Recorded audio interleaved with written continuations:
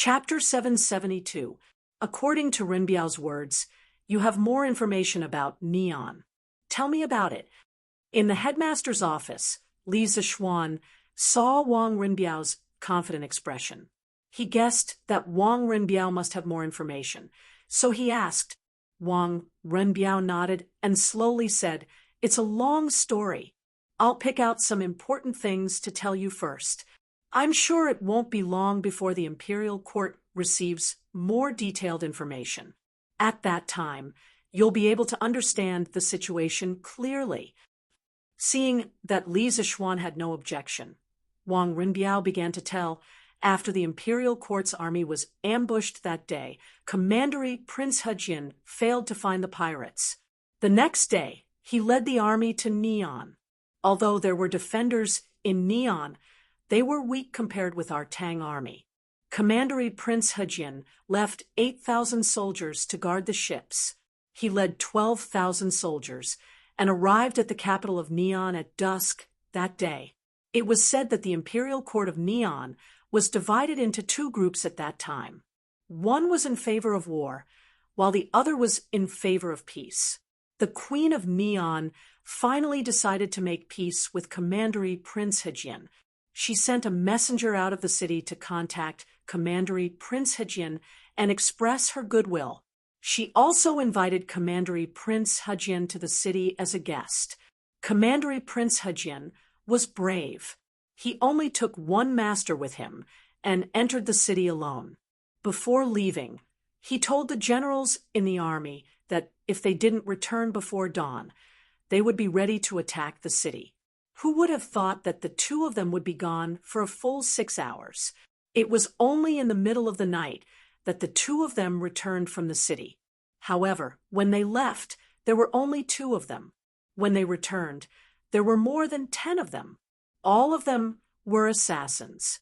The army outside the city knew that Commandery Prince Hejin had been attacked by assassins in the city. They all shouted that they would kill their way into the city to avenge Commandery Prince Hejin. Commandery Prince Hejin didn't attack the city. He ordered people to interrogate the assassins and investigate their identities.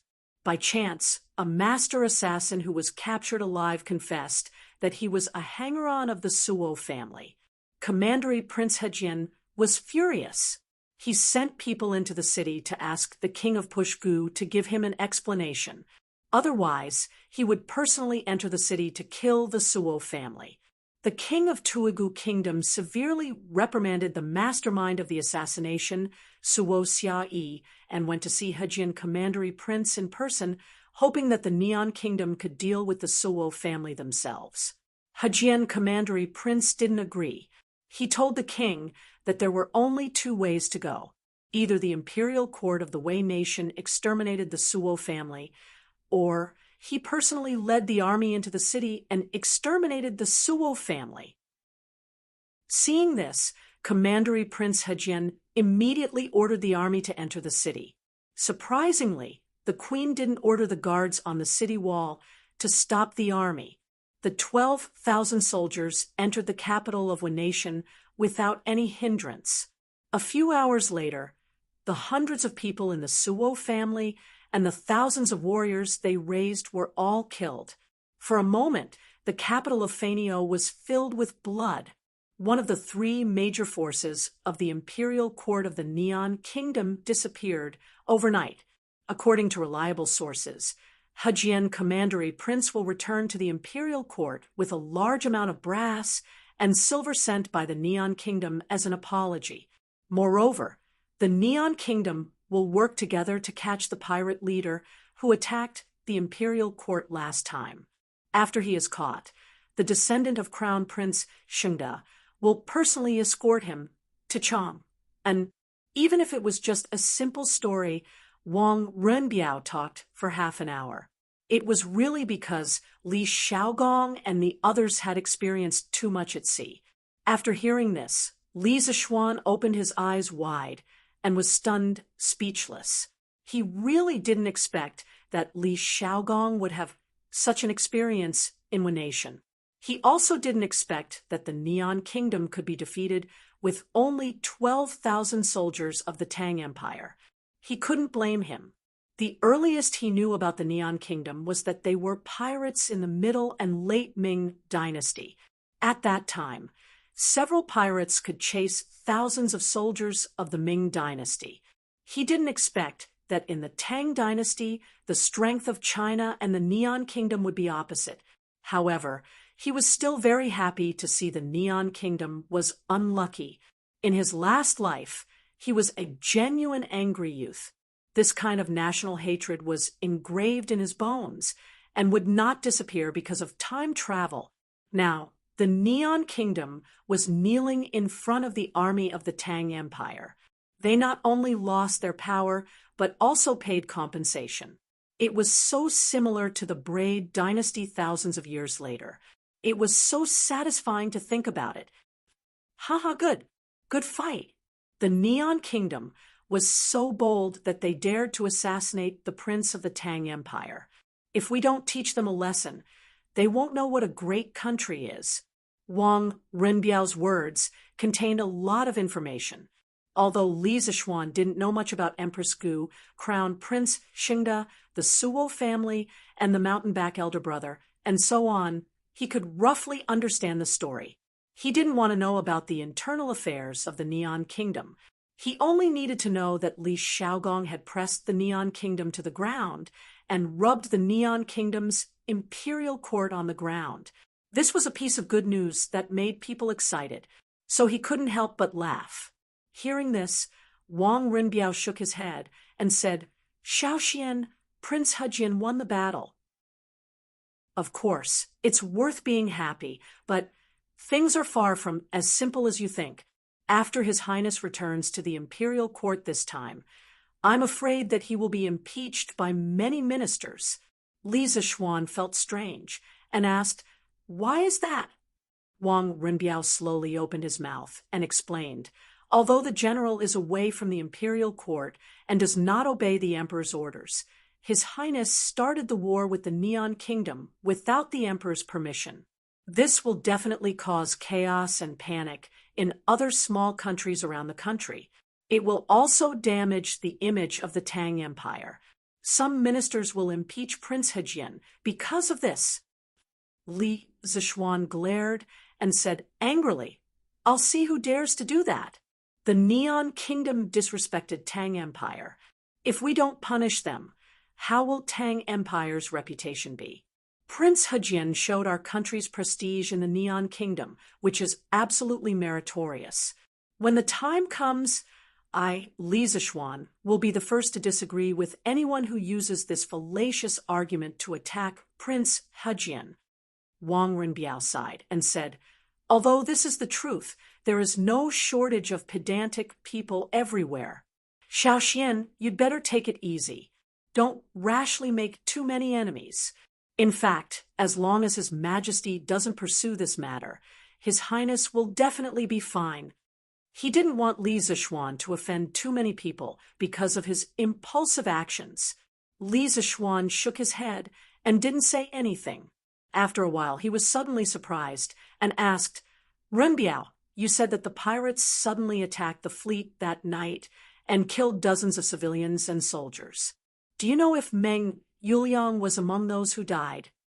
He was so focused on listening to Li Xiaogong's killing that he almost forgot that his original intention of asking Wang Renbiao to help him investigate the fleet was to find out if Meng Yuliang's life was in danger under Meng Wenhao's request. Chapter 773. Wang Renbiao was greatly surprised to hear Li Zishuan specifically ask about the situation of a nobody. He thought for a moment and shook his head. "I don't know about that." "Oh." Li Zishuan made an "oh" sound. Although he was somewhat disappointed, he also expressed his understanding. After all, there were over 1,000 ships accompanying the imperial army on their journey south, and over 10,000 commoners. It was truly difficult for Wang Renbiao to pay attention to an ordinary commoner whose name was unknown. "Young master, I heard from the people sent by Third Master that there was a merchant named Feng Zhihua in the pirate attack on the Imperial fleet. Almost all the crew members on his ship were killed, but one of the people was lucky enough to be saved by a master at the critical moment of life and death. This person seemed to be called Meng Yuliang, and that master was the one who accompanied Commander Prince Hejian into the capital of Neon. At this moment, Lang Yuyao, who was standing behind Wang Renbiao, suddenly said. Li Zishuan's eyes lit up. He suddenly stood up and said excitedly, "Miss Lang, is what you said true?" Lang Yuyao rolled her eyes and said angrily, "Why would I lie to you? For no reason." Li Zishuan just asked subconsciously. In fact, he didn't have any doubts. Seeing Lang Yuyao's expression, he touched his nose embarrassedly and didn't know what to say.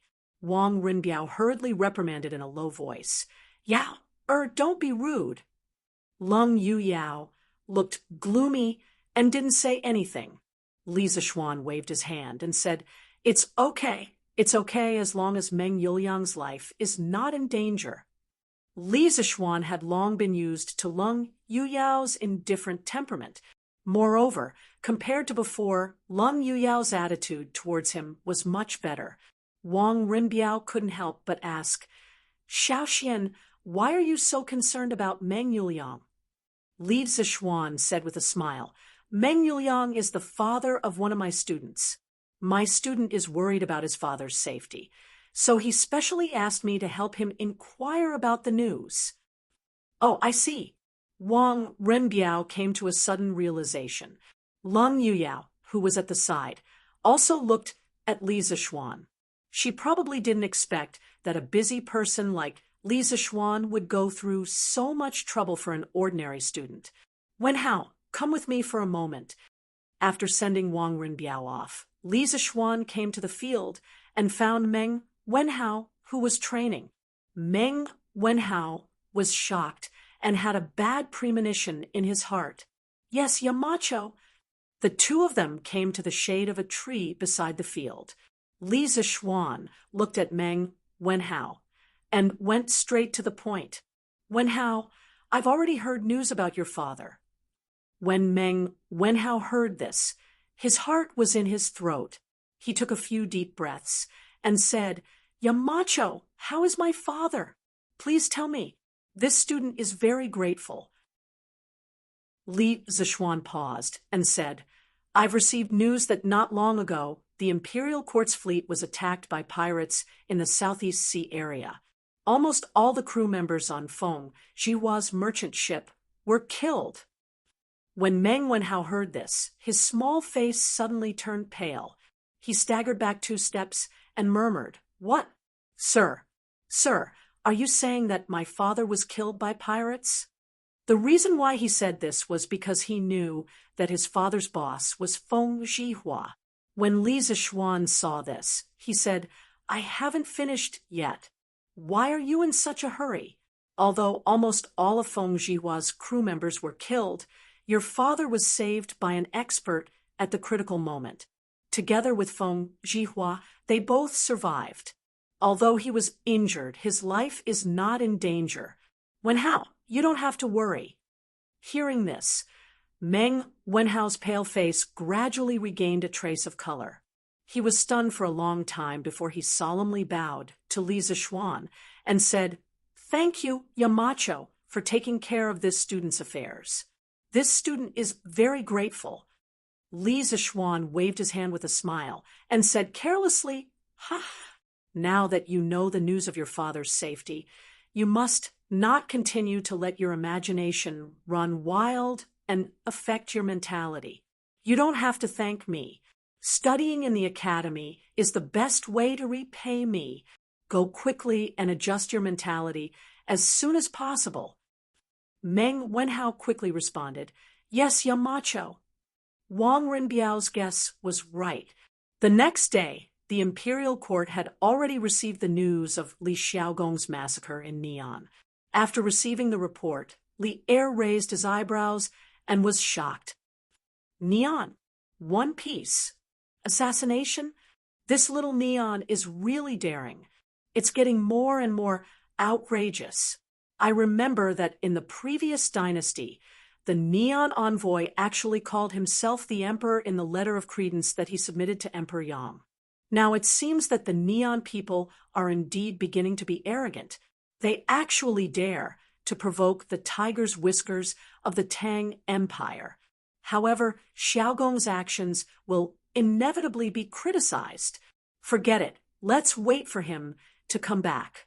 As the emperor, Lier, of course, knew that if this report was made public in the imperial court, it would definitely cause a great uproar.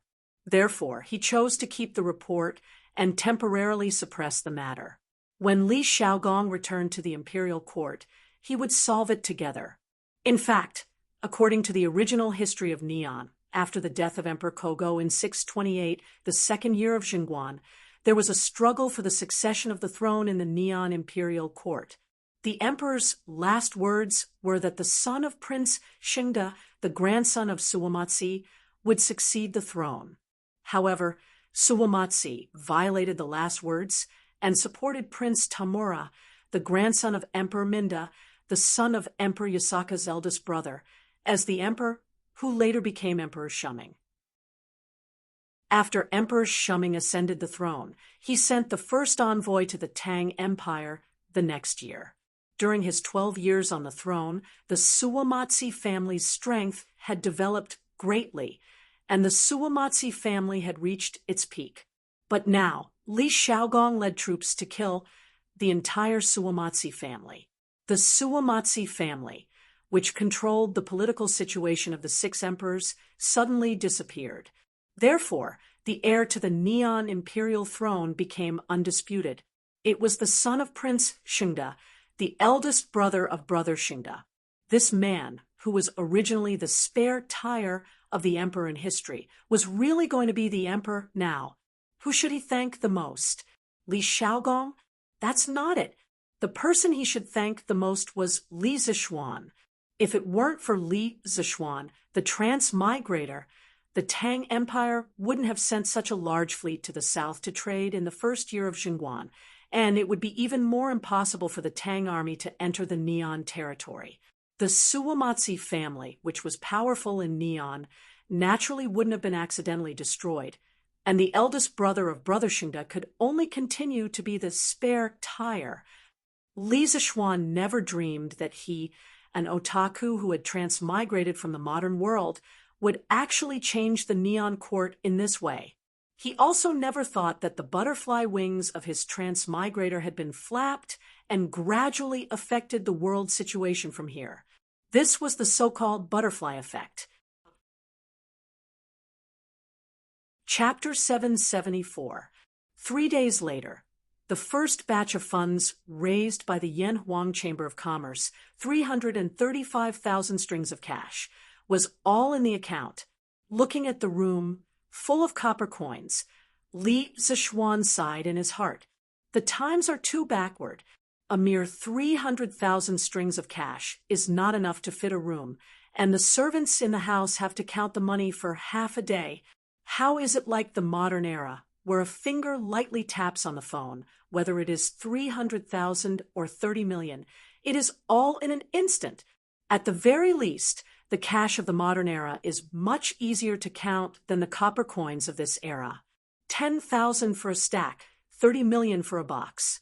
Unlike now, 300,000 strings of cash is enough to fill an entire room. Li Zishuan had actually ridiculed the currency of this era many times in his heart. Think about it. If you want to buy a horse in Shi City, you have to count at least 10 strings of cash, right? In the ancient era, coins were usually around 3 to 4 kilograms, and 10 strings of cash was around 40 to 50 kilograms. The weight of the copper coins used to buy a horse was almost equivalent to the weight of a person. One could imagine how inconvenient it was to buy a large amount of money in this era. Paper money, we have to develop paper money in the future. Li Zishuan sighed. Modern online payments were still too far away from the technological level of the Tang Dynasty, but paper money was still something to look forward to. In fact, before the Tang Dynasty, there were already signs of paper money. according to historical records, because of the long war with the Xiongnu during the Han Dynasty, the treasury was empty. In order to solve the financial problem, while the 3 baht and platinum coins, alloy coins made of silver and tin, were minted, the white deerskin coins were also issued. The so-called white deerskin coins were made of white deerskin from the palace gardens. Each piece was a square foot long, and the edges were painted. Each piece was set at 400,000 strings of cash. Because its value far exceeded the value of the coins, the white deerskin coins were only used as tributes between the nobles and were not used in circulation. Therefore, they were not real paper money and could only be said to be the precursor of paper money. In the middle of the Tang Dynasty, there was a type of currency called flying money. At that time, when merchants went out to do business, it was inconvenient to bring a large amount of copper coins with them. First, they went to the government office to get a certificate which recorded the place and the amount of coins. Then, they took the certificate to other places to withdraw money to buy goods. This certificate was called flying money. Flying money was actually just a kind of currency exchange business. It did not enter into circulation itself and did not exercise the function of currency. Therefore, it was not a real paper currency. During the Northern Song Dynasty, the jiaozi of Sichuan and Chengdu was the beginning of paper money. It was not a coincidence that paper money did not appear in the Tang Dynasty or earlier dynasties, but in the Northern Song Dynasty. It was an inevitable product of social, political, and economic development. In the Song Dynasty, the development of the commodity economy was very rapid, and the circulation of goods required more money. At that time, there was a shortage of copper coins, which could not meet the demand of circulation. At that time, iron coins were commonly used in the Sichuan region. The value of iron coins was low and heavy, so it was extremely inconvenient to use them. 1 copper coin was equivalent to 10 iron coins. For every 1,000 iron coins, the big ones weighed 25 caddies, and the medium ones weighed 13 caddies. Buying a bolt of cloth would cost 20,000 iron coins. It weighed about 500 caddies and had to be carried on a carriage. Therefore, objectively speaking, there was a need for a lighter currency. This was also the main reason why paper money first appeared in Sichuan.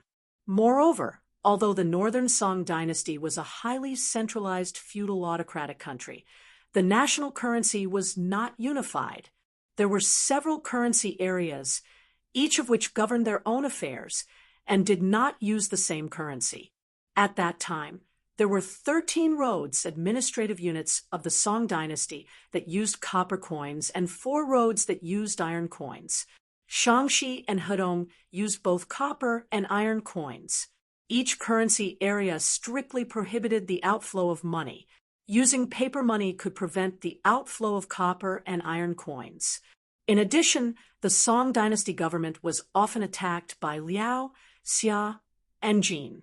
The military and reparations expenses were very high, so they also needed to issue paper money to make up for the financial deficit. Under all these reasons, the paper money, jiaozi, was created. According to the original history, it was impossible for paper money to appear in the Tang Dynasty.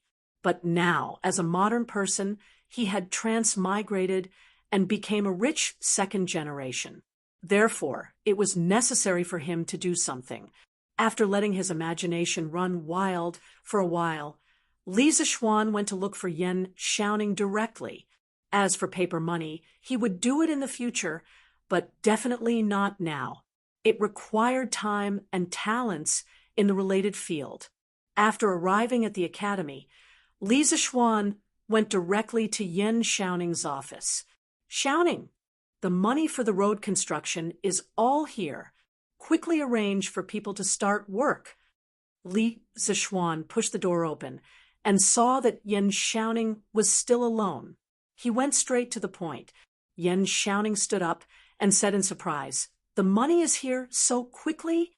"Okay, I've already arranged everything." Since it's like this, let's start work today. How's the preparation of the cement at the factory? Li Zishuan replied, There's no problem at the workshop. The production of cement will definitely be enough. Ever since the workshop of the Strange Taste Pavilion moved the main production to Plum Village, the production of carriages, scooters, glass, cement, and books had gradually increased. Now, the supply of goods at the Strange Taste Pavilion had been greatly improved. It was rare for people to fight for goods like before, but the goods were sold out in an instant. This was also the purpose of Li Zishuan's expansion of the workshop. Although hunger marketing could motivate people to buy goods in a short period of time, it would only make people hate it after a long time. After all, he had experienced the torture of hunger marketing in his previous life. Yan Xiaoning nodded and said, That's good. Li Zishuan looked around and asked with a smile, Where's your family's ink girl? She's been at the workshop recently. She asked the workshop's master to help her make lenses. Yan Xiaoning subconsciously replied, but he immediately realized that Li Zishuan's words were wrong. He hurriedly scolded, F***CK. What do you mean by our family's ink girl? Brat, don't talk nonsense and ruin Miss Wei's reputation. When the time comes, Mr. Mo will definitely find you to settle accounts. Li Zishuan laughed and turned around to leave. He left a sentence in the air. Ha ha, I'm afraid Mr. Mo will come after you. Not me, who asked you to steal his daughter's heart. Yan Xiaoning's ears turned red. He chased after Li Zishuan and wanted to argue with Li Zishuan, but there was no trace of him outside. He could only spit and curse under his breath. Why is this brat always thinking about that kind of stuff all day long? He's a Yamacho from Yanhuang College. He doesn't have any Yamacho manners at all. He's a teacher in vain. Marriage? What marriage? It's so good to be alone and free. Chapter 775. Oh, isn't this 7th Master Han? Where are you going, old man? At noon, Li Zishuan arrived at the Han village. At the entrance of the village, he met 7th Master Han, who was carrying a hoe and walking into the village. 7th Master Han was considered a native of the Han village. During the last years of the Sui Dynasty and the Wuda era, 7th Master Han was the village chief of the Han village. However, due to his old age, he retired from the position. Even so, he still had a high reputation in the Han village. Hey, it's young master. I just came back from the fields. Young master, you have to come to my house for a meal today. To tell you the truth, I have also brewed some wine. Young master, quickly go and have a taste. 7th Master Han heard the voice and quickly stopped in his tracks. He turned around and smiled at Li Zishuan. Li Zishuan quickly waved his hand and said, No, I'm here to look for my father-in-law. I'll visit your hometown another day. All right, 7th Master, this year's harvest wasn't good. Is your family or the other farmers facing any difficulties? If so, I'll tell Butler Wang that the Han village won't collect rent this year. Hey, you can't, young master. Grandfather Han the 7th hurriedly tried to dissuade him. Young master, although the farm's harvest this year isn't good, the farmers in the farm have made a lot of money by selling the mountain fruits. Moreover, you also set up a chicken farm to reduce the burden. Most people actually only need to pay less than 20% of the rent. Everyone can afford it. Moreover, the chickens in the chicken farm have started to lay eggs.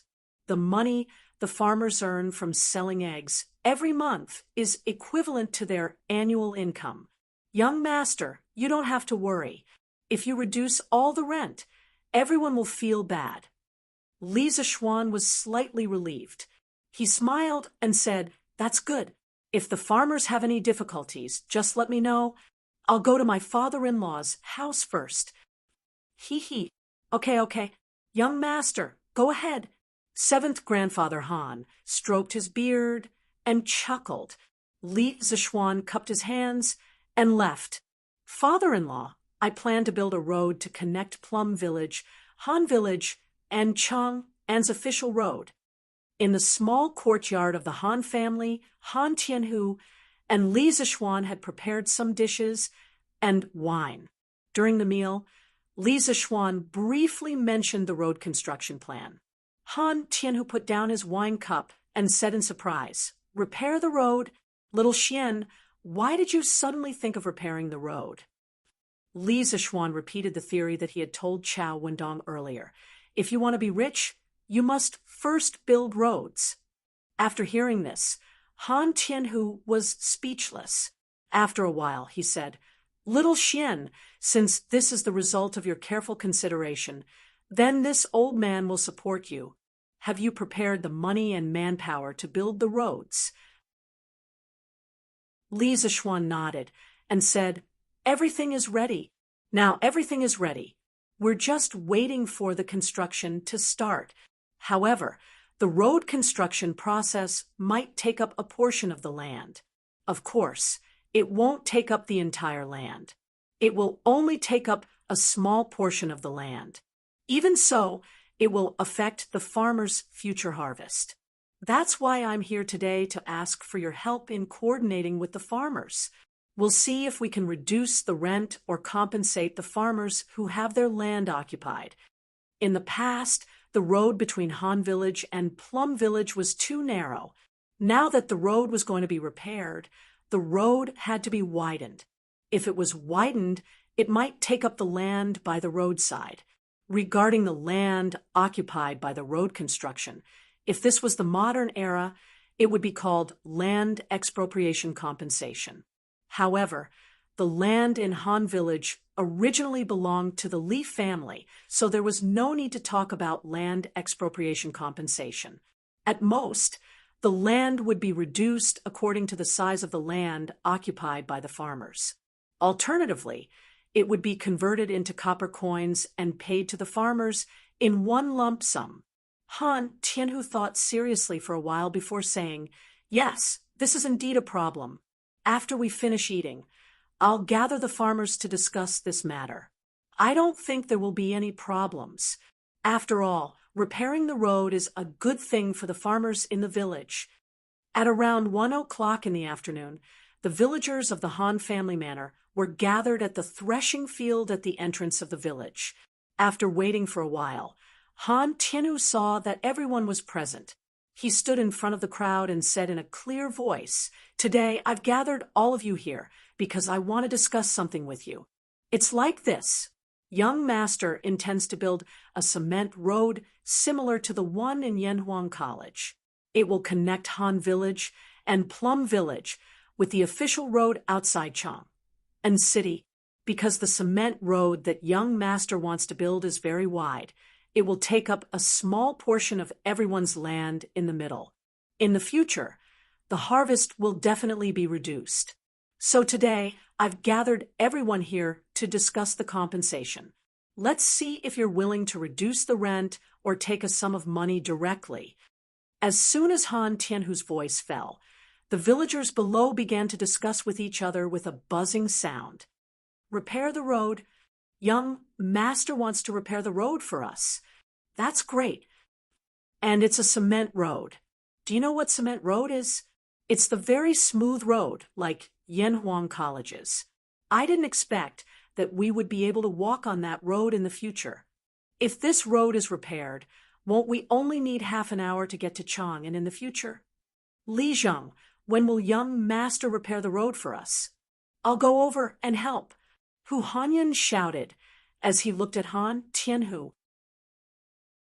Han Tianhu replied, "It started this afternoon, so everyone needs to discuss and come to a conclusion as soon as possible.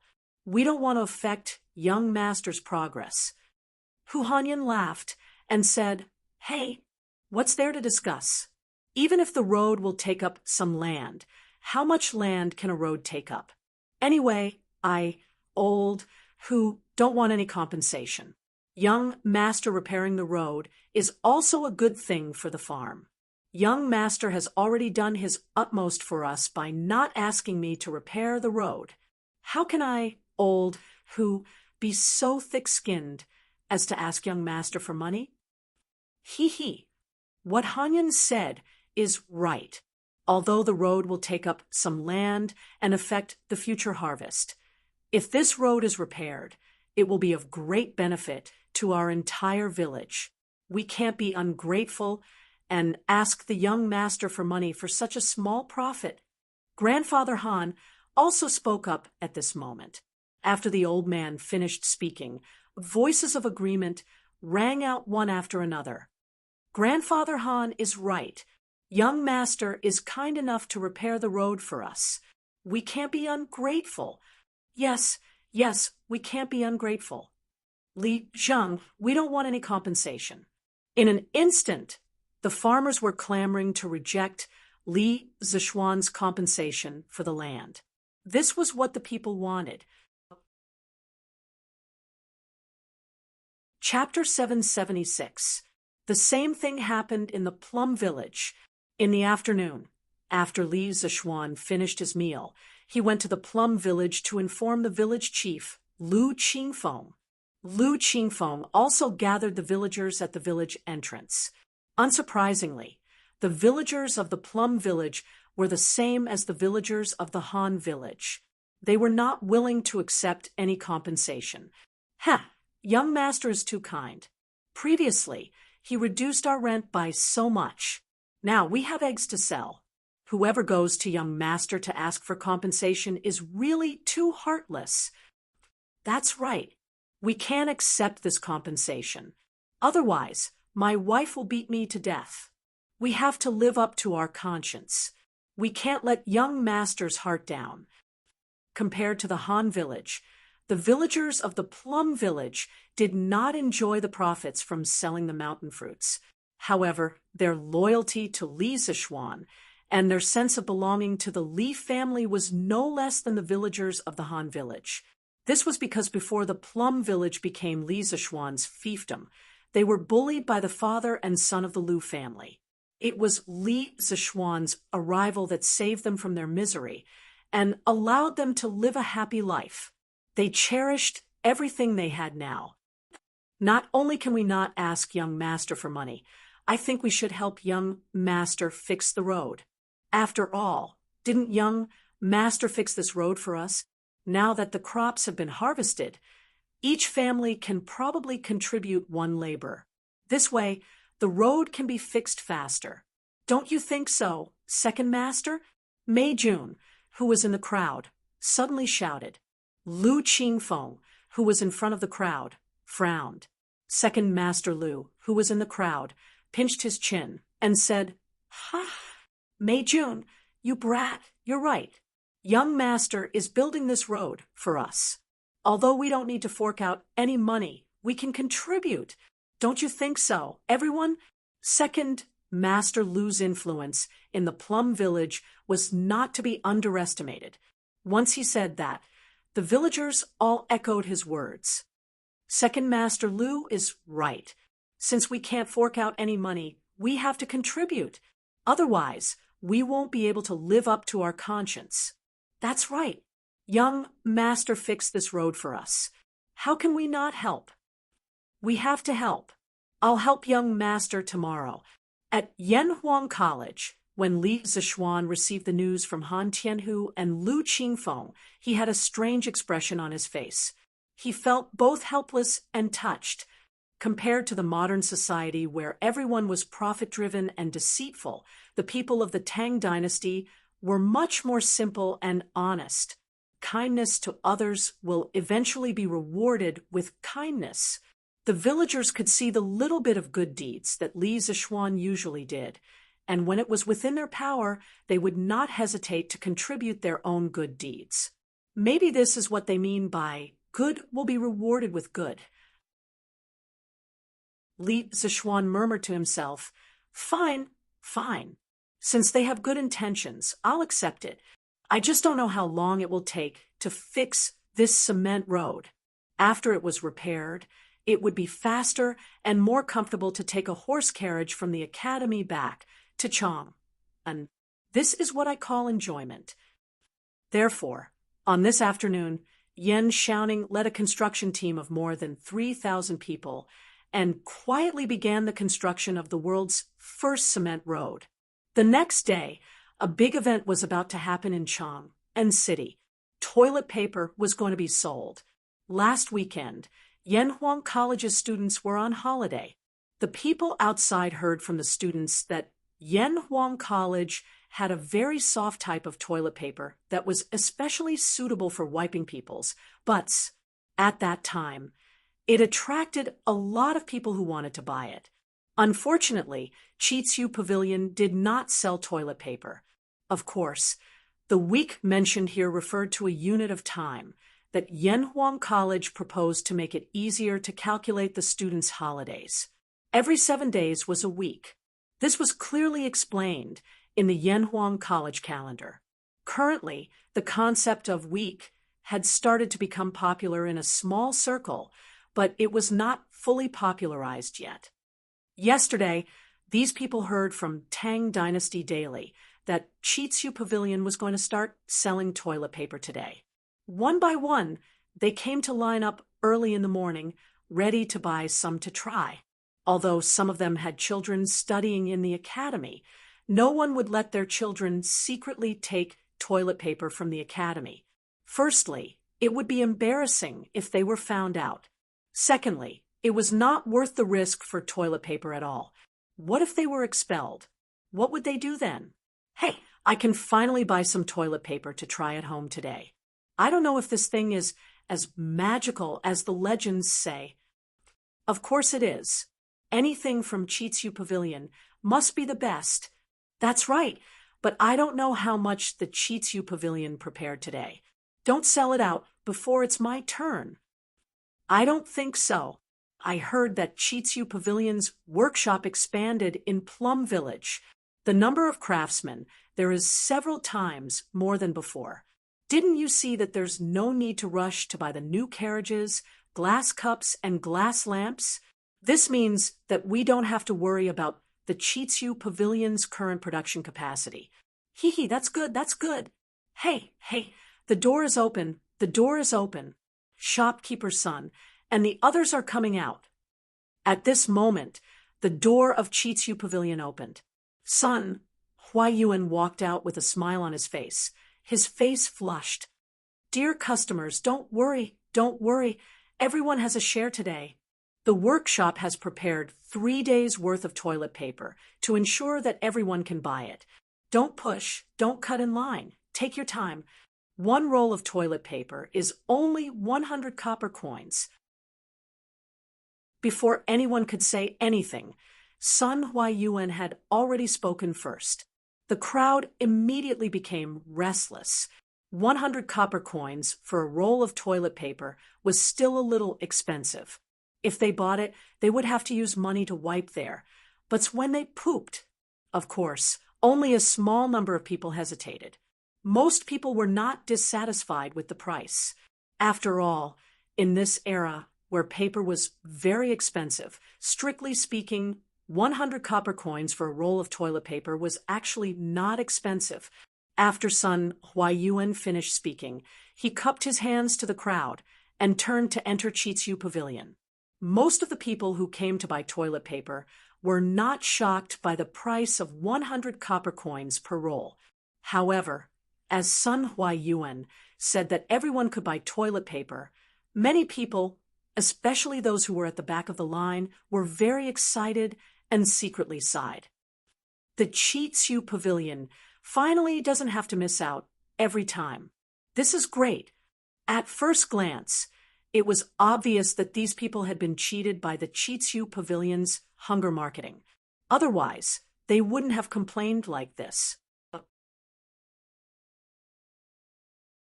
Chapter 777. Wow, it's so white and soft. Inside the strange interest pavilion, a customer exclaimed, "Don't misunderstand. He wasn't doing anything inappropriate. He was just caressing a roll of toilet paper. So this is toilet paper. This is 1,000 times, no, 10,000 times more comfortable than toilet paper. In this world, no one can compare to Lord Li when it comes to enjoyment. Give me 10 rolls. It was obvious that this was someone who didn't lack money. He directly asked for 10 rolls. The Curious Pavilion was also very confident today. They didn't set a limit on how much each person could buy. As long as it wasn't the kind of person who wanted to buy hundreds or thousands of rolls, the Curious Pavilion would sell it to them. Clearly, Sun Huaiyuan was very confident in the amount of toilet paper they had. Quick, quick, give me 10 rolls too. A young man in a servant's uniform held a copper coin and hurriedly called out. It seemed like he was a servant of some rich family. His young master might even be a student of the academy. Counting the days, Yanhuang College would be on holiday this afternoon. The second weekend was coming soon. The people at the front of the line returned with a full load. The people at the back were looking forward to it. As time passed, more and more people returned with a full load. The remaining toilet paper in the Curious Pavilion didn't show any signs of drying up. What everyone was worried about didn't happen.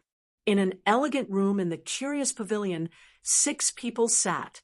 They were Sun Huaiyuan, Chao Wendong, Liao Shifan, Lin Wenyuan, Zhang Jingyang, and the housekeeper from the Wang family, who helped Wang Rinbiao buy the shares last time. Clearly, the first batch of members of the Flame Yellow Chamber of Commerce were all here, except for the Crown Prince. Everyone, my Lord Zhu said that the first batch of toilet paper will be given to you all. The Crown Prince doesn't need this business. The 5 of you can each get an average of 10,000 rolls of toilet paper. The price is 80% of the market price. After this, the Curious Pavilion will provide you with a batch of goods.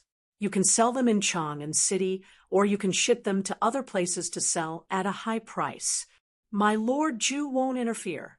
Sun Huaiyuan asked the servant to pour a cup of tea for each of the 4 people present, and then said faintly, actually, according to Li Zishuan's intentions, the Curious Pavilion would sell fewer and fewer goods in the future. He would distribute most of the goods to the members of the Yanhuang Chamber of Commerce for them to sell. After all, these members had paid a high price to join the Curious Pavilion. How could he not give them some benefits? Moreover, by selling a large number of goods to them at once, they could quickly recoup their funds. With these funds, they could quickly expand their production, thus forming a virtuous cycle. Although the price of selling to the members would be much cheaper, Li Zishuan would not suffer any losses. Sun Huaiyuan's words caused the eyes of Chao Wendong and the others to light up. Clearly, the current productivity of the Curious Pavilion had surprised them. Thank you, Shopkeeper Sunday. I'll ship the toilet paper to other states and counties to sell. The Curious House in Chang'an is enough. Chao Wendong and the others looked at each other, then stood up and cupped their hands towards Sun Huaiyuan. It was clear that this was an extremely discerning person. He did not want to compete with the Curious Pavilion in Chang'an. Sun Huaiyuan chuckled and waved his hand. Shopkeeper Chao, you worry too much. My Lord Zhu said that you can sell wherever you want. You don't have to worry too much. Hearing Sun Huaiyuan say this again, Chao Wendong and the others were convinced that Li Zishuan did not care about the Chang'an market at all. They all hurriedly stood up and cupped their hands in thanks. Shopkeeper Sun, Lord Zhu is willing to distribute the toilet paper to us to sell. I wonder if Lord Zhu is willing to distribute the rest of the items, such as the new carriage, glass cup, and divine mirror. Liao Shifan carefully looked at Sun Huaiyuan, then stood up and asked tentatively.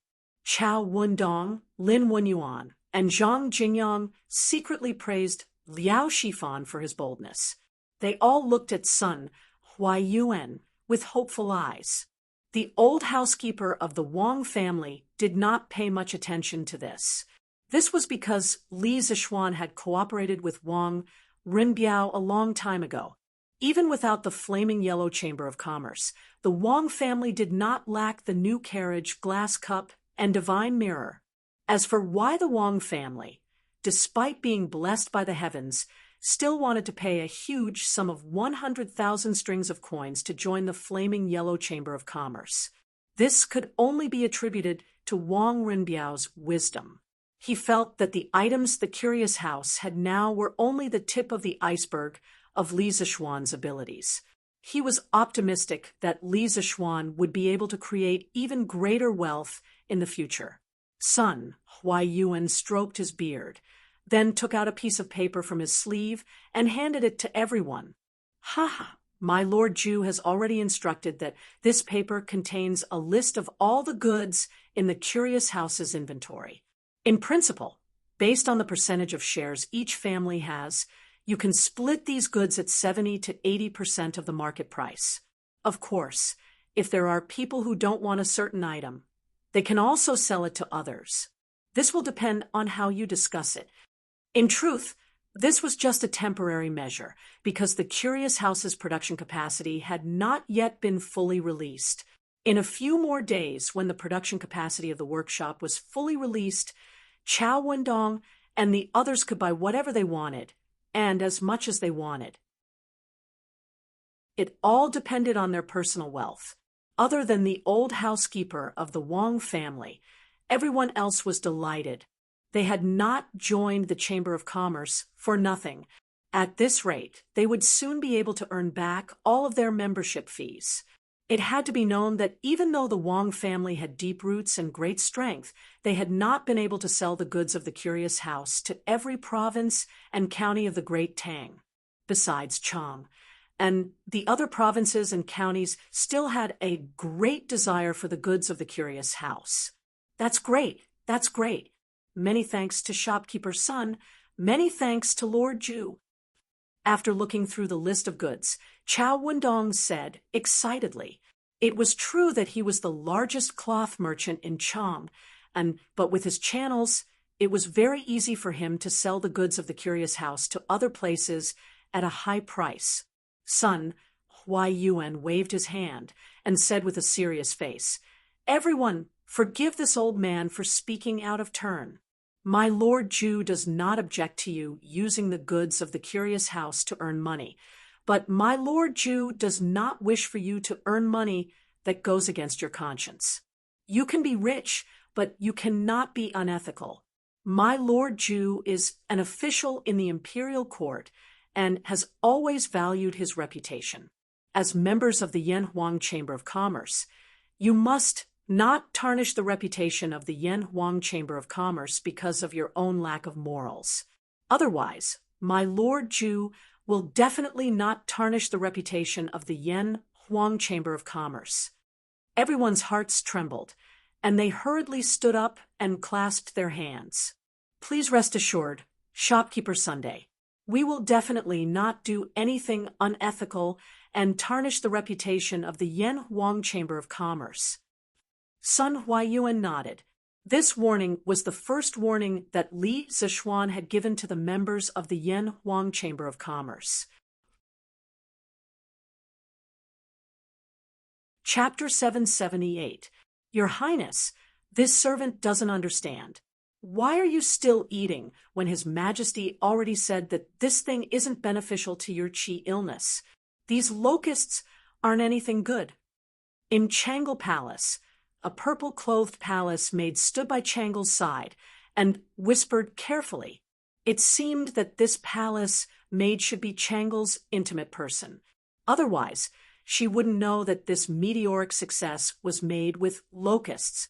As she spoke, she glanced at the plate of golden meteoric success in front of Changle. When she thought that it was actually locusts inside, she couldn't help but feel nauseous. If it weren't for the wrong occasion, she probably would have vomited. Changle's face didn't show any discomfort. The little girl very quietly used her chopsticks to put the meteoric success into her mouth one by one. Her movements were neither hurried nor slow, and her movements were very elegant. When she heard the palace maid's question, Changle lightly opened her red lips and smiled faintly. Imperial Father also heard from the imperial physicians that locusts can't treat illnesses, but I believe in Brother Xiaoxian. Brother Xiaoxian can treat General Qin's illness, so his medical skills are naturally the best. If he says that this thing is good for my body, then it's definitely good. As soon as she finished speaking, Changle's eyes lit up abruptly, and she picked up a piece of meteoric prosperity before looking at the palace maid, and saying, "Moreover, this meteoric prosperity that Big Brother Xiaoxian made is really delicious. Li, quickly come over and try it." Ah, the palace maid named Li was shocked, and then her face was full of bitterness. She secretly blamed herself for talking too much just now. Now it seemed that she was really asking for trouble. "Your Highness, this is from Li Xianen to treat your illness. This servant can't eat it." Li waved her hand and quickly said. Changle's beautiful eyes immediately curved into two small crescent moons. She smiled and said, "It's fine. Brother Xiaoxian sent a lot of meteoric success. I can't finish it alone. Li, you can help me eat some." This was really asking for Ching Ching's life. Li knew that she couldn't refuse anymore. She could only walk in front of Changle with a bitter face. She cupped her hands and went to receive the piece of meteoric success from Changle's chopsticks. Changle pursed her lips and smiled. Why go through so much trouble? Come, Li, quickly open your mouth. Li's delicate figure trembled, and she was truly overwhelmed by the unexpected favor. She had the intention to refuse, but Changle was looking at her with a burning gaze, so she could only obediently open her small mouth. Not long after, a piece of charred and tender meat was sent into her mouth. "Hee, all right, Li, hurry up and eat. It's really delicious." Changle made a victorious expression, put away her chopsticks, and giggled. Li was helpless. She could only forcefully endure the nausea in her stomach and started to use her teeth to bite that piece of meat in her mouth. It's rare for His Highness to be so happy. If it's a locust, then so be it. After all, it won't kill anyone. At most, I'll just rinse my mouth a few more times after eating. Li thought in her heart. To her surprise, when she bit into the meat, there was no disgusting smell. Instead, there was a strong aroma of eggs and meat. She couldn't help but widen her eyes. Was this the meat of a locust? Why is it so delicious? How is it? Is it delicious? Changle looked at Li, expectantly, and asked, "Oh, delicious. Your Highness, this meteoric is really delicious. Li County's men are really amazing. Even the meat of a locust can be so delicious." Li was a little embarrassed as she licked the minced meat at the corner of her mouth with the tip of her tongue and smiled excitedly at Changle. "Hee, since you think it's delicious, then you can eat with me in the future. Anyway, I can't finish this amount by myself." Changle looked extremely happy. Of course, she also had a reason to be happy because there wouldn't be someone watching strangely from the side when she ate locusts in the future. "Your Highness, this isn't too good, right?" Li was a little hesitant. To be honest, the meteoric she ate just now was indeed very delicious.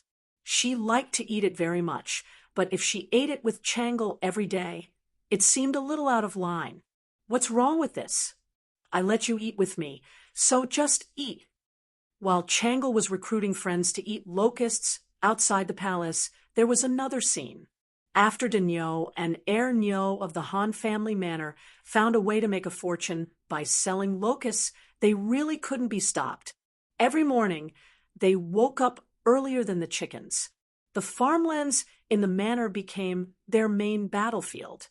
They could be seen wandering around the farmlands all day long.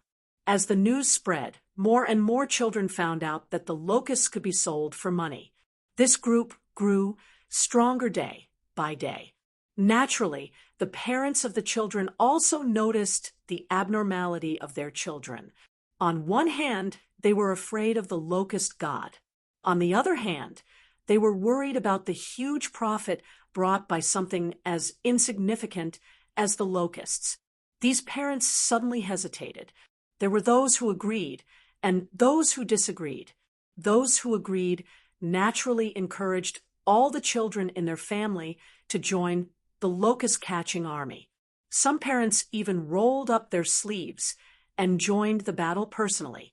Those who objected captured their own children and forbade them from catching locusts in the fields. However, when they saw that their other children had earned a lot of copper coins from catching locusts, they were envious and tried their best to escape from the cage. In fact, they were not the only ones who were envious. Their parents were also secretly envious. Logically speaking, one caddy of locusts could be sold for 3 copper coins. This was not a low price.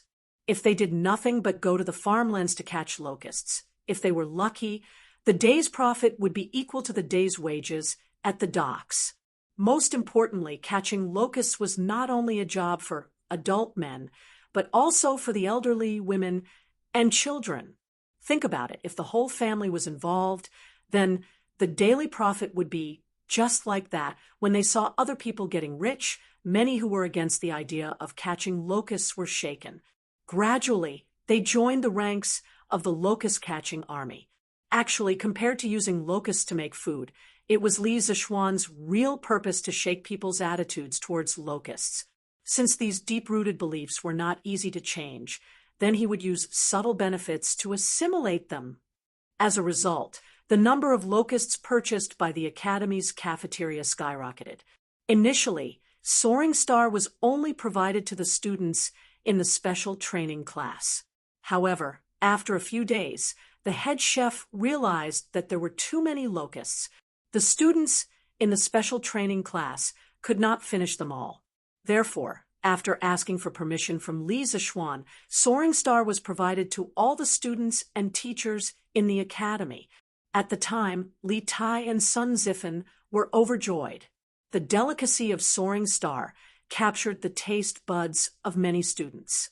What was the most popular dish at the academy now? It had to be none other than Soaring Star. Chapter 779. A few more days passed. Plum Village and the villages around the Han Village also knew that the Yanhuang College cafeteria was buying locusts. Moreover, it was 3 copper coins per caddy. Wasn't that picking up money? Therefore, the army of locusts increased several times. The number of locusts that the college cafeteria received was even more overwhelming. This time, even if all the teachers and students in the college ate to their heart's content, they wouldn't be able to finish it. However, Li Zishuan was already prepared for this situation. On this day, the Zuetian restaurant in Chang and City's West City quietly released a new dish called Meteoric Success. Yo, shopkeeper Lu, there's a new dish again. Meteoric Success, that's a good name. When it was close to noon, a customer came to the Immortal Indulgence Inn, and he inadvertently glanced at a new dish on the menu. When he focused his eyes and saw the words Meteoric Rise written on it, he couldn't help but laugh. Hey, isn't this old Master Wang? Long time no see. Shopkeeper Lu's face was full of wrinkles. He first greeted him, then replied, "This Meteoric Success is a new dish invented by my Lord Ju. It was originally only available in Yanhuang College, and the students were full of praise for it. My Lord Ju felt that this delicacy should be shared with everyone. So, old Master Wang, you're lucky today?" That diner was obviously shocked. Wow, it's actually a new dish invented by Lord Ju, and only the college could eat it before. I'm really lucky today. He saw that there were still empty seats in the restaurant. Therefore, he said to Shopkeeper Lu, "Shopkeeper Lu, give me a portion of gnawed chicken, a portion of dompa meat, and a portion of meteoric success, and a pot of gentle beauty." Obviously, this person was also a rich person. He didn't even ask for the price of meteoric success, and directly asked for a portion. Shopkeeper Lu chuckled and replied, "All right, old Master Wang, please take a seat. The dishes will be served soon." A moment later, the dishes were served. The golden and tender meteoric success looked very appetizing just from its appearance. The moment it was served, it immediately attracted the attention of many people. That diner swallowed his saliva and picked up his chopsticks to eat the soaring star. As soon as the crispy and soft, soaring to heaven entered his mouth was immediately filled with the aroma of eggs and meat. There was also a tinge of numbness. This customer couldn't help but widen his eyes and exclaim repeatedly that it was delicious. He simply couldn't stop. Oh, delicious! It was really delicious. There was a salty smell, a fragrant smell of fried oil, a numbing smell, and a meaty smell. Manager Lu, what kind of meat is used to make this soaring to prosperity? Why is it so fragrant? After wolfing down a few pieces, the customer smacked his lips and yelled at Manager Lu. "Hey, Manager Lu, you're so kind. Hey, this is our drunken immortal in secret recipe. Lord Ju has instructed us not to spread it out. Old Master Wang, please don't blame us."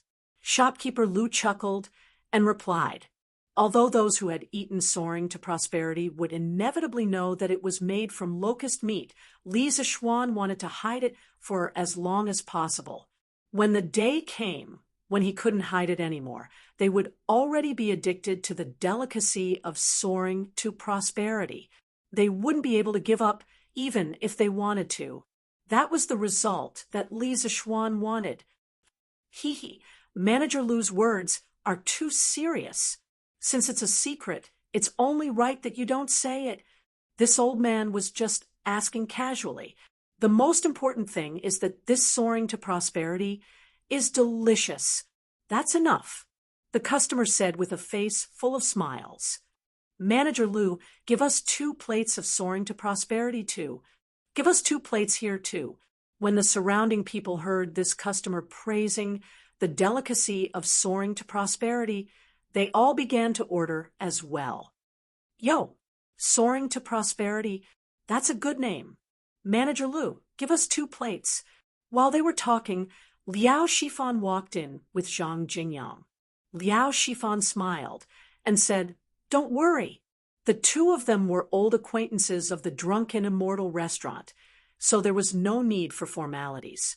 Manager Lu responded and asked the waiter to bring them to their seats. "Brother Liao, now that we're on Lord Ju's boat, we're really soaring to prosperity with a bright future. Your dishes are really good.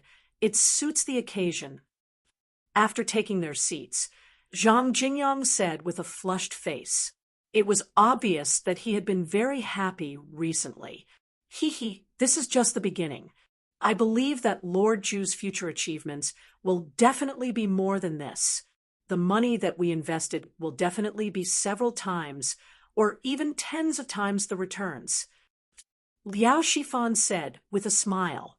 At the same time, he felt that it was a pity that Feng Zhihua, who went out to sea with the imperial court's fleet, hadn't returned yet, because once the fleet returned, he would be able to invest more money and earn more money. Hee, Brother Liao, you have good taste. Hey, little Xian, what are these things that you put in the yard? They look like eggs, but why do you have so many eggs? Saturday, Yanhuang College's day off. In the afternoon, Chung Chumo went to Li Zishuan's courtyard in Yunshan and saw that the cement ground in the yard was filled with densely packed spherical things. They looked like eggs, but there was a layer of gray substance on top of them, which looked a little strange. Chung Chumo squatted on the ground and touched it, then asked loudly. This guy didn't return to Chang, and during the holidays, and just stayed in Yunshan. Although he could buy toilet paper now, Chung Chumo still wasn't used to living in the old house in Cham, and old Cheng's family had a courtyard in Yunshan that was gifted by Li Zixuan. There was nothing in it before, but Chung Chumo didn't get used to living at home last week. After returning to the academy, he began to order people to move furniture in. Now that it was habitable, this guy became Li Zixuan's neighbor and would visit from time to time. Put it down, don't touch it. This is an egg with lime. I took it out to dry today. Chonyo, don't mess around. Li Zixuan walked over and kicked Chung Chumos, but in a bad mood, as he said, to make century eggs. The fresh eggs were placed in a pot or basin filled with lime paste. After the eggs were dipped in lime, they were taken out and mixed with chaff or sawdust. Then, they were placed in a jar and sealed. Generally speaking, it would take about 7 days in spring and autumn and 4 days in summer. When the time was up, they should be taken out to dry in the jar. This time, the century eggs that were being dried in the Li family's courtyard were the ones that had been rolled out last week. Ah, it's really an egg. Oh my God. I didn't believe it when I heard that your family was buying eggs a while ago, but I didn't expect it to be true. Xiao Xian, why did you get so many eggs? You even added lime. Are you trying to hatch chicks? Chung Chumo stood up, looked at Li Zixuan, and said stupidly. Li Zixuan's face was full of black lines. Hatch chicks. I'll hatch NMLGB. Where have you seen chicks hatched like this? Chapter 780. Hatching your sister's chickens. I say, can't your brain work a little better? What are you thinking about all day long? Li Zixuan slapped Chung Chumo's head and said angrily. Chung Chumo screamed in pain, then retreated far away and said, F***CK. A gentleman uses his mouth, not his fists. Xiao Xian, why are you so violent now? Besides, there are so many eggs. If you're not going to use them to hatch chickens, what are you going to use them for? Are you going to eat them? Li Zixuan said lightly, yes, you're right.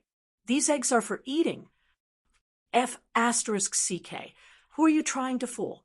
There are so many eggs. They'll spoil after a few days. How can you finish them with so few people in your family? Chung Chumo said with a face of disbelief. This idiot. Li Zixuan shook his head and said, these eggs are not ordinary eggs. They can be stored for a long time. As he said that, he picked up a century egg covered with lime and sawdust and said, this egg is now 80% cooked. After a few days, you can peel the eggshell directly, add some vinegar and garlic, and eat it. It's simply a delicacy. Duck eggs were the majority of century eggs made with traditional methods.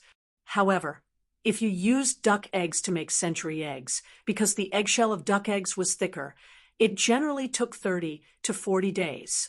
The eggshell of duck eggs was thinner, and the pores on the surface were thicker. Generally, it would completely turn into century eggs in about 10 days. Of course, if you wanted it to taste good, it would need to be stored for a few more days. Therefore, it wouldn't be long before Li Zixuan's century eggs in the courtyard could be eaten. After listening to Li Zixuan's description, Chung Chumo couldn't help but lick his lips, but he still didn't believe it. Cooked? Did you cook the eggs? Even so, the eggs can't be stored for long. What a country bumpkin, Li Zixuan thought unhappily in his heart. I didn't say that the eggs were cooked. You're the one who misunderstood. Forget it. I'm too lazy to argue with you.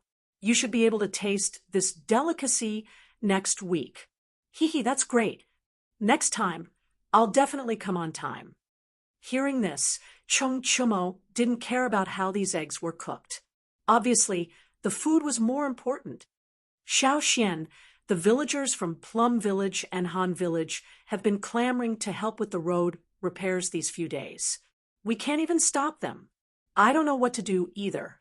If we give them a salary, I'm afraid that the other members of the construction team won't agree, because these farmers are definitely not as professional as them.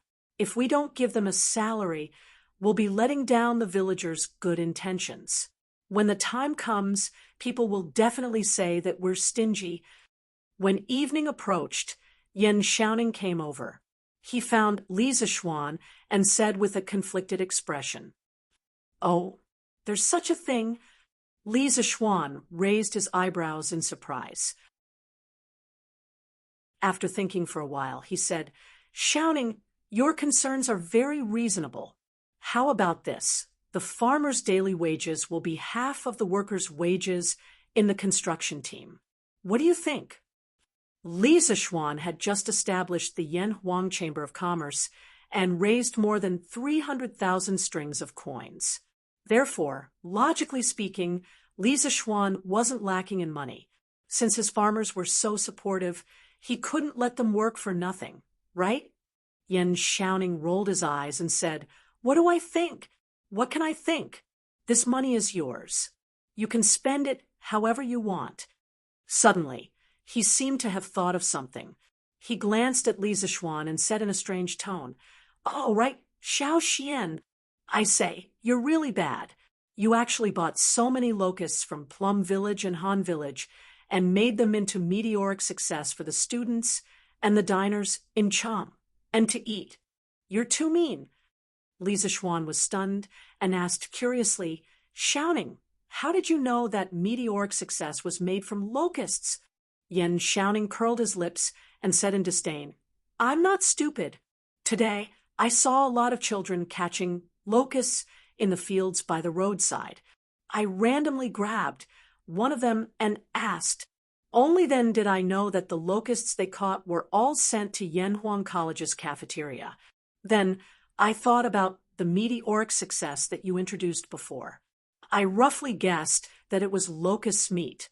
I really didn't expect that you would do such a wicked thing. Damn it, I was still eating meteoric success a few days ago."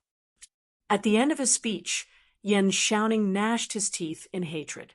If he could beat Li Zixuan, he would probably beat him up right now. After all, no one would be in a good mood if they found out that the delicacy they had been eating was made of locust meat.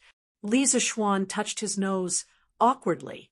However, after a moment, he realized why he was embarrassed. Wasn't it just locust meat? The living conditions of people in the 21st century were so good. Didn't many people like to eat it? I spent so much effort to promote locusts just so that fewer people would starve to death next year. Hee hee. Then, Xiaoning, tell me honestly, is meteoric success delicious? Will you still eat it in the future? Li Zixuan came back to his senses and looked at Yan Xiaoning with a smirk. Yan Xiaoning heard him and was in a dilemma. He wanted to harden his heart and say that he wouldn't eat it. However, he felt like he was slapping himself in the face if he said that he would eat it. After all, he was just belittling the meteoric success. Ugh, this meteoric success's taste is just SOSO. I definitely won't eat it in the future. I still have things to do, so I'll leave first. After struggling for a long time, Yan Xiaoning still couldn't swallow his pride. He could only say that and run away. Hee hee, even Yan Xiaoning is like this. When other people know the truth in the future, they will definitely put on a delicious show. Li Zixuan looked at Yan Xiaoning's back and thought with some bad intentions. What? This meteoric success is actually made with locust meat? Ugh, I won't eat it in the future. Yes, even if I starve to death, I won't eat meteoric success again. This drunken immortal restaurant is too immoral. They actually gave us locust's meat. I won't eat here in the future. Yes, if I eat meteoric success again, I'll be a dog. This conversation should be the first reaction of most people when they found out that meteoric success was made with locust's meat. However, it wouldn't be long before they would be like this. Shopkeeper Lu, give me a plate of red braised pork. Again, another plate of meteoric success. Hey, Brother Zhang, Didn't you say a few days ago that you won't eat meteoric success anymore?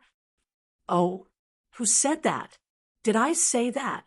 I definitely didn't say that. You must have heard wrongly. It's delicious. I miss it. The truth was just as Lisa Schwan expected. At night, in a corner of the Academy's cafeteria, Yen Xiaoning was eating the meteoric success on the table with relish.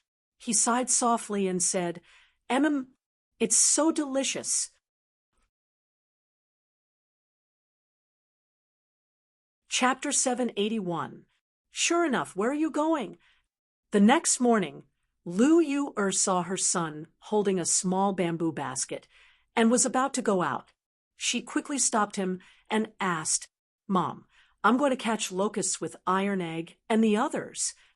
Hu Guo turned around and smiled at his mother. He was on vacation this time. Seeing that his friends in the village were catching locusts all over the place, and hearing that the locusts could be sold for money at the Yanhuang Academy, he could not sit still after finishing his homework at home. Sure enough, stop. Lu Yu heard that her son was going to catch locusts and quickly stopped him. She walked over and said, Sure enough, you're a student of Yanhuang College now. How can you go to the fields to catch locusts? Aren't you embarrassing your husband by doing this? Besides, we don't lack money now. You'd better not go. Rest well at home, or prepare for your future homework. The silly child from before had now become the envy of the entire Han village. It was all because Hu Guo was admitted to Yanhuang College. Lu Yu treasured her son very much. Hu Guo opened his mouth and said, Mom, Iron Egg is also in Yanhuang College. Why can he catch locusts, but I can't? Lu Yu was speechless. Sure enough, are you done? We should go. At this moment, Iron Egg's voice came from outside. Hu Guo quickly stretched his neck and said loudly, Coming, Iron Egg bro, I'm coming. He then looked at Lu Yu and said, Mom, I'm leaving with Iron Egg bro now. I'll be back by noon. He didn't wait for Lu Yu's permission and ran out like a wisp of smoke. Lu Yu could only stare at her son's back. Hey, you silly woman, your son didn't dare to go out and hit at home every day. You secretly cried every day. Now that your son is willing to go out and play with others, you don't want to. You're really. Hu Hanyun, who was fetching water from the well in the east corner of the courtyard, said to his wife angrily. Lu Yu glared and retorted, How can it be the same? Our son is a student of Yanhuang College now, a scholar. How can it be the same as before? He has to maintain the dignity of a scholar. When Hu Hanyun heard this, although he was happy in his heart, his mouth said carelessly, Hey, young master didn't say anything, but you silly woman. Tai Dan is young master's personal disciple. If he can catch locusts, how can our son be more precious than him? Lu Yue was a little flustered and exasperated. She snorted and said, I don't care. Anyway, my son is definitely the best. I can't be bothered with you, old thing. I'm going to the chicken farm on the mountain to pick up eggs. Sigh, it would be even better if I could pick up money. Hu Hanyun was speechless. A few days ago, in Plum Village, second Master Lu's chicken farm, 7 chickens had gone missing, but there were 3 strings of money on the ground. Once the news spread, it attracted the envy of many farmers. Everyone said that second Master Lu's family had encountered a group of righteous thieves who stole things and left money behind. 7 chickens, 3 strings of money. No matter how you looked at it, second Master Lu made a profit. So many people hoped that they could meet such thieves. Come back quickly. Don't forget to come back at noon to cook. Hu Hanyun shouted at the top of his voice. Hey, got it.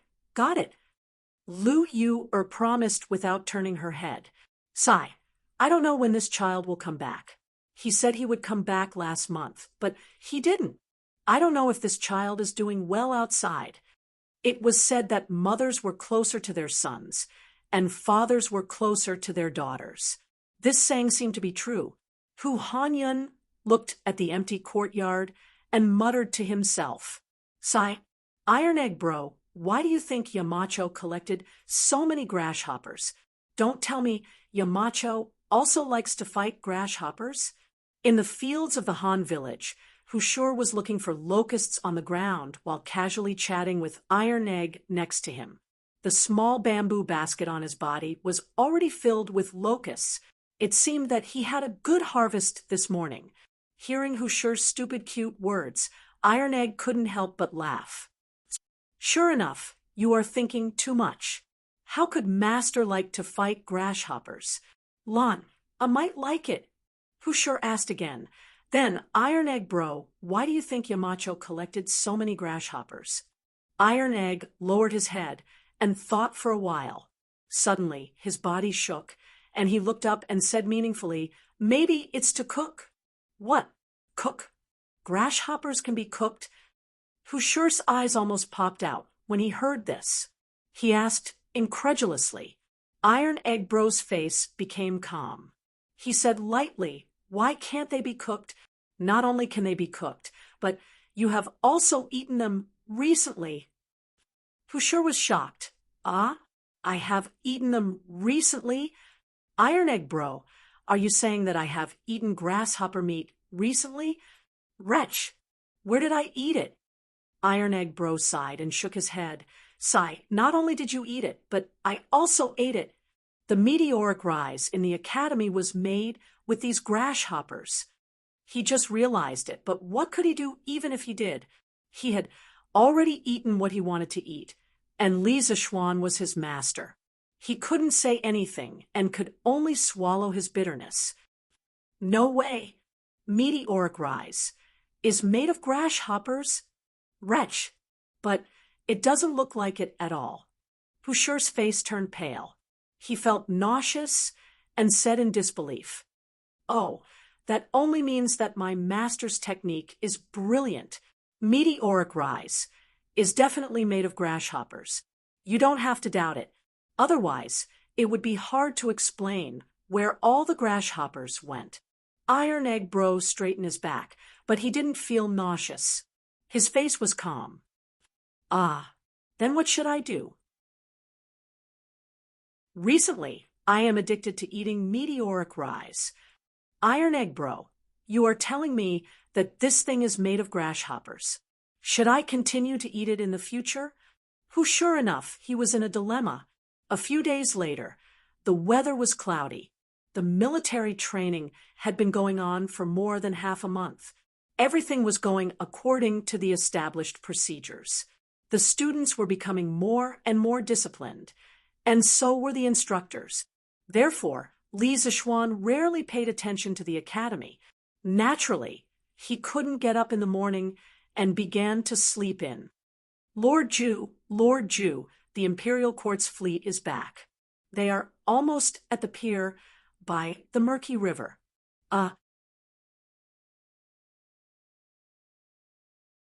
Chapter 782. What? The fleet is back. Li Zishuan woke up late in the morning. He was washing his face in the yard when he heard Pang Feiji's shout from the front of the yard. He was stunned at first, but then he was overjoyed. Quick, prepare a horse for me. Let's go to the dock now." Li Zishuan excitedly wiped his face and roared at Pang Feiji, who was outside. "Yes, Lord Ju." "Brother, isn't there a show to watch?" "Lon, wants to go too."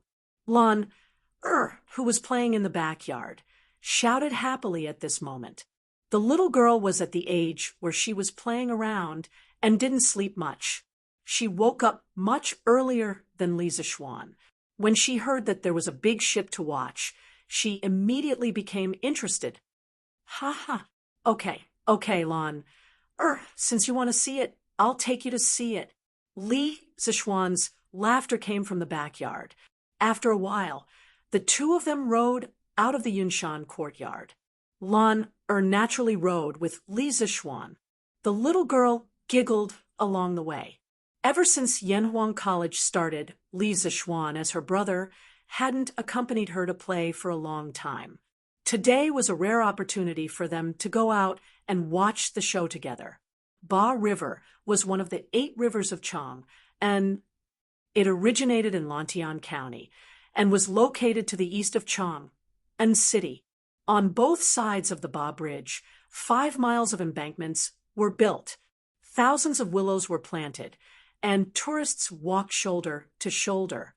It was a spectacular sight in Chang, and every time spring was in full swing and the spring wind blew, the willow catkins would dance in the air and fog would become a major sight on Ba Bridge in Chang.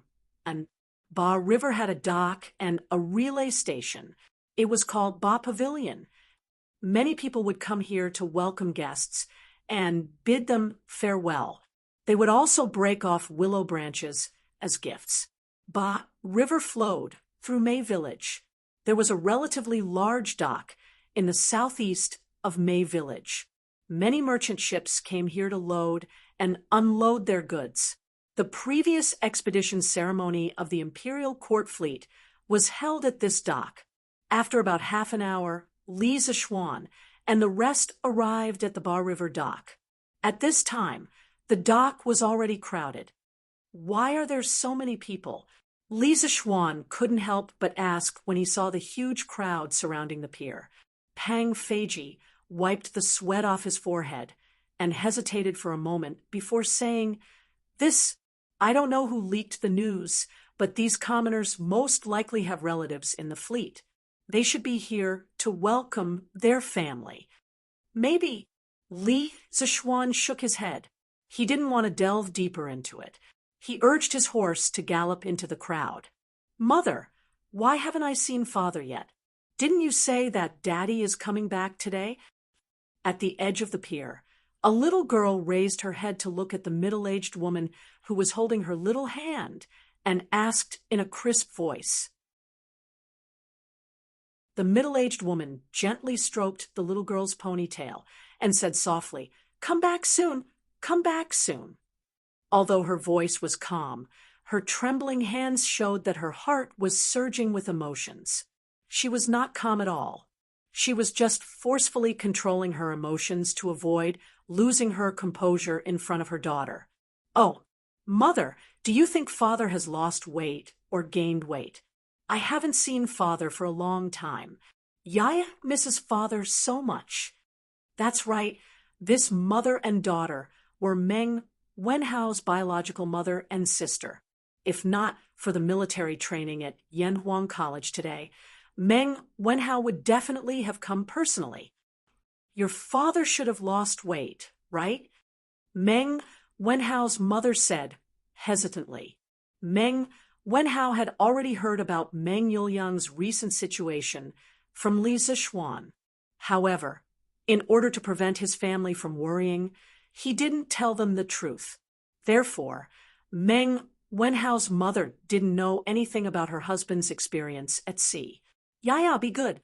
Your father must have missed you a lot too."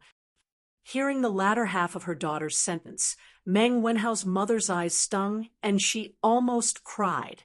Everyone in the world liked to be reunited, but the sadness and joy of separation were the helplessness of the poor. If they wanted to survive, their family had to accept separation. If they were unlucky, this separation would become eternal. But what could they do? Yes. Mother, after Father comes back this time, let's not let Father leave us again, okay? Yaya can also help the family earn money. Recently, Yaya has made a lot of money from catching locusts, so we can buy a lot of buns. However, Yaya was still young and couldn't understand the sadness behind this family. The little girl blinked her clear eyes and innocently begged. Meng Wenhao's mother felt bad when she heard her daughter's naive words. She hugged her daughter's head to her waist and said softly, "Okay, Mother promises, Yaya, after your father comes back this time, he will never leave us again." In fact, Yaya's wish was also Meng Wenhao's mother's wish. In the past few months, when the fleet went out to sea, she didn't have a good night's sleep. She had never believed in gods and Buddhas, but she even went to Chang and city's Daxingshan temple to pray to Bodhisattva several times and donated dozens of copper coins for incense and oil. Dozens of copper coins were nothing to a rich family, but for the current Meng family, dozens of copper coins were not a small amount. They could buy hundreds of pounds of rice. However, in order to pray to the gods and Buddhas to protect her husband's safety, Meng Wenhao's mother felt that it was worth it. How long will it take for the fleet to come back? Li Zixuan held Lan Er's small hand and squeezed forward as he asked. Now that he was a Wu Dao master, he could naturally release his inner strength. Although the dock was crowded with people, and it was very crowded with his strong inner strength, no matter where he went, the people around him would quietly bounce back a little. Therefore, he didn't have to worry about Lan or being squeezed. Sir, it should be soon. When I reported to you this morning, the fleet was only about 10 miles away. Now, it should be about 6 or 7 miles away. Opening the way in front should have been Pang Feiji's job as a guard. However, Li Zixuan, who spoiled his sister, was afraid that the crowd would squeeze and hurt Lan, so he personally opened the way. Therefore, Pang Feiji, the guard, actually hid behind Li Zixuan and enjoyed the treatment of a superior. 6 or 7 miles, based on the speed of the ship on the water, would only take about half an hour. Li Zixuan nodded and continued to pull Lan to the front of the crowd. The people of Chang and city all knew that the fleet was coming back today. As the emperor, Li Er couldn't not know. However, he certainly couldn't be like the people and wait there for a long time. Halfway through the morning court, a small eunuch quietly walked to Li Er's side and whispered a few words. Then Li Er directly stood up and said to the officials in the court, with a smile on his face, "The morning court will end today. Everyone, follow me to Murky Island to welcome the triumphant return of the fleet to the south."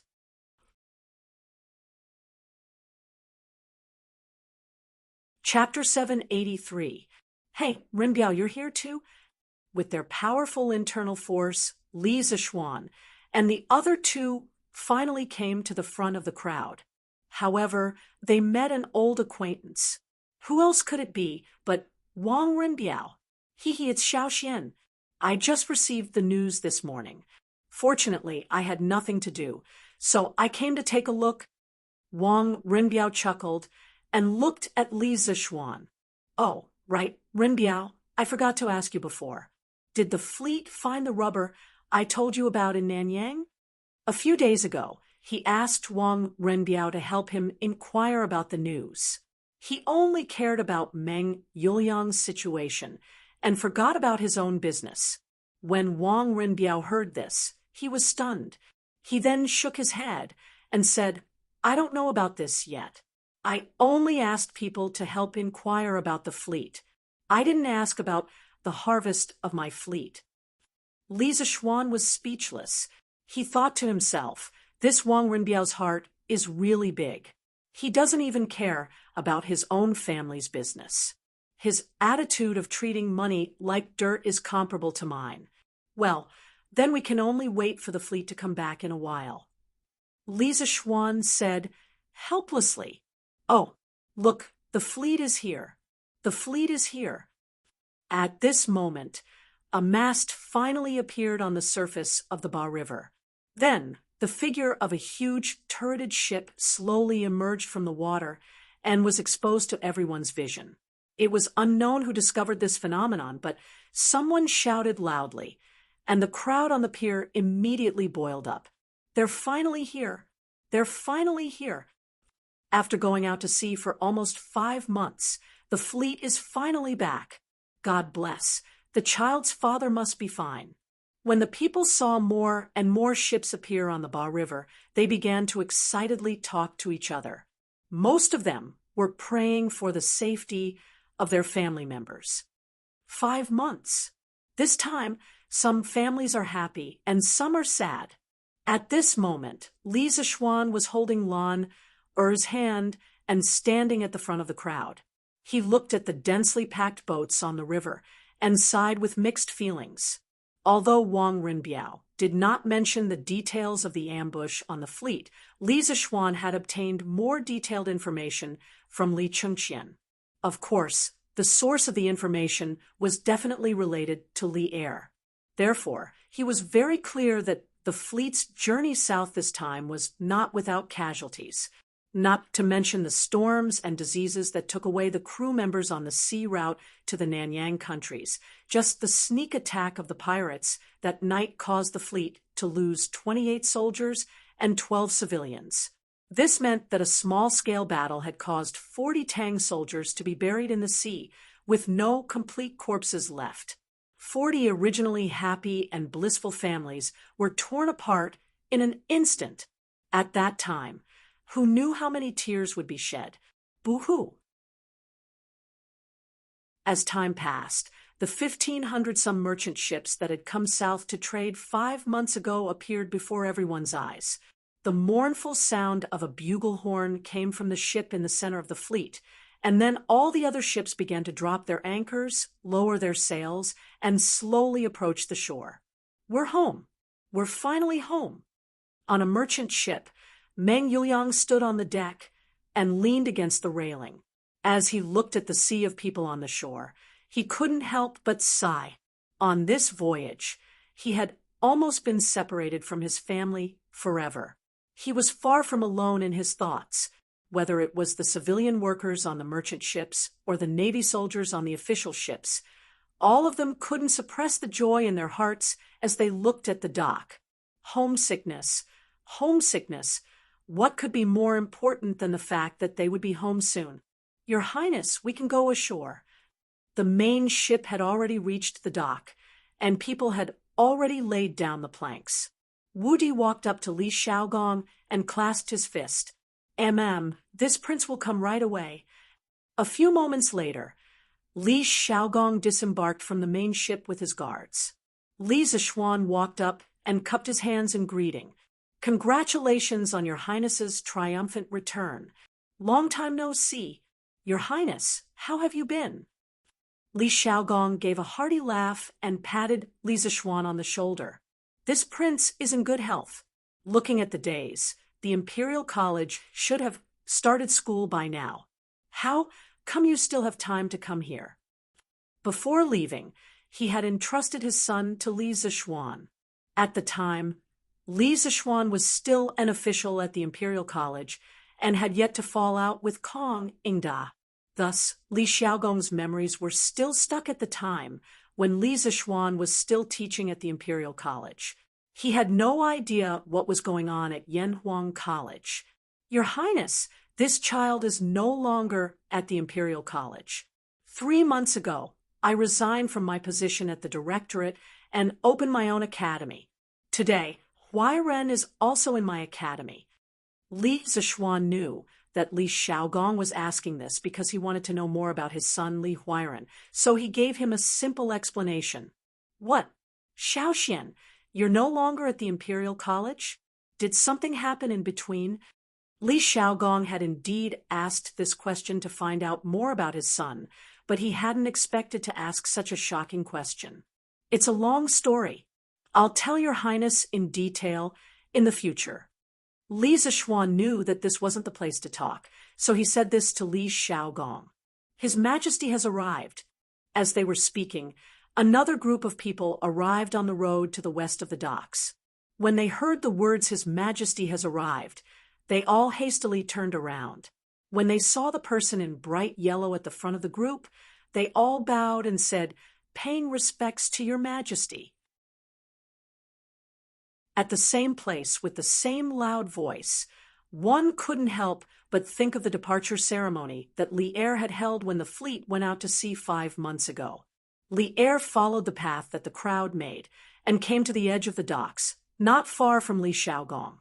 He stopped and turned around to look at the densely packed crowd, saying, "Rise!"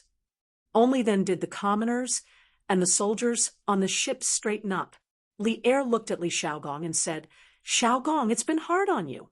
Li Xiaogong hurriedly clasped his hands and said, "Your Majesty is too kind.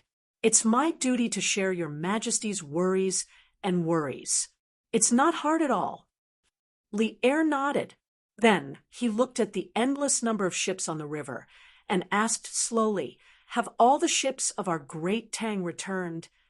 Li Xiaogong said solemnly, "Your Majesty, of the 1,587 ships that I brought, except for one that was burned at sea, the rest returned safely. Furthermore, the 32 small countries in Nanyang have all sent a fleet of ambassadors to follow me back to pay respects to the Tang Empire and your Majesty."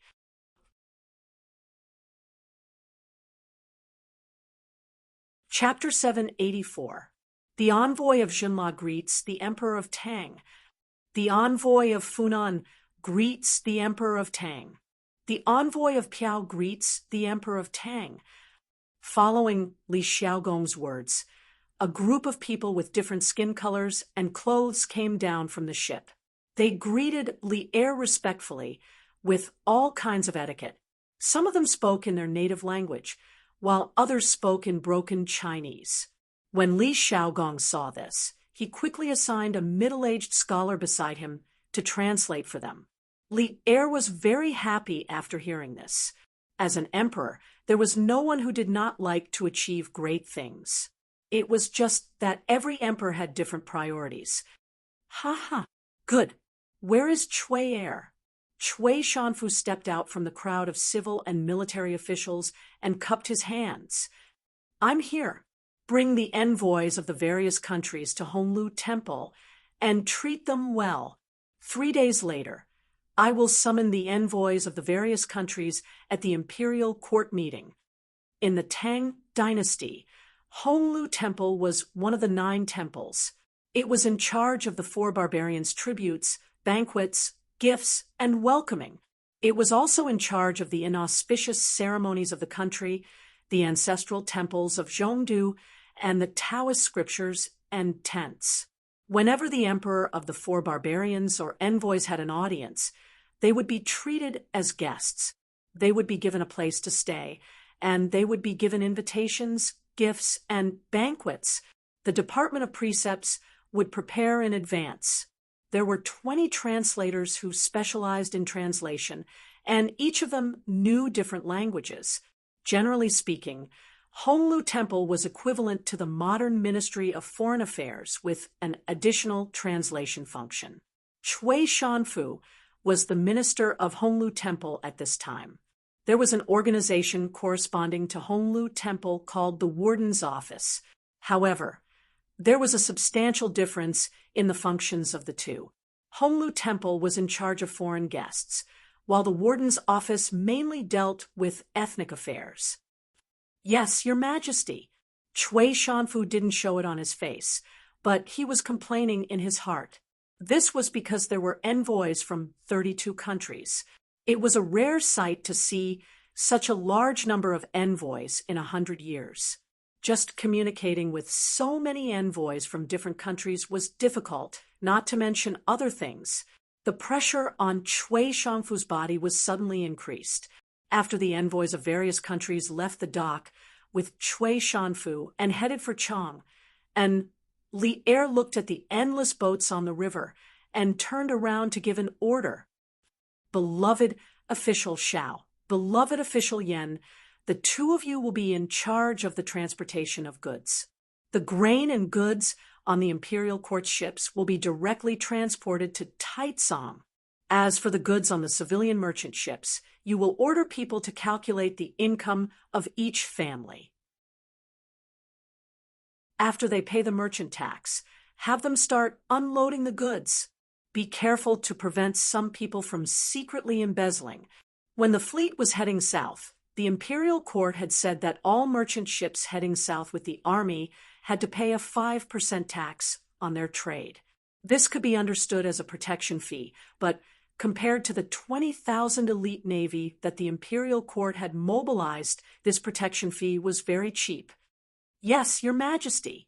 When the Minister of Civil Affairs, Xiao Yu, and the Minister of Works, Yen lied, heard Li Er call out their names. They quickly stepped forward and bowed. Li Er nodded. Seeing that everything was done here, he immediately said to the ministers, "Return to the imperial court." A messenger eunuch spread Li Er's order one by one. The civil and military ministers who came with him all agreed. Li Er was about to return to the imperial court with Li Xiaogong and the officials of the imperial court. Suddenly, he turned his head and looked at Li Zishuan, who was secretly watching from the side. He said, "You also come back to the imperial court with me." Li Zishuan was confused. He didn't know why the goddess of luck suddenly fell on his head and made him unable to resist. "Yes, your majesty." Since he couldn't resist, he might as well enjoy it. He also wanted to hear about the harvest of the whole country, which had mobilized so many people to go south to trade. "Commandery Prince Hejin, can you tell us about the harvest of this trip for our beloved officials?" After Li Er led the ministers back to Taiji Palace, he sat up straight and looked at Li Xiaogong with a smile. "Yes, your majesty." Li Xiaogong was already prepared. He responded, then took out a booklet and began to read slowly. For this voyage, the imperial court has raised a total of 500 official ships. This subject has used more than 3,000 strings of silk and porcelain to exchange for a total of 880,000 dan of grain. There are 170,000 caddies of various spices such as Lycopodium officinalis, Lycopodium officinalis, Lycopodium officinalis, Lycopodium officinalis, Lycopodium officinalis, Lycopodium officinalis, Lycopodium officinalis, Lycopodium officinalis, Lycopodium officinalis, Lycopodium officinalis, Lycopodium officinalis, Lycopodium officinalis, Lycopodium officinalis, and various other spices. In addition, there are also 50,000 caddies of brass and 300,000 taels of silver. Silence. As Li Xiaogong read them out one by one, the court suddenly fell into a strange silence. 880,000 dan of grain. Although this amount was a bit large and exceeded everyone's expectations, it could be attributed to the fact that Nanyang was rich in grain and had never seen the beautiful silk and porcelain of the Central Plains. But what the hell was 170,000 dan of spices? Did you think that spices were weeds or radishes? Oh, at this time, radishes were still not called radishes. They were called fishes. See the Book of Songs. Picking fishes and picking fishes, there is no lower body. Cabbages were also not called cabbages, but spices had always been a precious existence in the Great Tang. Most of them were sold in pairs. Depending on the type of spices, the price could range from a few dozen copper coins to a few strings of one tael. When had anyone ever heard of someone possessing more than 10,000 dan of spices? The 170,000 dan of spices that Li Xiaogong mentioned was too frightening. However, Li Xiaogong wasn't lying. Some spices were really rampant in some of the island countries in the South China Sea. They grew everywhere like weeds. The 20,000 Navy soldiers he brought were farmers who cut the weeds many times. As for the 50,000 caddies of brass and 300,000 taels of silver, this was even more frightening. The total amount of silver that had been mined in the Great Tang was probably only around 200,000 to 300,000 taels. But Li Xiaogong actually brought back 300,000 taels of silver.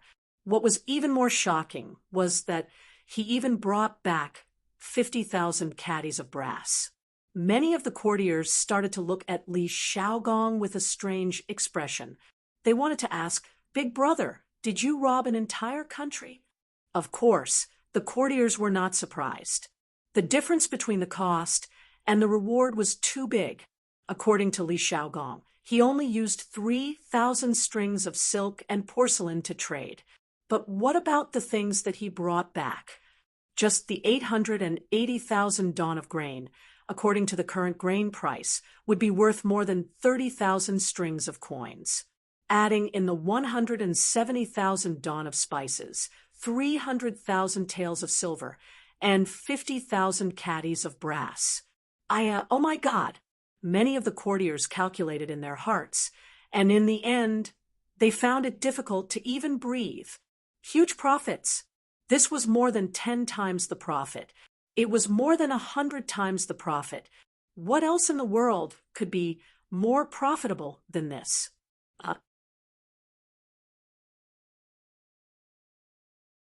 Chapter 785. Some people might question whether 500 ships could transport 880,000 dan of grain. Of course they could. There was no doubt about it. During the Qin and Han dynasties, the development of our country's shipbuilding industry reached its peak. During the war to unify the southern part of China, Qin Shi Huang organized a fleet that could transport 500,000 dan of grain. With the technology at that time, they could build ships that could transport 50 to 60 tons of grain. One dan was 50 kilograms. In other words, a ship during the Qin and Han dynasties could carry more than 1,000 dan of grain. During the Tang and Song dynasties, the second peak in China's shipbuilding history was the dragon boat that Emperor Yang of Sui rode. It was 5 feet tall and 200 feet long. The upper level had the main hall, the inner hall, and the east and west imperial halls. The middle two levels had 120 rooms with a capacity of more than 300 tons. Of course, it was even more impressive during the Song dynasty. The Song dynasty built a divine boat for Korea. It had a capacity of more than 1,500 tons. Some large ships could carry tens of thousands of dan of grain and had a rudder that was 30 to 50 feet long. Taiji Palace. Although Li Er, who was sitting high above, was mentally prepared, he was still shocked by Li Xiaogong's work report. His eyes were as wide as the others. Fortunately, the courtier's attention was not on him. Otherwise, if the remonstrance saw his gaffe, he would definitely be criticized again. Ahem! This trip to the south was really fruitful. Xiaogong and the soldiers have worked tirelessly across thousands of miles and have contributed to the country. They should be rewarded. Li Er recovered from his shock and praised with a face full of emotion. Your Majesty. As soon as Li Er finished speaking, Wei Zhong walked in front of him. The old man cupped one hand and the other before his chest and said, "Congratulations to Commandery Prince Hejian for leading the fleet to the south. But there is still one thing that I don't understand. Where did you get these 300,000 taels of silver and 50,000 kilograms of brass?" Wei Zhong was not targeting anyone. He was just stating the facts. Grain, spices, and ivory were all fine, but the amount of brass and silver was too huge for him to understand. After all, which country would use these things for trade? It didn't make any sense no matter what. After hearing Wei Zheng's question, the other ministers all cast doubtful glances at Li Xiaogong. However, Li Zishuan's heart skipped a beat. According to the information he had gathered, the 50,000 jin of brass and 300,000 taels of silver that Li Xiaogong had brought back were the war reparations that he had extorted from the Wen nation. If this was revealed, Li Xiaogong would most likely be impeached. Li Er's eyes darkened. Obviously, he also knew the inside story of the Japanese War.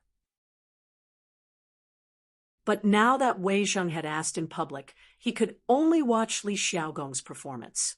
As soon as Li Er left with the civil and military officials, the docks by the murky river immediately became lively. There were more than 1,000 large ships, and they definitely could not all dock at the same time to unload their cargo, so they could only come in batches. At the very front were the 500 official ships of the imperial court. Wu Di, the captain of Li Xiaogong's personal guard, came to Xiaoyu with a man who looked like a steward. He respectfully handed over a booklet and clasped his hands. "Minister Xiao, this is the list of all the cargo on the official ship. He is the steward of the cabin, Yao Jing. If Minister Xiao has any questions, please ask me or Steward Yao. We will tell you everything we know. Well, okay. Thank you, Xiao Yu said politely and took the booklet. When he opened it, he was shocked. So much food. I'm afraid the granary of Chang and city can't hold it all. Hearing this, Yen Lide was very curious. He thought that the official ship of the imperial court had only brought a little silk and porcelain. At most, it could be exchanged for more than 100,000 jin of food. How could the granary of Chang and city not be able to hold it all? Sure one, Xiao Yu's courtesy name. Let me see how much food you have. Then Yen Lide eagerly came over and wanted to see what was on the booklet. When he saw the number on the booklet, his eyes widened and he exclaimed, This, 880,000 jin. So many jin of food. Taitsong can't hold it all. It has to be transported to Hanjiatsang in Luoyang. The Taitsong he was talking about was the largest granary in Chang and city. It was also the granary of the imperial family. Its main function was to provide for the imperial family's consumption, rewards, salaries of officials, military supplies, and government accounts. Although Taitsong's main function was to serve the central government, it also had some positive functions. For example, every time there was a famine, Taitsong would take out grain to replenish Chongping-song and suppress the price of grain. It would also sell some grain at a low price to help the victims. However, Taitsong's total storage was not very high. It could only store 500 to 600 jin of grain at most. Moreover, the autumn harvest had just passed, so there was even less space left in Taitsong. That was why these two big shots of the imperial court sighed with emotion. As for the Hanjiatsang that Yen Lide mentioned, it was the largest granary in the Tang Empire. At the start of the Sui Dynasty, Chang, and was built, but the Guangzhou region was unable to satisfy the needs of the imperial family, officials, and the central army. During the Day era, to satisfy the grain needs of Chang, and Emperor Yang built the Grand Canal. Later on, Yang Guang directly moved the capital to Luoyang. After establishing Luoyang, Yang Guang first built Huiluotsang as the national granary in Luoyang. The entire Huiluotsang city was 1,000 meters from east to west, 335 meters from north to south, and around 700 warehouses with a diameter of 10 meters. Each warehouse could store 4,000 jin of grain, and the entire city could store 3 million jin of grain.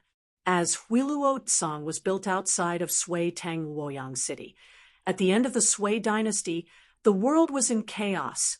Li Mi took Huiluotsang, and Luoyang city fell into a situation where there was no grain. Later on, Huiluotsang became the focus of the war between Li Shimin and Wang Shicheng. The warehouses outside the city were occupied, and Wang Shicheng lost due to a severe lack of grain. Later on, Li Shimin saw the disadvantages of having a granary outside the city, and he decided to build one within Luoyang city to prevent the same thing from happening.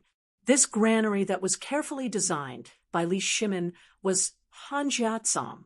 Not only did Hanjiatsang provide grain for Luoyang city, but it also acted as a transportation station between Guangdong and Guangzhou. Later on, it slowly replaced the largest granary at that time, Luokotsang, and became the largest granary in the world, with a total storage of close to 6 million jin. Indeed, first move 150,000 jin of grain to Taitsong, and the rest can only be transported to Luoyang along the Grand Canal. Lide, you take care of things here. I'll go to the palace to ask for a decree to send a portion of the official ships to Luoyang. Xiao Yu thought about it and decided to ask for Li Er's opinion. Otherwise, with so much grain, there would be no place to store it, and it would only benefit the rats.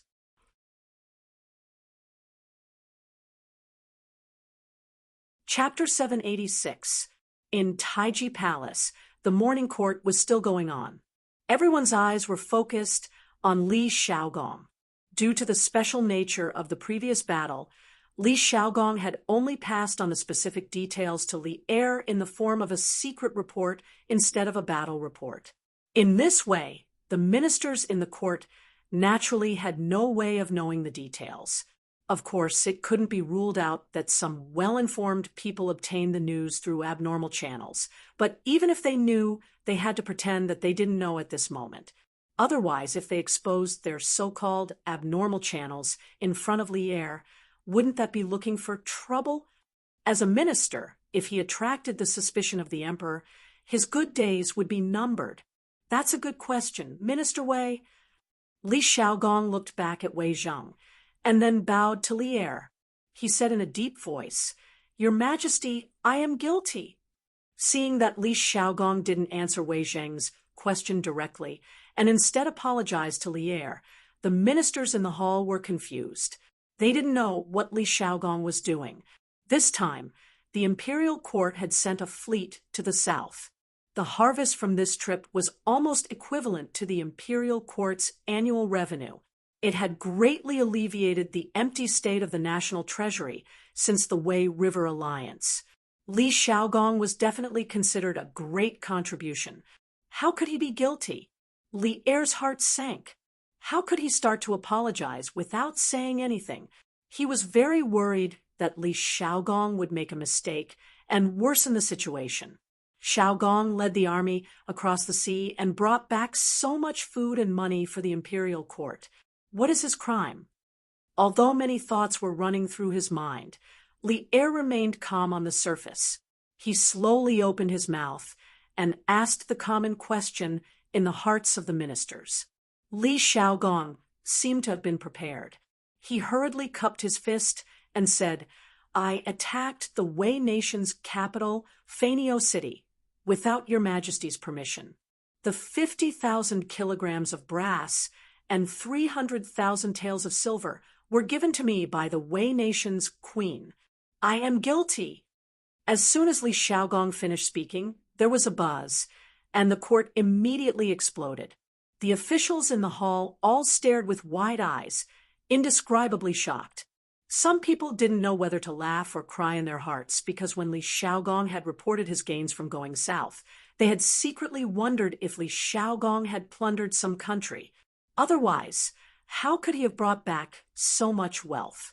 However, judging from the results that were announced now, their previous guess was actually correct.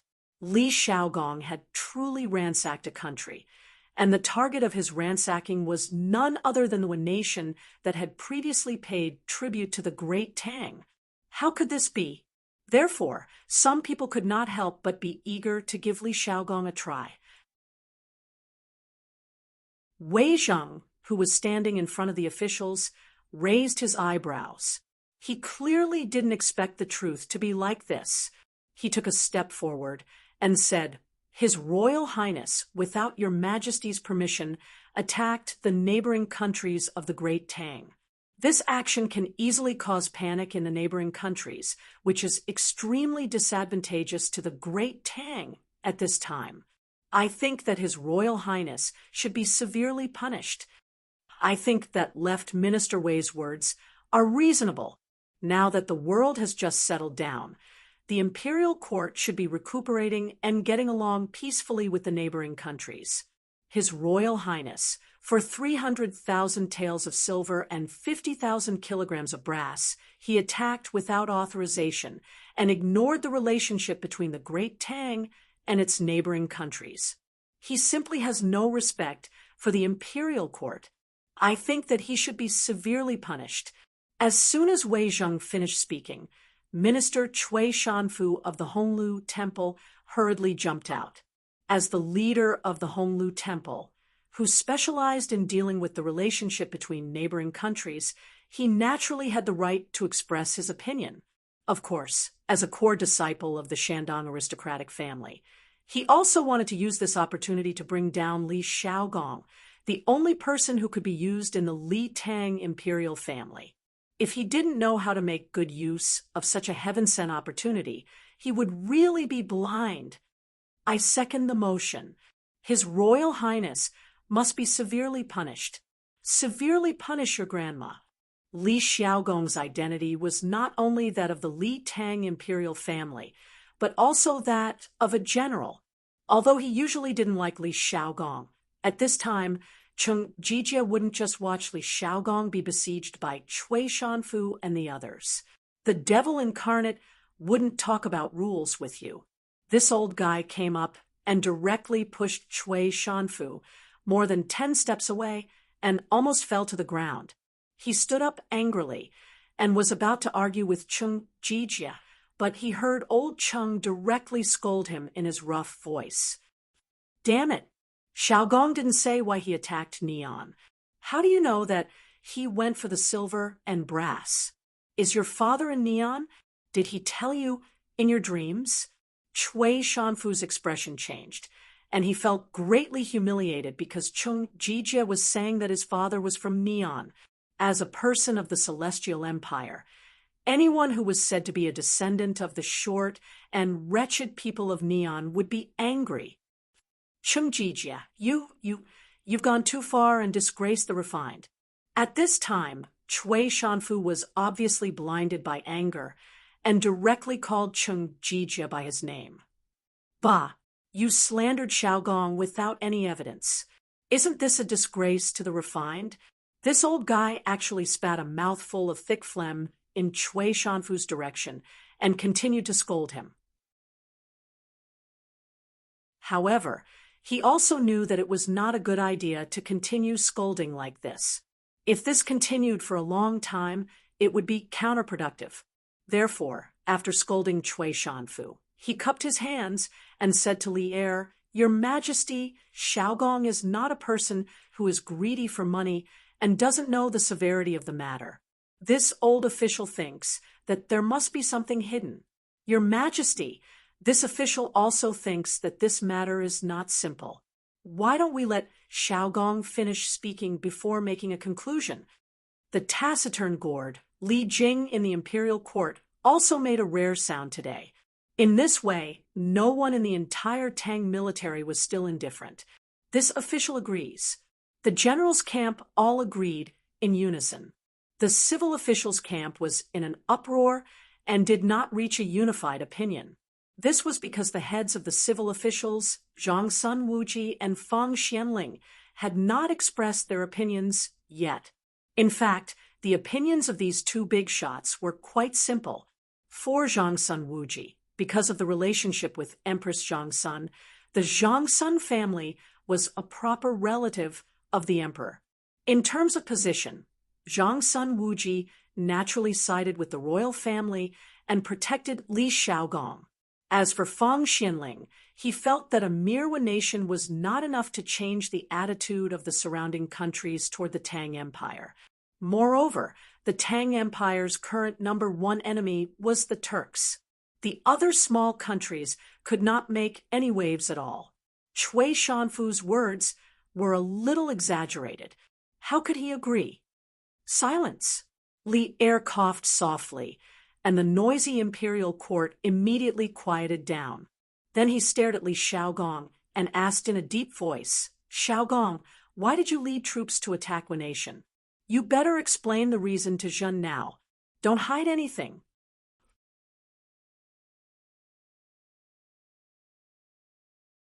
Chapter 787.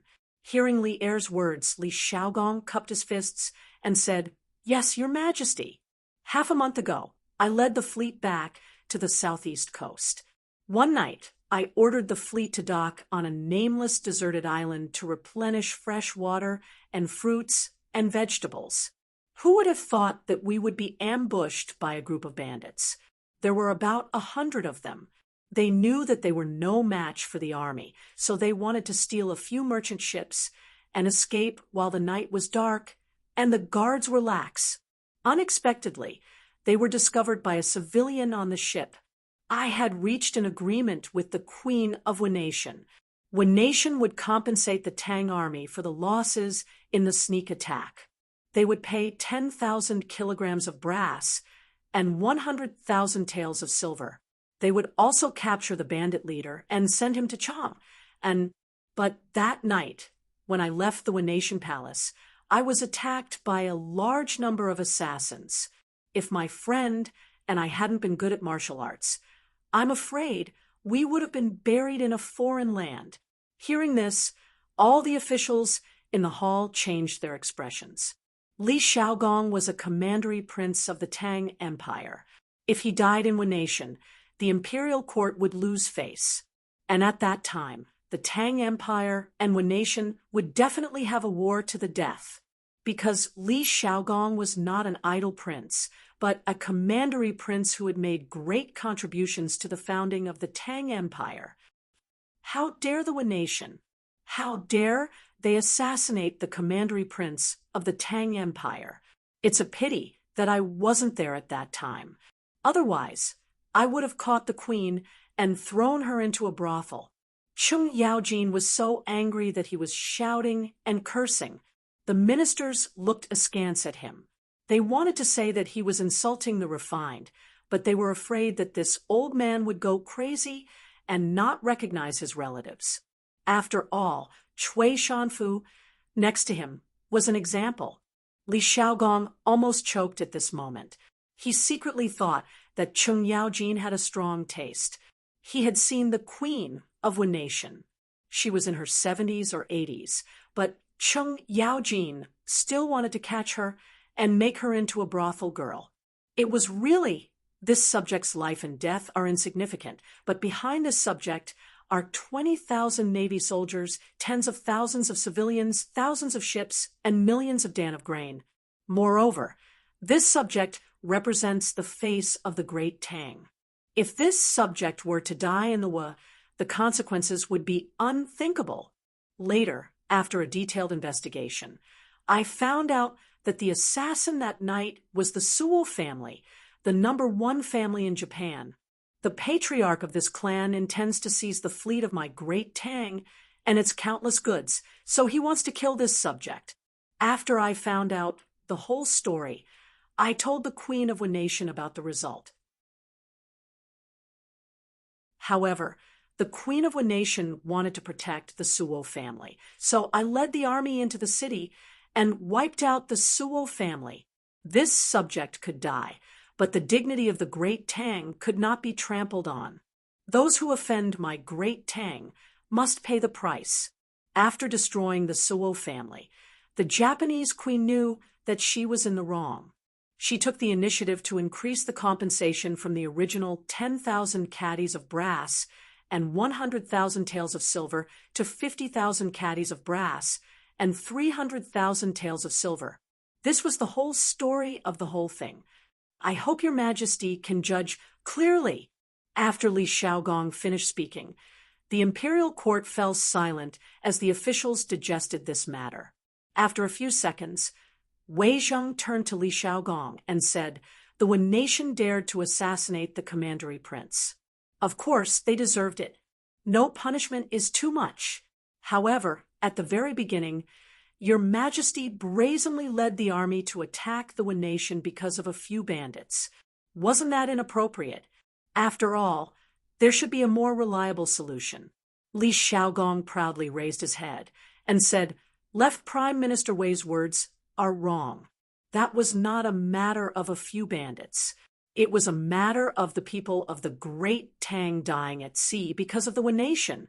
Before the fleet left, His Majesty entrusted me with the task of protecting the people of the great Tang. If there were any enemies, I had to do my best to destroy them. That night, the Wenatian ambushed the fleet and killed 28 soldiers and 12 civilians. As the commander-in-chief of the army, I had to give them an explanation. Otherwise, how could I, Li Xiaogong, continue to lead this army? How could I have the face to come back and see His Majesty again?" Li Xiaogong's words were very good. He directly brought out Li Er. What he meant was that although he was a little impulsive when he attacked our country, everything was still done according to Li Er's instructions before he left. What else do you have to say? The facts proved that if a person wanted to criticize you, he could find a way to criticize you. At this moment, Chui Shanfu seemed to come back to his senses and said, "Your Highness has your reasons, but I don't know if your Highness has thought about how the other small countries around the Great Tang will view your actions. Will they think that the Great Tang is bloodthirsty and insecure? Will they unite and fight against the Great Tang together?" This old thing was doing it for the sake of doing it.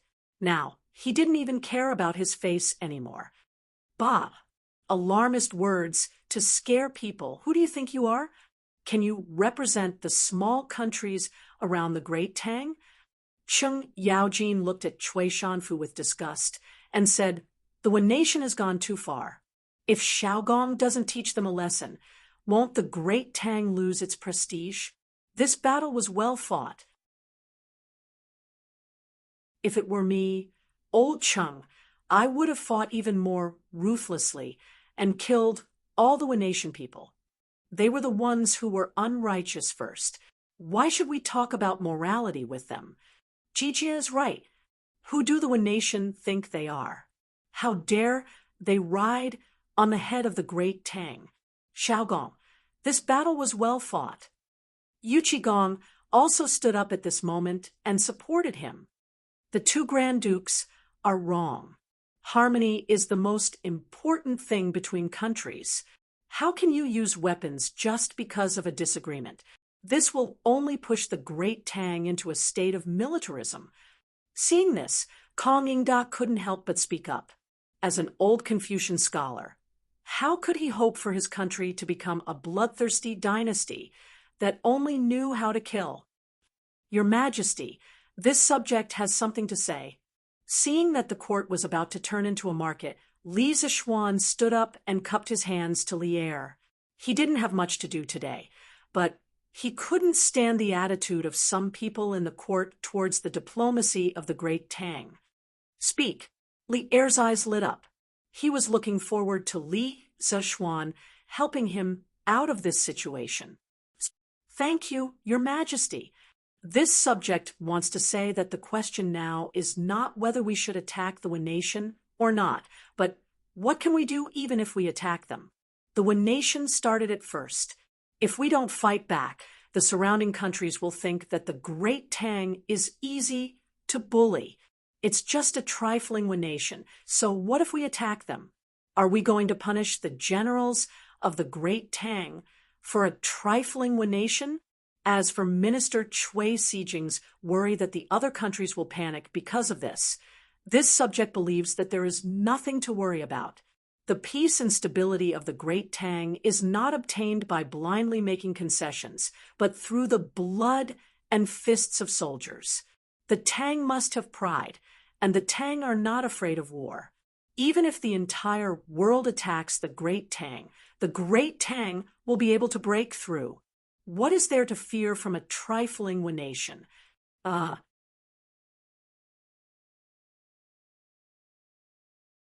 Chapter 788. Good. Well said.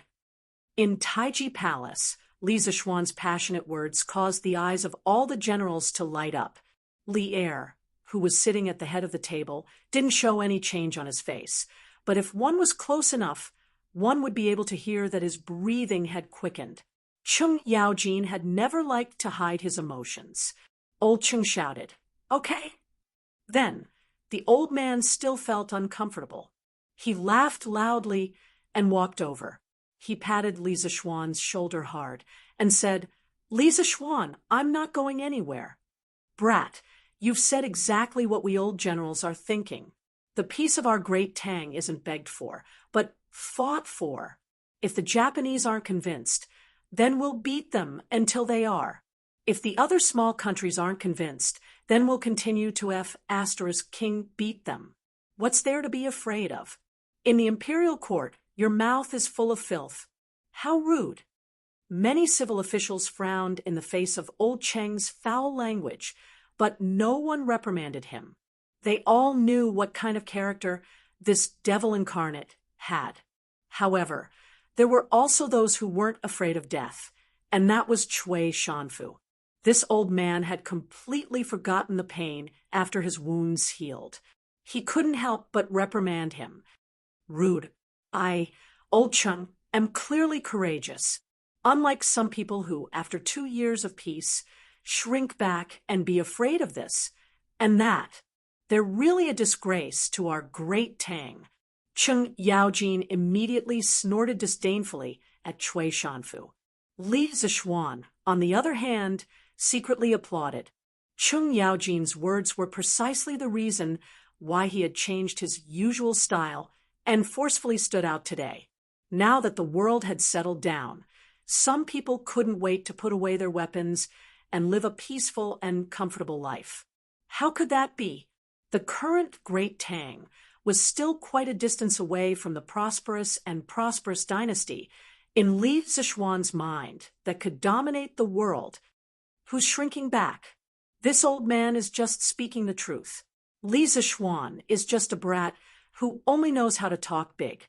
When the time comes for the world to attack the Great Tang, what will we use to fight against the other countries? At that time, there would be wars every year, and the treasury would be empty. The common people would be plunged into misery and suffering.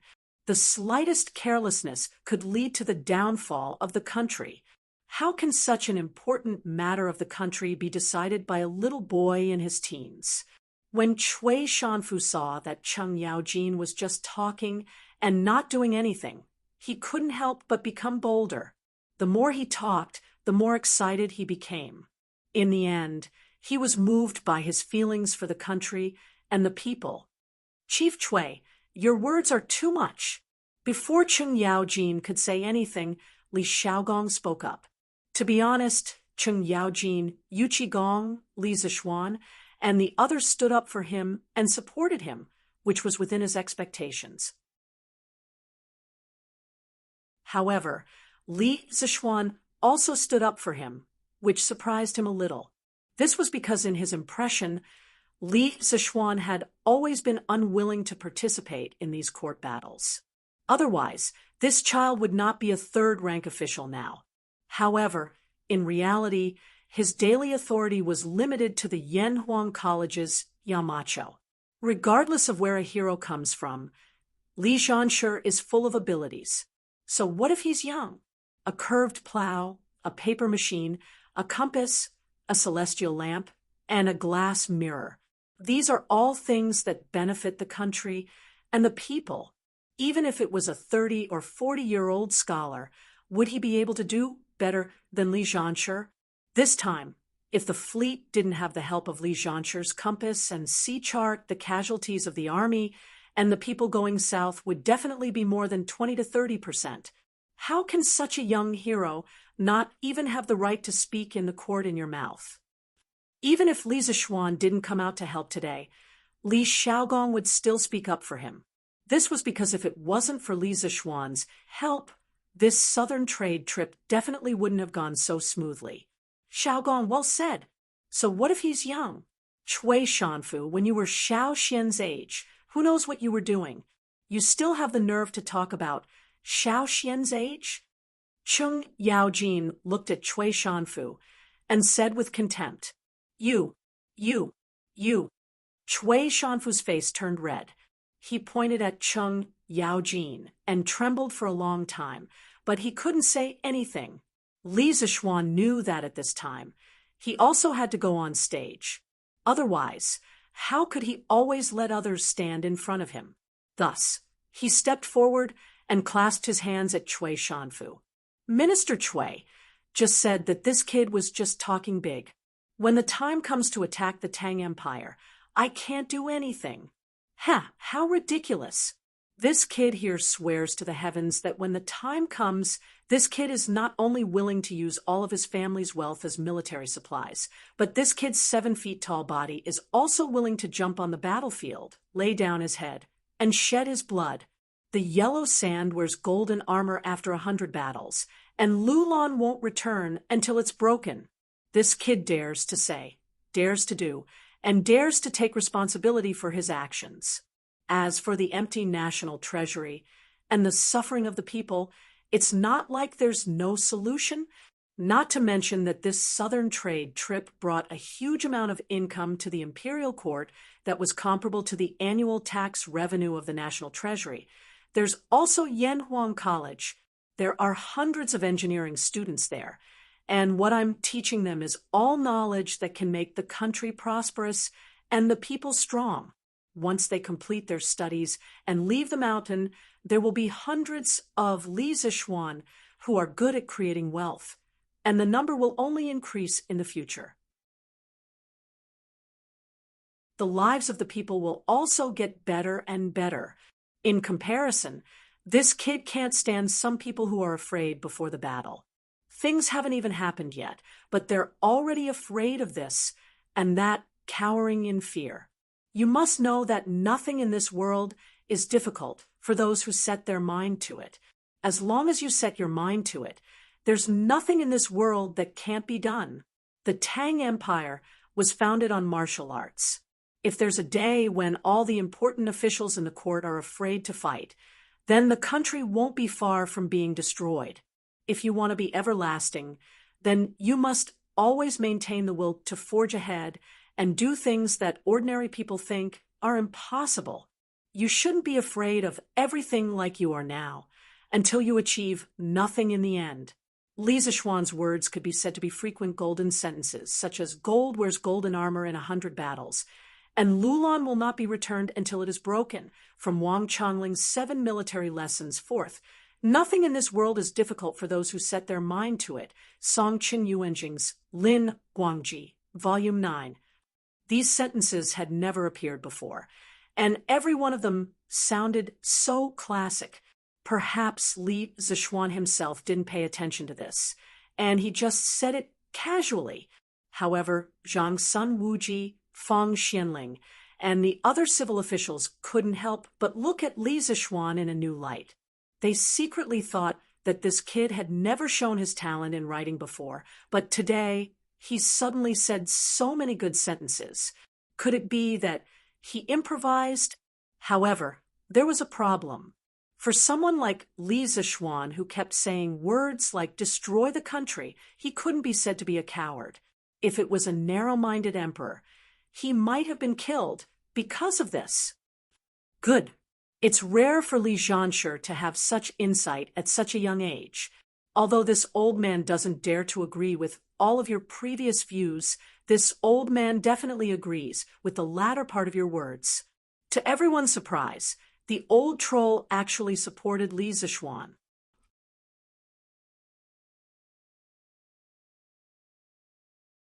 Chapter 789. Yellow Sand wears golden armor after 100 battles. Lulan won't return until it is broken. Wei Zhong suddenly spoke up for Li Zixuan in the imperial court, which was indeed unexpected. However, Li Er, who was sitting at the head of the table, did not pay attention to this. He muttered Li Zixuan's poem twice, and if one looked closely, they would find that his eyes were actually shining. After a while, just as the officials in the imperial court were still discussing and whispering to each other, Li Er finally spoke. There is no need to discuss this matter anymore. The Battle of Fanio capital was started by the Wen nation. First, they attacked the Tang Empire's merchant ships. Then they assassinated the Tang Emperor. They should be punished. Xiao Gong's actions were all for the sake of the Tang Empire's people. Even if he had overstepped the bounds, a general is outside and does not obey military orders. We cannot punish a meritorious official because of this. The journey to the south was full of dangers. Xiao Gong alone shouldered the heavy responsibility and brought back a large amount of food, spices, and money for the imperial court at a very low cost. He really deserves great credit for his hard work. I have decided to reward Xiao Gong with 200 households, 10 pairs of elephant tusks, 50 tiger skins, 100 rolls of silk, 5,000 taels of silver, and 2 million taels of money. After such a long discussion, Li Er finally made the final decision. The noisy crowd in the imperial court suddenly quieted down. "Thank you, Your Majesty." Li Xiaogong hurriedly bowed to express his thanks. Chung Yaojin and the others said happily, "Your Majesty is wise." Cui Shanfu was so angry that he frowned, but at this time he did not dare to say anything. He did not want to anger Li Er again. He heard Li Er continue. "The compensation for the soldiers who died in the battle will be increased by 1 level. The Ministry of Civil Affairs will send a special person to compensate the civilian who died in the battle. Among them, the civilian who survived, Meng Yuliang, loudly warned at the critical moment and prevented the merchant ship from falling into the hands of the bandits. Moreover, this person is extremely loyal and brave. At the moment of life and death, he forcefully changed the direction of the burning ship and saved the main fleet. I have decided to confer him the title of Grade 8 Xuanjie Commandant. He will be rewarded 100,000 taels of silver and 100 rolls of silk. Feng Jihua, a merchant on the same ship, is a man who values friendship and righteousness. In the face of danger, he is not flustered. The title of righteous merchant shall be bestowed upon him." When Li Zishuan heard this, he was secretly happy for Meng Wenhao's father. This man, who was like a pillar of the family, had finally used his own life to support his family. It was really not easy. Although the rank of an 8th grade official was small, it was still an official position. In the future, their family would not be easily bullied by others. This was just a reward for 2 nameless soldiers, and the rewards were insignificant. Naturally, the ministers in the court would not object. Some of them even felt that Li Er should not have brought this kind of small matter to the court. It seemed like he was making a mountain out of a molehill. Lantian County's Li Zishuan, who created the compass, presented the sea map and helped the fleet return safely. Although he didn't personally participate in the voyage, his contributions in the rear cannot be erased. Moreover, it was you who suggested that the fleet go south to trade. Now that the fleet has brought back such a large amount of goods and money for my great Tang, your contributions cannot go unnoticed. In addition, you invented the paper machine, leveled the price of paper, presided over the compilation of the great Tang dictionary, and enlightened tens of thousands of people. Your contributions to the present generation will benefit the future generations. We have decided to reward you with these contributions. You will be conferred the title of Marquis of Yong, and with a fief of Lantian and 600 households. Regarding Li Zishuan's official position, Li Er had been deliberately suppressing it. Previously, Li Zishuan had made many contributions, but Li Er did not reward Li Zishuan. He felt that Li Zishuan was still too young, and if he were to reward him too much, it would be overpraising him. But later on, Li Er felt that Li Zishuan's abilities and views were becoming less and less like those of a teenage brat. Thus, Li Er decided to stop suppressing it and directly promote Li Zishuan from County's Marquis to Li Zishuan. Of course, this one step was truly one step. At least within the next 10 years, Li Zishuan's noble rank would not be able to rise any further. Otherwise, he would quickly reach a point where he could not rise any further. Li Er wanted to leave this talent to Li Chengqian. This subject thanks your Majesty for the great favor. When the ministers heard Li Er's reward, they were all stunned. Li Zishuan took advantage of the moment when others were stunned to go forward and thank him. Logically speaking, he did not care if his marquis title could be promoted in the next few years. His original dream was to become a marquis in the Great Tang. Now that his dream had come true, he naturally had to cherish this opportunity. As for the title of Duke above Marquis, he did not even think about it. To him, one Marquis was enough. Your Majesty, this. Almost at the same time, Wei Zheng also opened his mouth. It seemed that he wanted to object, but seeing Li Zishuan accept the reward so quickly, he could only swallow the words that were on the tip of his tongue. His expression was very ugly. Li Er indifferently glanced at Wei Zhang, but did not ask for details. He waved his hand and said, "The matter of the reward ends here. Officials, if there is anything, please submit a memorial. If there is nothing, the court is dismissed." The officials looked at each other. After the establishment of the Great Tang, marquis titles were extremely rare. But now, Li Er had so casually rewarded a founding marquis.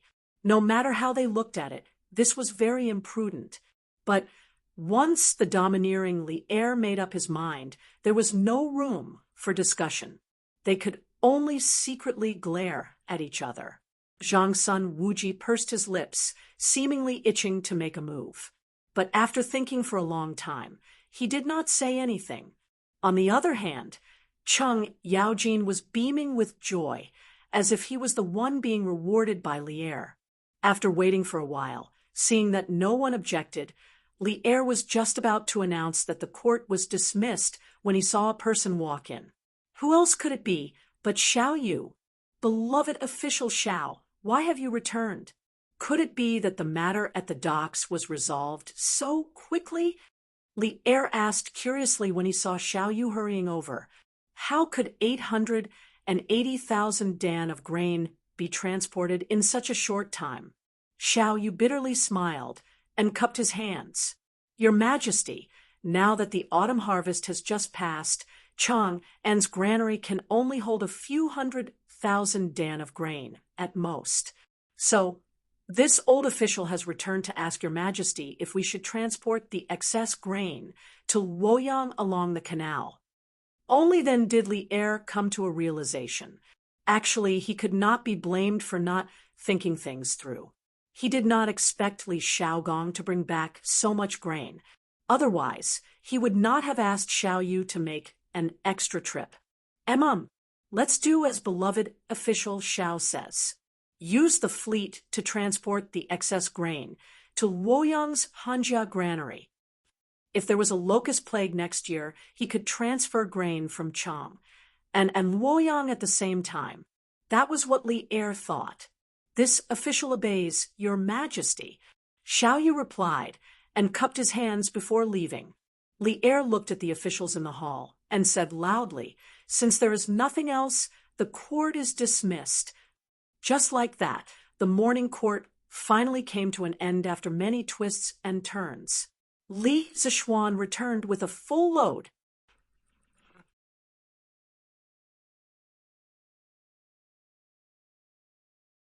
Chapter 790. Ha! Not bad, not bad. You're already a marquis at such a young age. You're even more promising than I was back then. After the morning court session, Cheng Yaojin patted Li Zishuan's shoulder and laughed heartily. "Uncle Cheng, you must be joking. Compared to you, I'm still far behind. I was born in an era of peace. If I was born in your era, I definitely wouldn't have been as successful as you." Li Zishuan's half-true and half-false words made Cheng Yaojin burst with joy. Ha! That's true. Back then, the world was in turmoil. The 18 rebellious princes all had their own armies. The people had no way to make a living. I fought left and right, and finally I was able to become His Majesty's subordinate and conquer the world together. Cheng Yaojin stroked his beard as he spoke, looking as if he was reminiscing. What a scene of a hero in his twilight years, reminiscing about the past. Li Zishuan almost vomited blood. He thought to himself, "Old Cheng is really good at pretending. There's no end to it. I'd better slip away quickly and go home to hug my wife. Uncle Cheng, your generation really didn't have it easy. I still have something to do at home. I'll take my leave first. I'll treat you to a drink some other day." After waiting for so long, he finally got a marquis. He was eager to go home and share this good news with his wife and parents. He didn't want to talk nonsense with old Cheng here. Cheng Yaojin smacked his lips and said, "Then you go first. Xiao Xian, you've been made a marquis. You should go back and celebrate. Of course, this old man will definitely go and eat your celebratory wine. Oh, right, second brother Chin. Still doesn't know that you've become a marquis, right? Since it's my day off tomorrow, I'll go to the academy in the afternoon and tell him the good news. I'll also give those kids another round of special training. At the mention of special training, the old demon's eyes immediately lit up, and a cruel smile appeared at the corner of his mouth. Li Zishuan couldn't help but mourn for the students of Yanhuang College. In his heart, the old demon is here. Your good days are coming to an end. A new round of brutality was about to begin. Cough, cough. Uncle Chung, you've really put a lot of thought into this. The students will definitely be grateful to you. I'll go back first. Li Zishuan said some polite words and then ran away. As for whether the students would be grateful to old Chung, even if he used his but to think, he knew that they definitely wouldn't.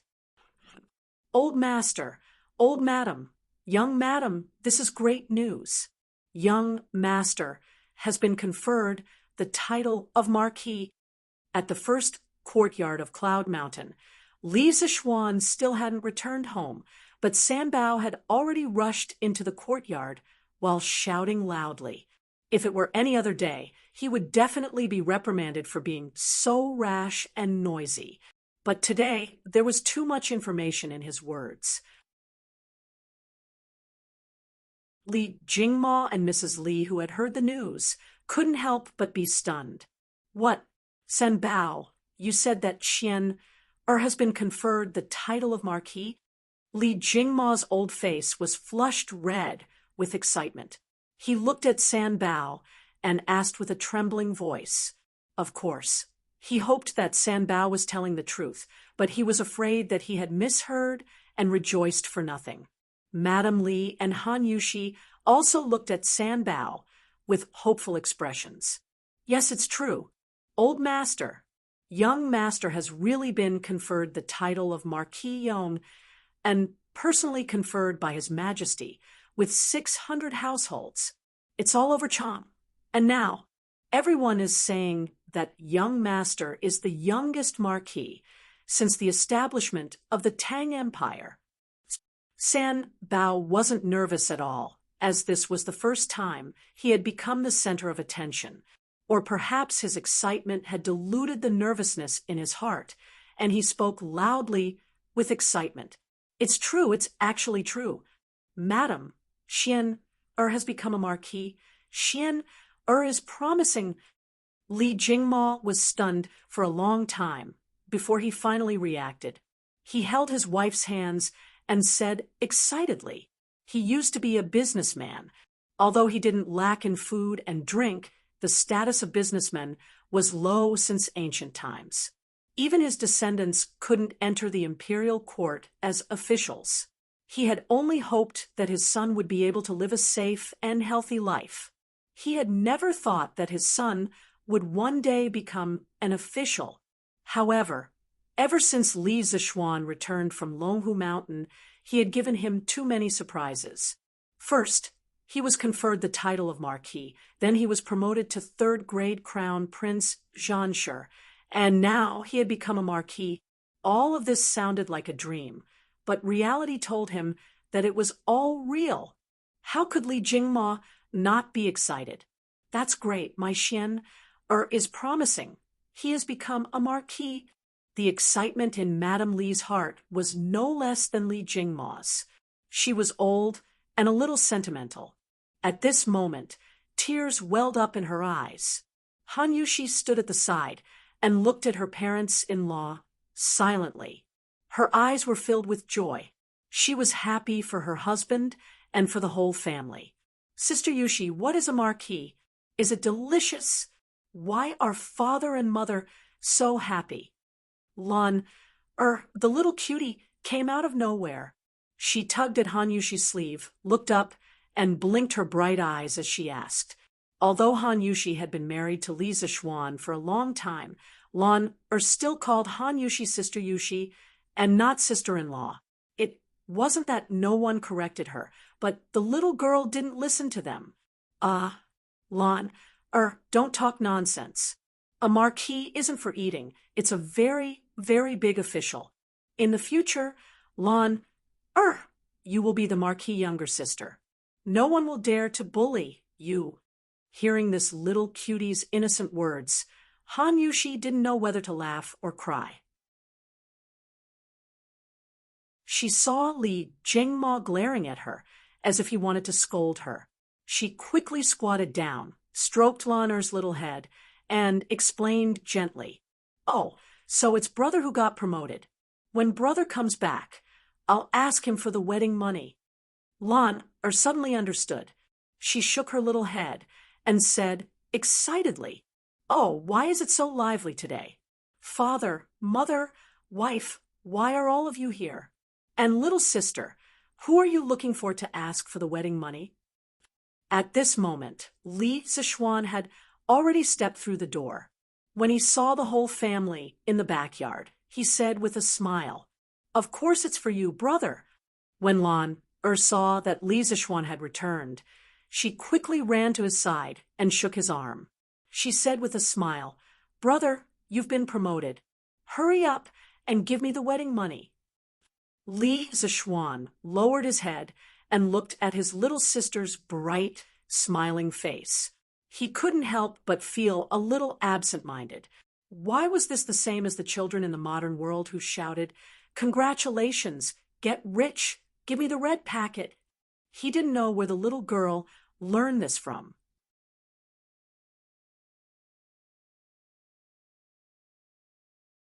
Chapter 791. The whole family had a happy and harmonious lunch. Li Zishuan's laziness relapsed, and he didn't even want to go to the academy. He just lay down at home and waited for the imperial edict to officially confer him the title of marquis from the palace. Around 1 in the afternoon, Li Zishuan did not receive an imperial edict from the imperial palace, but a person did. "Oh, Your Highness, you're here." That's right, the person who came was Li Xiaogong, the commandery prince of Hejin. When Li Zishuan received the servant's report and went downstairs to the living room, Li Xiaogong was already sitting on the tiger skin sofa and looking at the furnishings in the room curiously. "Ha, little Xian, this courtyard of yours is rather interesting." Seeing Li Zishuan come, Li Xiaogong nodded and said with a smile. Li Zishuan ordered the servant to serve tea and sat down next to him. He said casually, "Your Highness, this is just my unintentional work. It's not presentable." Li Xiaogong shook his head and didn't say anything. He looked at the other places in the room and said, "You're being modest in front of me now? This is not like you. Although the style of this courtyard is novel, it has its own rules and regulations. It's not something that can be built casually. Obviously, you've spent a lot of effort on it, and the furniture in the room is unique and comfortable. You still know how to enjoy life." Li Zishuan wasn't angry at all after being criticized by Li Xiaogong. Instead, he said with a smile, "If Your Highness likes it, why don't I give you a courtyard like this?" Li Xiaogong was very tempted, but he still shook his head after thinking about it. He said, "I won't accept a reward for nothing.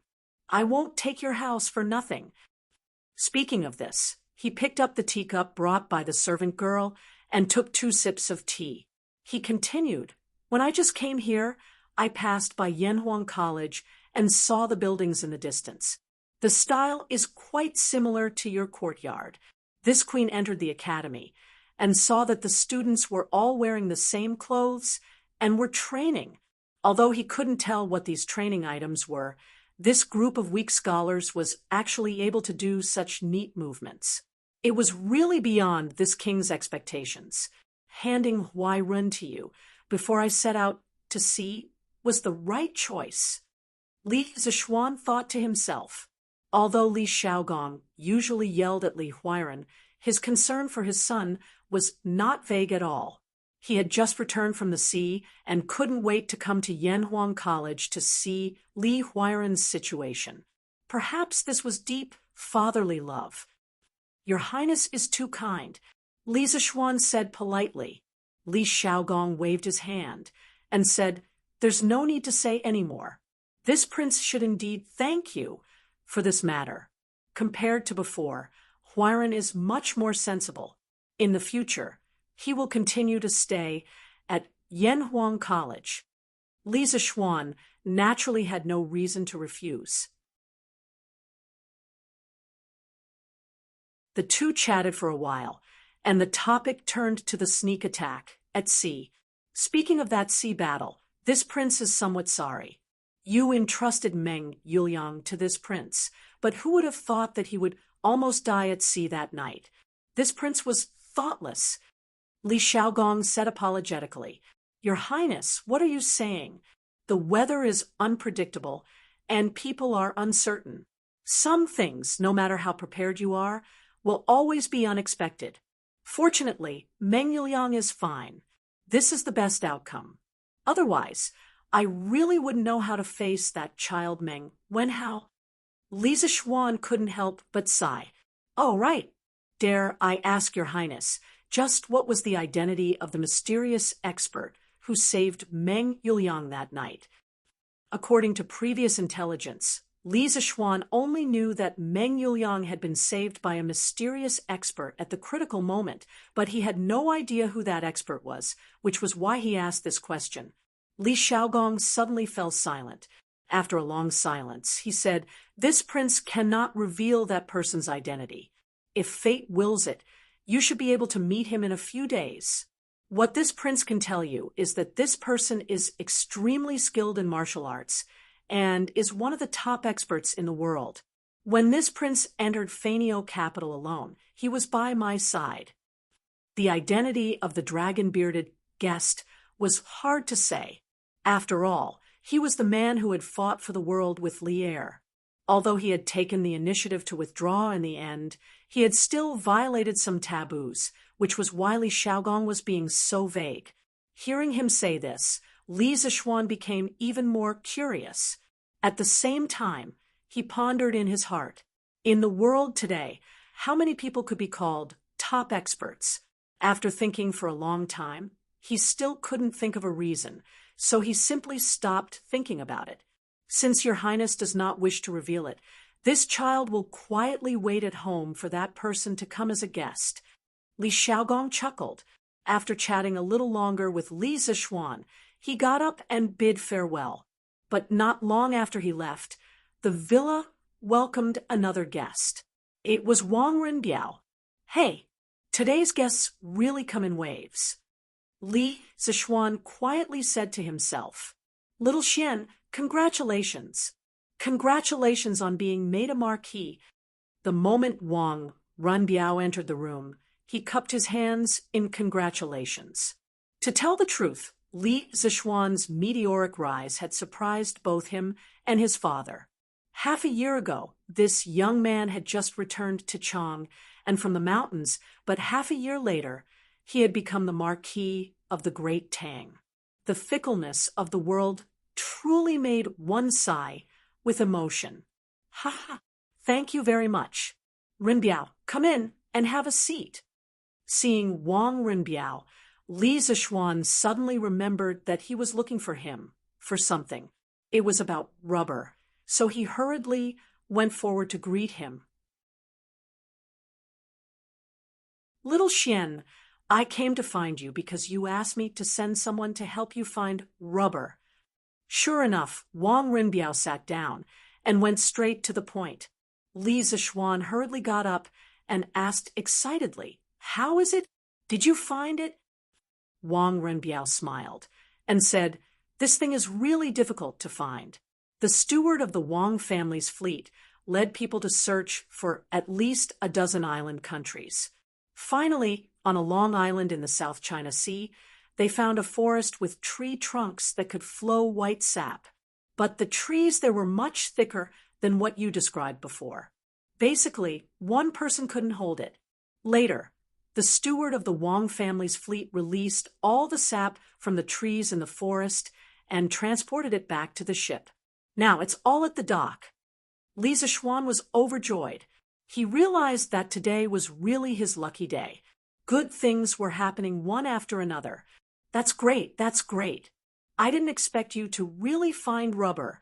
Rinbiao, you've helped me a lot this time. Let's go and have a look now. Li Zixuan stood up and said eagerly,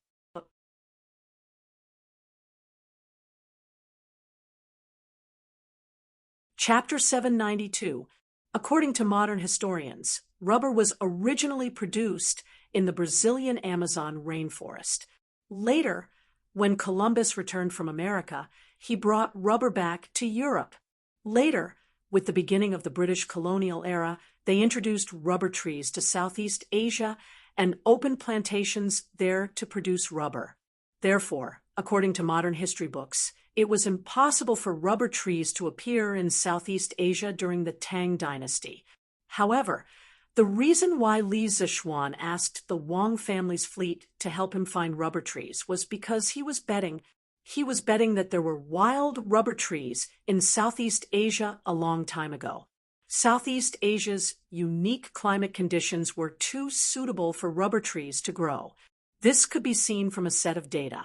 Although rubber trees originated from Brazil, in modern times, Southeast Asia accounted for more than 90% of the world's natural rubber production, while Brazil accounted for less than 1%.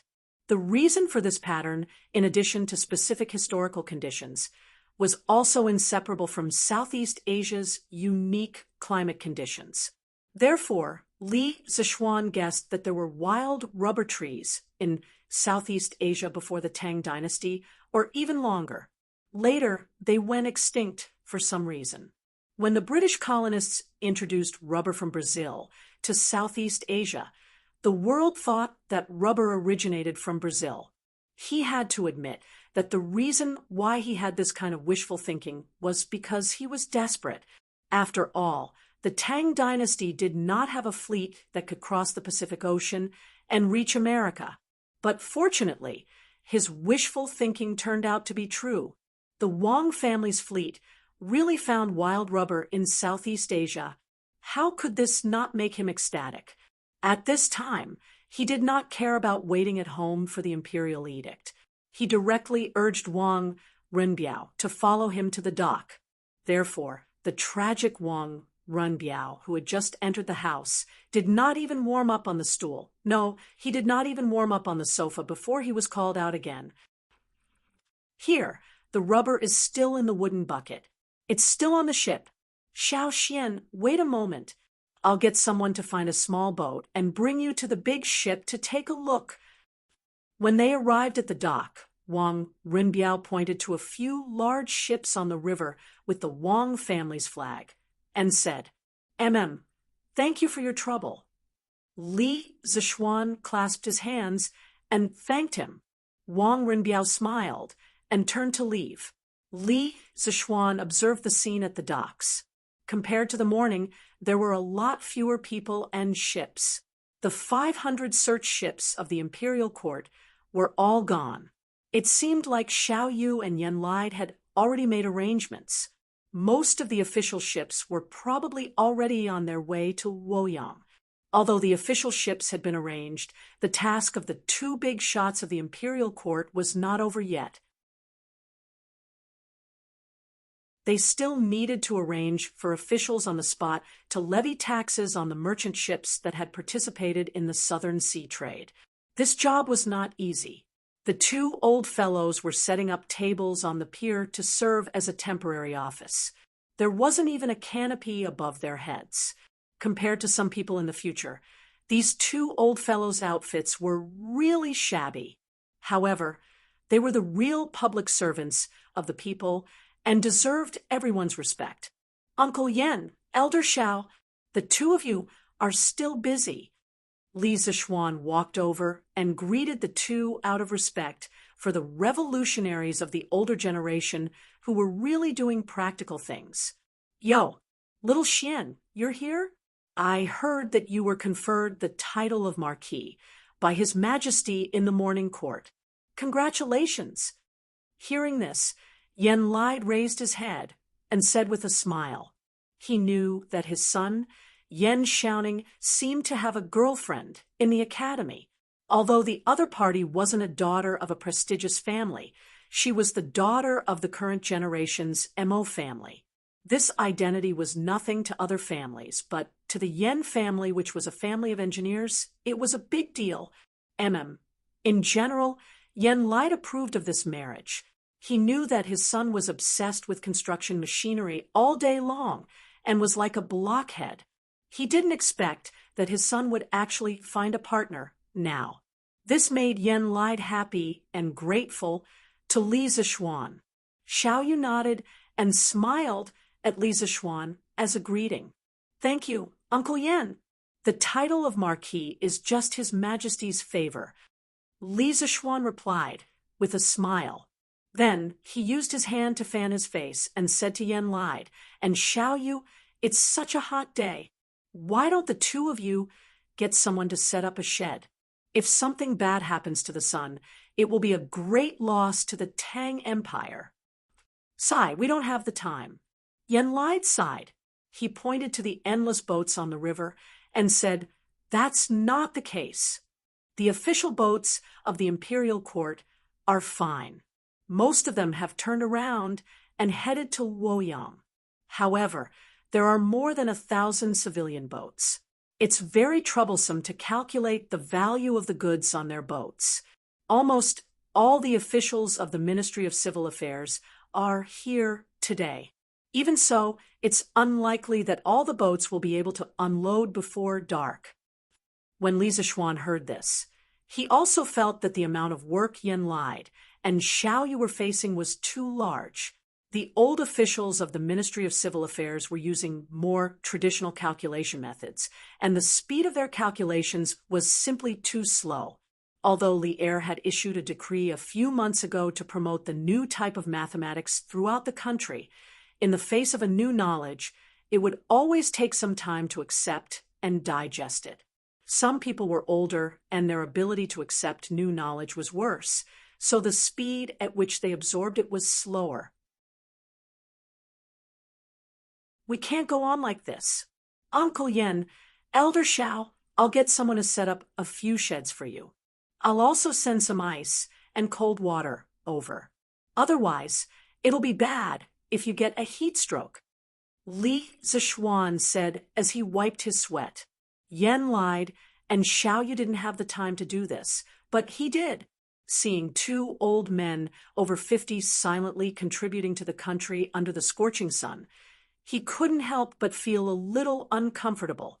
But it was precisely because of people like them that the great Tang would gradually grow stronger until it was invincible.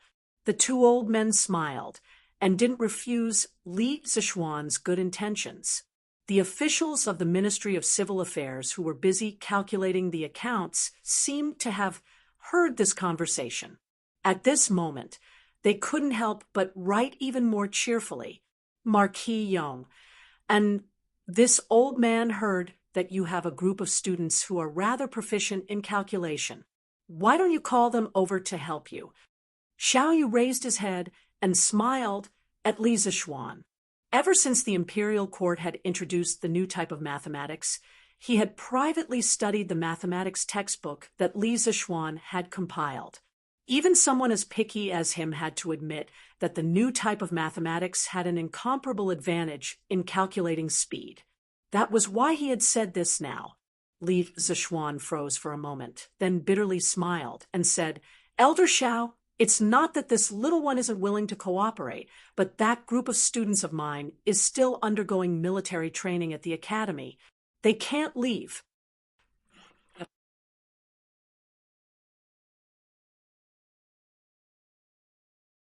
Chapter 793. If it was in the past, Li Zishuan wouldn't have minded his students coming over to help Xiaoyu settle the score. On the contrary, he would have been more than happy to do so because it could give his students some social experience. After all, Yanhuang Academy cultivated practical talents. But now, Chung Yaojin was probably brutally training the students, but he went to call the students away. How could this be? It's an emergency, so it won't take up too much of their time. Presumably, missing half a day of training won't have much of an impact on the students, right? Regarding the military training at Yanhuang College, the ministers in the imperial court more or less knew a little about it. Some of them even went to watch it live. Xiaoyu had also been there. It was undeniable that when they saw a group of weak scholars marching in an orderly formation on the field and shouting loud slogans, they couldn't help but feel shocked. Starting from the Western Zhou Dynasty, the official courses were divided into national studies and local studies. There were also primary school and university levels. The university level used the 6 arts as the standard curriculum. Etiquette, music, archery, driving, calligraphy, and mathematics were the 6 basic skills that students needed to master. Archery and driving were the most primitive forms of military training in ancient times. The teachers were usually directly appointed by military officers. During the Qin and Han dynasties, the importance of military training for students gradually decreased, and the military training in schools began to decline. As Confucianism was regarded as orthodox, the 6 arts became the 6 classics of Confucianism. The content of military education disappeared, and the function of military training weakened into a ritual program. During the Sui dynasty, martial arts and literature began to greatly reduce military equipment. The focus of national education changed from martial arts to literature, and the imperial examination gradually began to become mainstream. At the beginning of the Tang Dynasty, the national policy of emphasizing martial arts in wartime and literature in peacetime was established. At this time, the method of selecting scholars was still biased towards the imperial examination. The school became an accessory to the imperial examination, and military training was abolished. In addition, Confucianism began to germinate, and gradually the educational concept of emphasizing reading over practice and meditation over activities gradually formed. During the Empress Wu Zetian, the civil and military examinations were separated.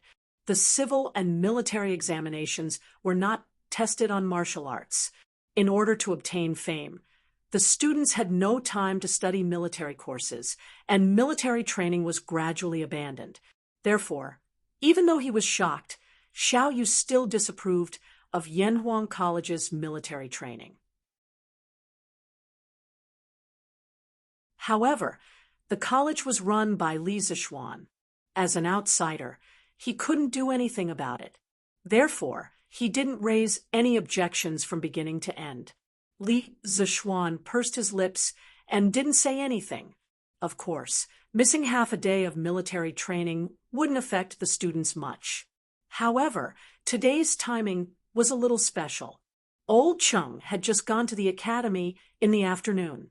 He could imagine that the group of brats in Class 1 of the academy were probably in so much pain under Old Cheng's evil claws that they wished they were dead. If he went to pull the students over, Old Chung would definitely go crazy. Elder Xiao, missing half a day of military training is of course not a big deal. However, today is a little special. Lu Guogong is conducting special training for the students. If I were to disturb them at this time, I'm afraid it would be very inconvenient. When Xiaoyu heard this, he immediately blew his beard and glared. Outrageous! Is Chung Jijia's special training more important than collecting business taxes for the imperial court? Go and get the students to come over. If Chung Jijia isn't convinced, he can come and reason with me. Li Zishuan suddenly felt helpless. Since he had already said this, he had to be a living bodhisattva today and rescue the students who were in deep trouble. Ahem, Elder Xiao, please wait a moment. I'll send someone to the courtyard to inform the students to come over. Yanhuang College. As Li Zishuan expected, ever since Chung Yaojin, the big devil, came to the academy in the afternoon, the students' training suddenly increased by more than 50%. Today's weather was so hot, but the students of each class could still be seen running tirelessly on the field. Large beads of sweat rolled down their foreheads. The camouflage uniforms on their bodies looked as if they had just been fished out of the water. A gentle twist could probably wring out water. Chung Yaojin held a bamboo stick and followed behind the students of Class 1 as if he was herding sheep. Huff, huff. I'm so tired.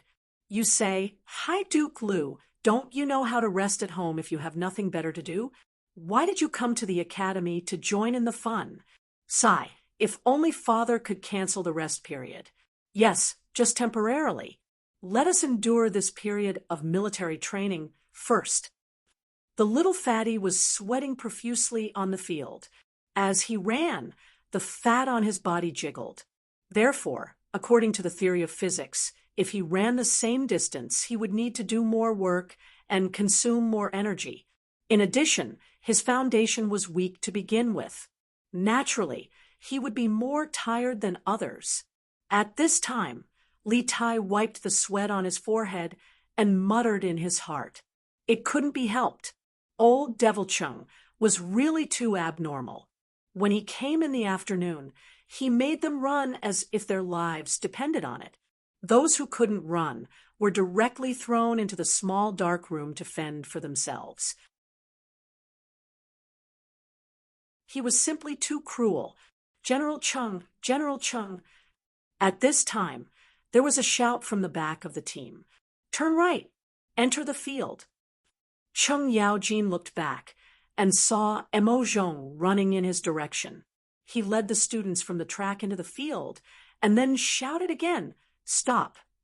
The students of Class 1 immediately stopped in their tracks. What's the matter? Can't you see that I'm in the middle of military training? Chung Yaojin turned around and glanced at Mo Zhong as he said with some dissatisfaction. General Chung, Yamacho asked someone to send a message. He wants a class of students who are proficient in arithmetic to temporarily stop their military training and go to the pier outside Plum Village to wait for orders. Mo Zhong felt a little guilty when old Devil Chung looked at him like this. However, he still relayed Li Zishuan's order. When Chung Yaojin heard this, he began to look at Mo Zhong strangely.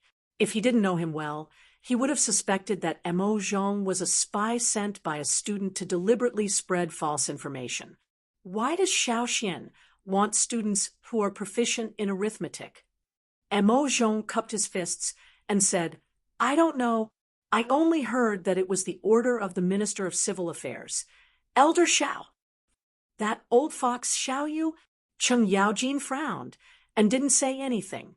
The eyes of the students on the field suddenly lit up. Their chance had come. As long as it wasn't military training, they were willing to do anything. Moreover, they had to know arithmetic, and he was the Minister of Civil Affairs. This meant that this job must be related to accounting. In this case, they had to go. Quickly agree. Accounting makes me happy. This king wants to go and settle accounts. Li Tai stood upright and looked at Chung Yaojin's back from the corner of his eyes as he madly muttered in his heart. As if he had heard his thoughts, Chung Yaojin paused for a moment and said, Then let them go first. I'll go and train the students of Class 2 in the afternoon. The students of Class 1 were ecstatic when they heard this. However, they were afraid that extreme joy would lead to sorrow, so they didn't shout out loud. At this moment, they were extremely grateful to Xiao Yu, the Minister of Civil Affairs.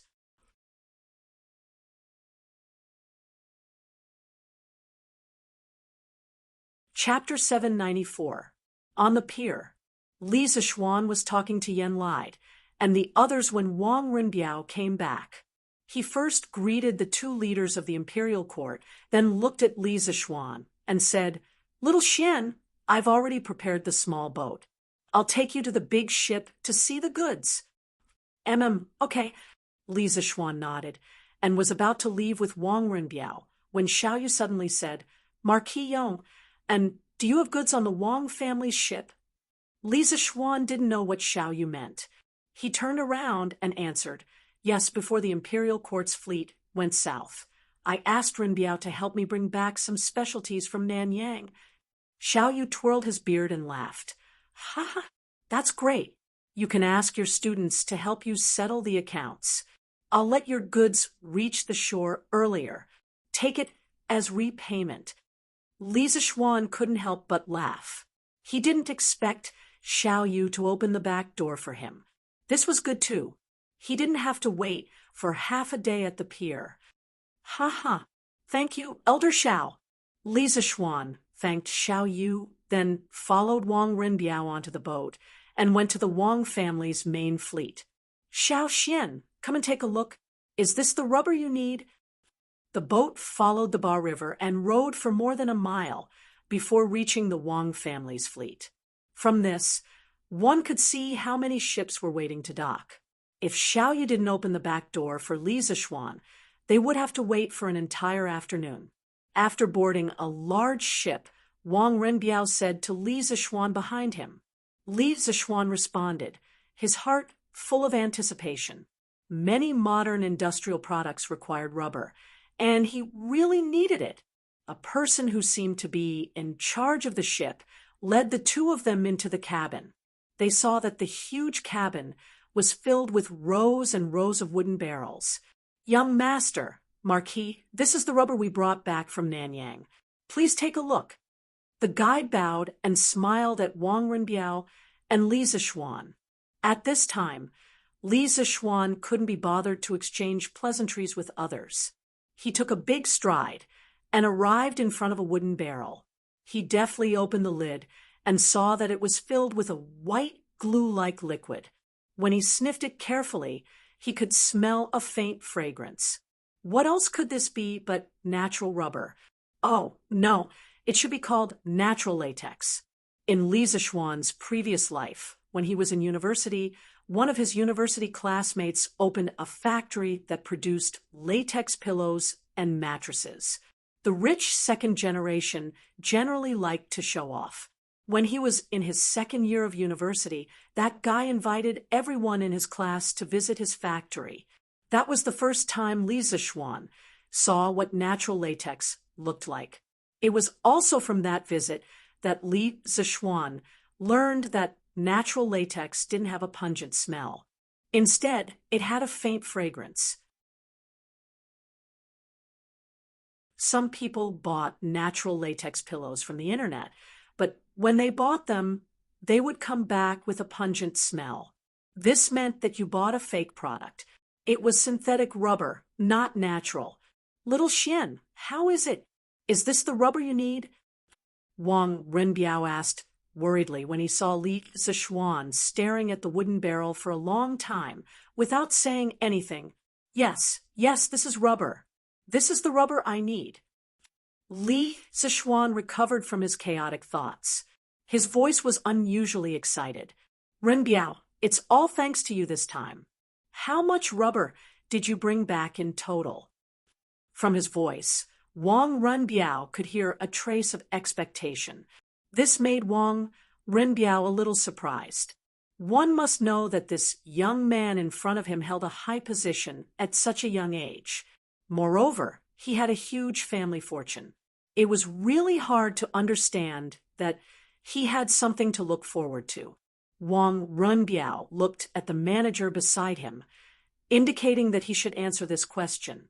The middle-aged manager didn't dare to be negligent. He cupped his hands towards Li Zixuan and said, "Replying to Marquis, we found the rubber on the island. The island was full of rubber trees. We filled 20 boats, but we didn't finish loading them. However, in order to not fall behind the team, we only brought back 20 boats of rubber. Each boat was loaded with about 50,000 pounds of rubber. If each boat was 50,000 pounds, 20 boats would be 1 million pounds. Li Zixuan's breathing suddenly became hurried. 1 million pounds, that was more than 500 tons. I'm rich. I'm rich. There were only 3 words in Li Zixuan's mind right now, and that was to strike it rich. Such a huge amount of rubber was enough for him to do a lot of things. That's great. Rinbiao, I won't beat around the bush, but I'll remember this kindness. I'll have someone send the money to your house now. Get someone to row these boats upstream for another 3 li. That's the new workshop of Strange Taste Pavilion. Just move the rubber there. According to the original agreement, if the Wang family's fleet found rubber in Nanyang, Li Zixuan would have to pay 400 strings of cash for each boat of rubber. Of course, the 400 strings of cash was a price of friendship, because a boat of spices from Nanyang would definitely cost more than 400 strings of cash.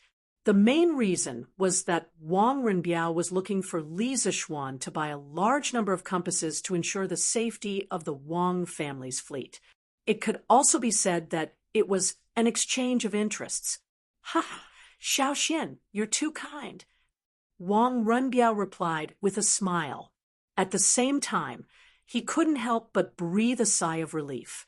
After this incident, the relationship between the Wang family and Li Zixuan was even stronger. This was more valuable than anything else. After all, this young man in front of him had become a founding marquis before the age of 15. His future achievements were simply immeasurable. After exiting the cabin, Wang Rinbiao ordered the steward on the boat to start sailing. They bypassed the boats in front of them and headed straight for the dock. Such a blatant act of cutting in line would, of course, anger some people. However, after seeing that it was the merchant ship of the Wang family of Taiyuan, most people shut their mouths. The reputation of the Wang family of Taiyuan was not just for show. There were also people who weren't afraid of the Wang family of Taiyuan. However, after seeing Li Zixuan at the bow of the boat, they all hesitated. After a while, 20 fleets full of rubber arrived at the front and began to dock. Xiao Yu was a man of his word. He had already sent officials from the Ministry of Civil Affairs to wait at the dock to calculate the total value of the goods on board. Perhaps it was because Li Zixuan had now been promoted to a marquis, or perhaps it was because Li Zixuan had sent people to set up sheds for the officials of the Ministry of Civil Affairs at the dock, and even sent ice cubes and iced water. The officials of the Ministry of Civil Affairs who came to receive the goods were so enthusiastic that Li Zixuan was a little uncomfortable. However, facing the buckets of white gelatinous liquid on board, the officials of the Ministry of Civil Affairs who came to receive the goods couldn't help but feel troubled. How should they value this stuff? How much should they charge?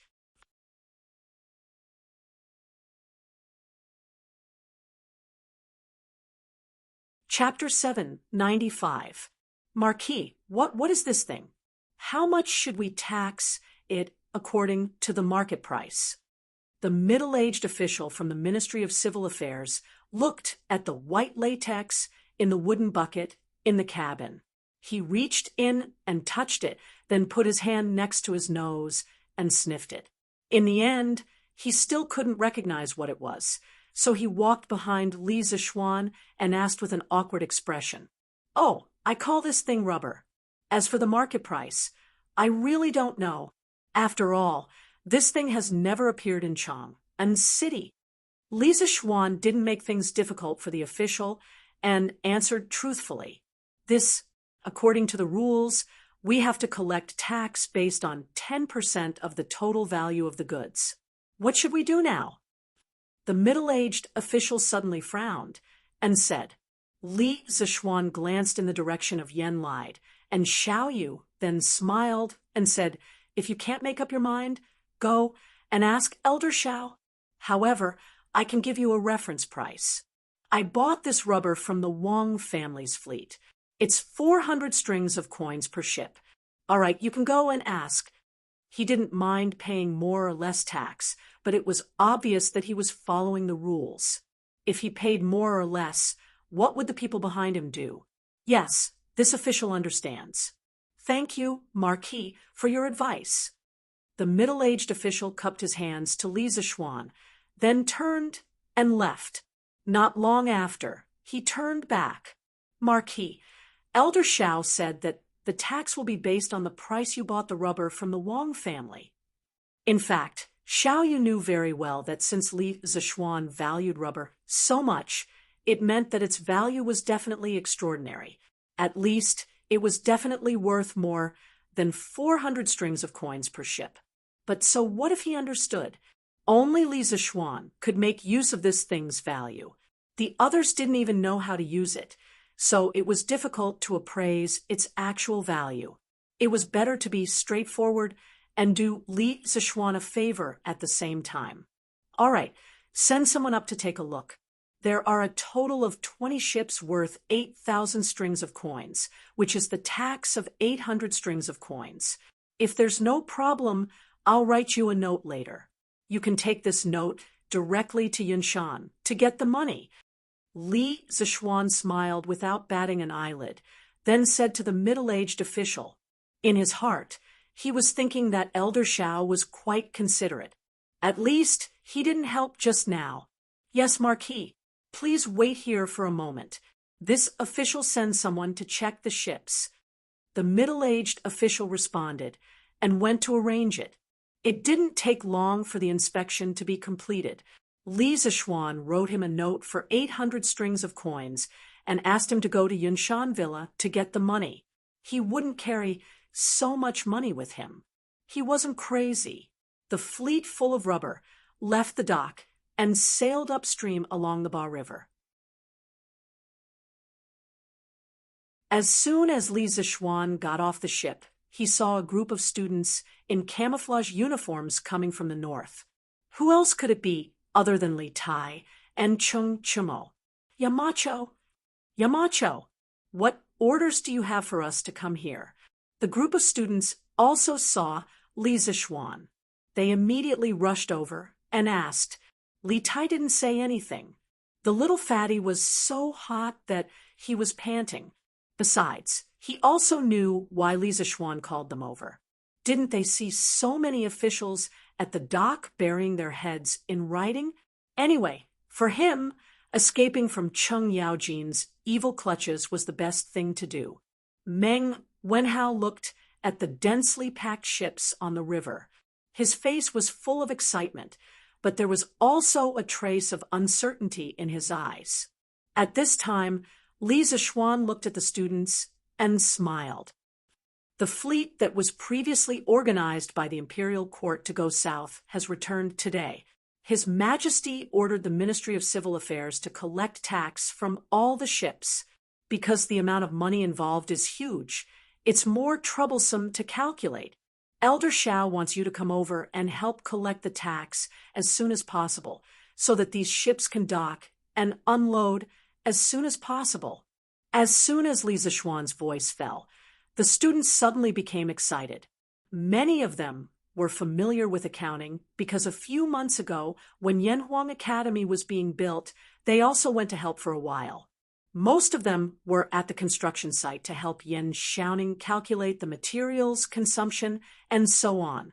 When Meng Wenhao heard Li Zishuan say that these ships were the fleet that went south, his body finally couldn't help but tremble. This was because he knew that his father was in one of the ships on the river. After so long, it was the first time that he and his father were so close to each other. He really wanted to find his father right now, but where could he find him with so many ships? Moreover, he still hadn't completed the task that Li Zishuan gave them. Mother, quick, look, isn't that my brother? Not far away, among the group of people who were welcoming their relatives and friends, a little girl suddenly accused the group of students in camouflage clothing behind them and said to the middle-aged woman beside her, "Yaya, don't talk nonsense. Your brother is still studying at the academy." The middle-aged woman didn't believe her. She patted her daughter's little head and said, "This pair of mother and daughter were Meng Wenhao's mother and Yaya." "Mother, that's really my brother. Yaya didn't lie to you. Unexpectedly, after being reprimanded, Yaya still pulled Meng Wenhao's mother and said, Meng Wenhao's mother turned around suspiciously. When she looked in the direction of her daughter's finger, she was suddenly stunned. On the other side, Li Zishuan brought more than 40 students from Class 1 to Xiao Yu's place. Xiao Yu personally assigned them tasks. Li Zishuan seemed to have noticed Meng Wenhao's abnormal mood. He walked over and patted the latter's shoulder and said in a low voice, Your father has profited from this disaster. Your family's good days are coming soon. After the Feng Jihua's fleet docks, you can leave first to reunite with your father. But don't forget to return to the academy before dark. Meng Wenhao obviously didn't know that his father had been promoted to an official, but this didn't stop him from being grateful to Li Zishuan. Thank you, Yamacho. He clasped his fists at Li Zishuan excitedly. The waiting time was always long. At around 5 in the afternoon, it was the Feng Jihua's fleet's turn to dock. Meng Wenhao's eyes were sharp. He took the initiative to follow the officials of the Ministry of Civil Affairs to welcome them. After a while, he saw the man on the ship whose blood was thicker than water. Father, because the weather was too hot, Meng Yuliang was shirtless at the moment. In this way, the dozens of scars on his body were exposed. When Meng Wenhao saw them, the corners of his eyes couldn't help but sour. Why are you here? And Yaya, Yulan, why are you all here? It was Meng Wenhao's mother and daughter. At this moment, when they saw the Feng Jihua's fleet docking, they also followed. The family that had been separated for nearly 5 months was now reunited at the murky harbor.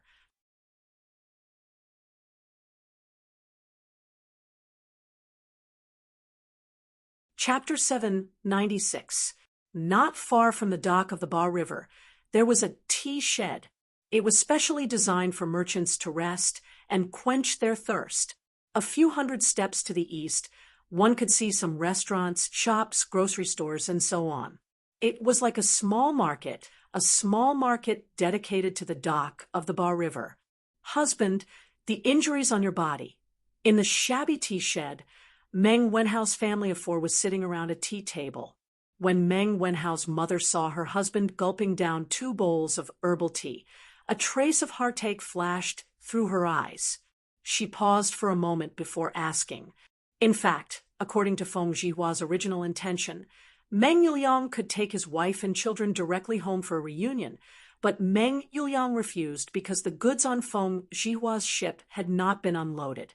He felt that he could not leave yet. However, he did not want his family to suffer with him. So he led his wife and children to the tea shed next to him to rest for a while.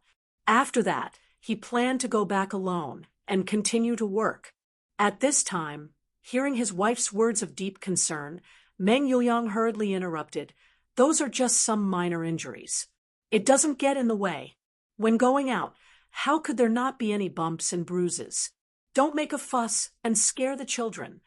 He did not intend to tell his family about the encounter with the pirates at sea.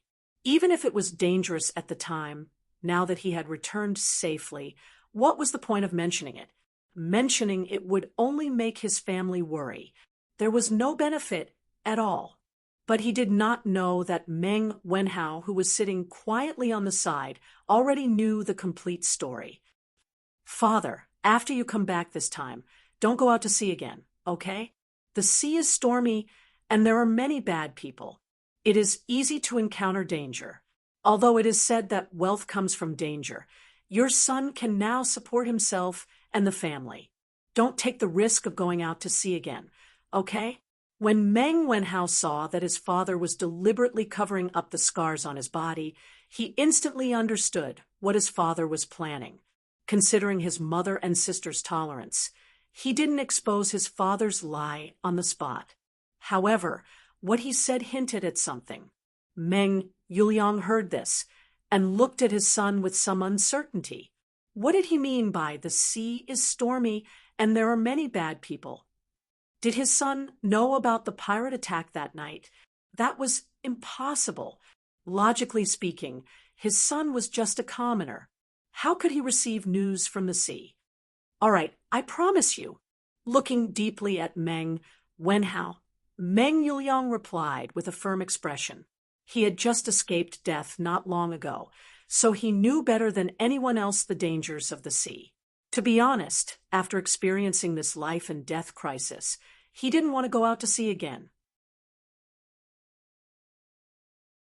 It wasn't that he was afraid of death, but he was afraid that no one would take care of his wife and children after he died. Oh, great. That's great. Daddy finally doesn't have to be away from home for so long in the future. Otherwise, Yaya will think badly of you. Of course, Yaya couldn't understand the code between her brother and her father, but she could understand that her father would never go out to sea again. Just this point alone was enough to make the little girl happy for a long time. Ha ha, is that so? Yaya misses Daddy that much. Hearing his daughter's innocent words, Meng Yuliang laughed in a carefree mood. Yes, yes. Yaya missed Daddy a lot when Daddy wasn't around. Yaya nodded and said crisply, "Ha ha, Daddy also misses Yaya. Yaya, wait for me. Daddy will bring you delicious food this time. I'll give it to you when we get home tonight." It was said that a daughter was her father's lover in his previous life. This point was really not wrong. Meng Yuliang wanted his son to succeed, but he doted on his daughter endlessly. He stroked Yaya's little head and laughed heartily. After all, the little girl was still young. Hearing that her father brought her delicious food, her two little eyes suddenly curved into a small crescent moon. She sweetly said, "Thank you, Daddy." Meng Yuliang smiled, then stood up and prepared to go back to the dock to work. At this moment, there was a sudden commotion from the docks. The few of them followed the sound and saw 4 people dressed in green, round-necked, narrow-sleeved robes. They seemed to be the eunuchs of the palace. "Where is Meng Yuliang? Where is Meng Yuliang? Come quickly to receive the decree." Faintly, Meng Yuliang seemed to hear the leader of the eunuchs calling out his name.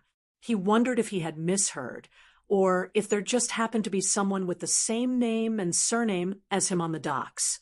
Otherwise, how could a nobody like him enter the eyes of the nobles in the palace? "Father, they seem to be calling you." Obviously, Meng Wenhao also noticed the situation there. He pulled Meng Yuliang's sleeve and said, at this moment, the words that Li Zixuan had said to him half an hour ago suddenly echoed in his mind. "Your father has profited from a disaster this time. Your family's good days are about to come. After a while, when Feng Jiwa's fleet docks, you can leave first to reunite with your father. But don't forget to return to the academy before dark." Profited from this disaster? Good days? Eunuchs in the palace? Connecting all the signs together, Meng Wenhao's heart suddenly had a bold idea. Oh no, it should be a bold guess. How is this possible? "I guess they are not calling me father." Meng Yuliang heard his son say so. He was shocked and doubtful and stuttered. "Father, it's you. Look, that's the Yamacho-S people coming here. I think they are calling you over." Meng Wenhao's eyes were sharp and saw Mo Zhong rushing over. He could not help but confirm the guess in his heart. "Master Meng, the angels are coming. Quickly go and receive the edict." Just as they were talking, Mo Zhong had already run over and said in a hurried tone. Meng Yuliang trembled and quickly waved his hand. I am not a master. You can just call me Yuliang." But when he heard the second half of Mo Zhong's sentence, he could not help but be stunned. Those eunuchs were really here to find him, and they were going to give him an imperial edict. A peasant like him was going to receive an imperial edict one day. Why did it feel like a dream? Father, don't worry, it must be a good thing. Go quickly. Don't be late and let the angels wait impatiently. Meng Wenhao saw his father in a daze and quickly went forward to push him and urged him. Oh, good. Father will go right away. Meng Yuliang returned to his senses and hurriedly followed Emo Zhong towards the docks to receive the imperial edict that had descended from the heavens.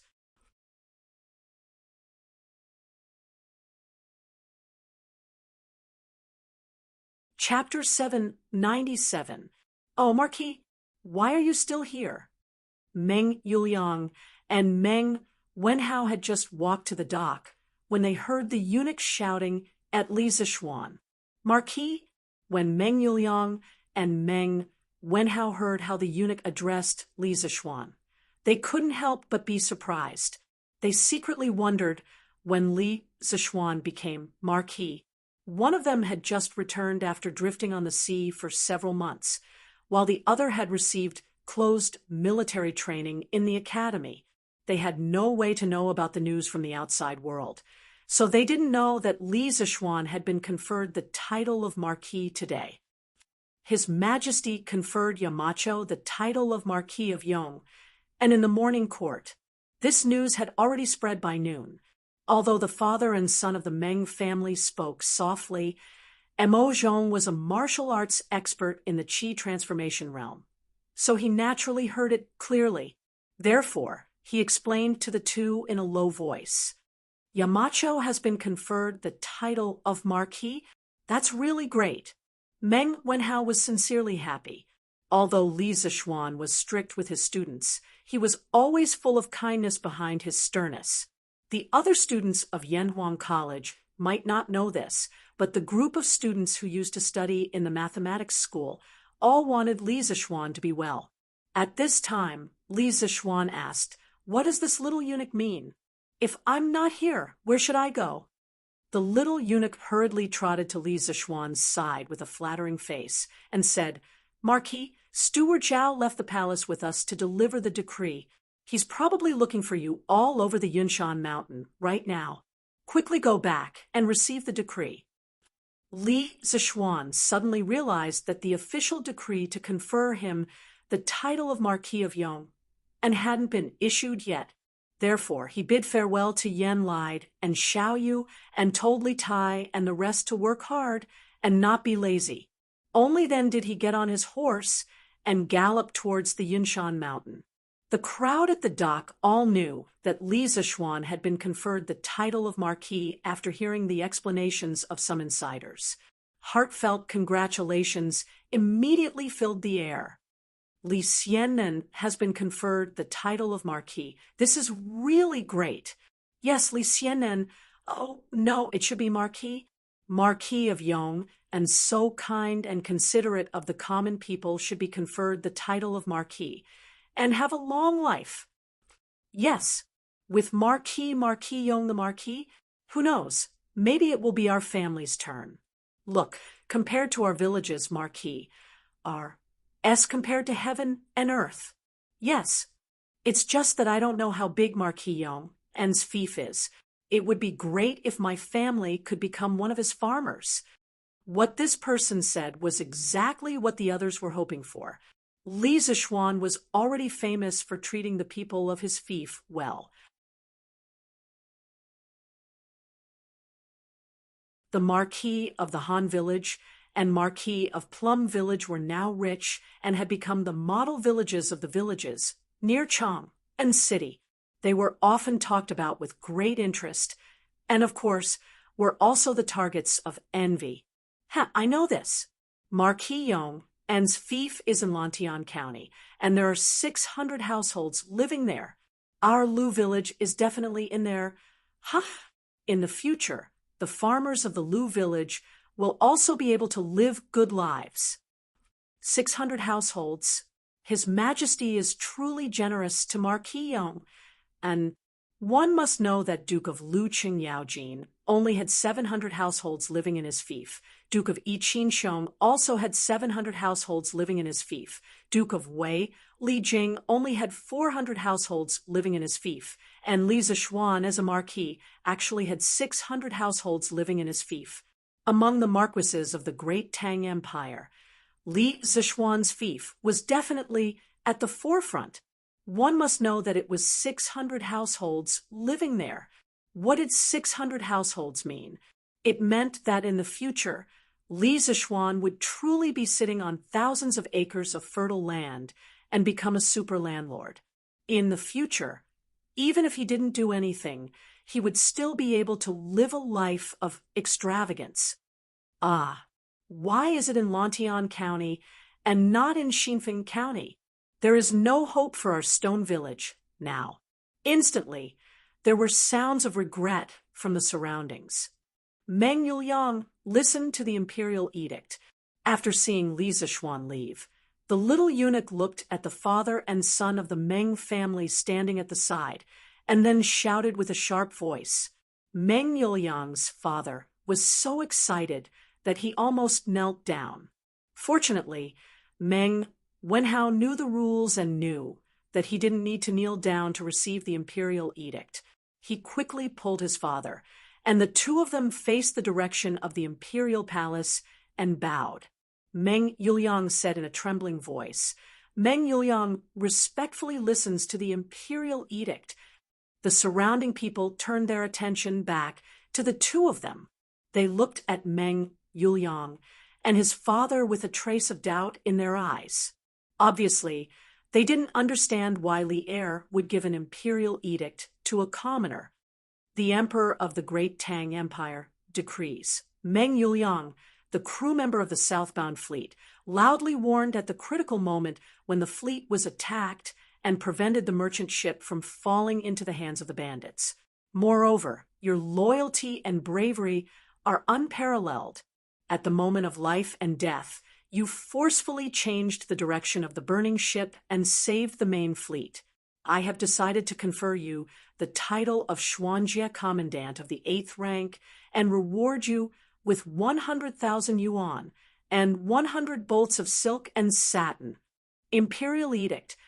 As the little eunuch's voice fell, the crowd was in an uproar.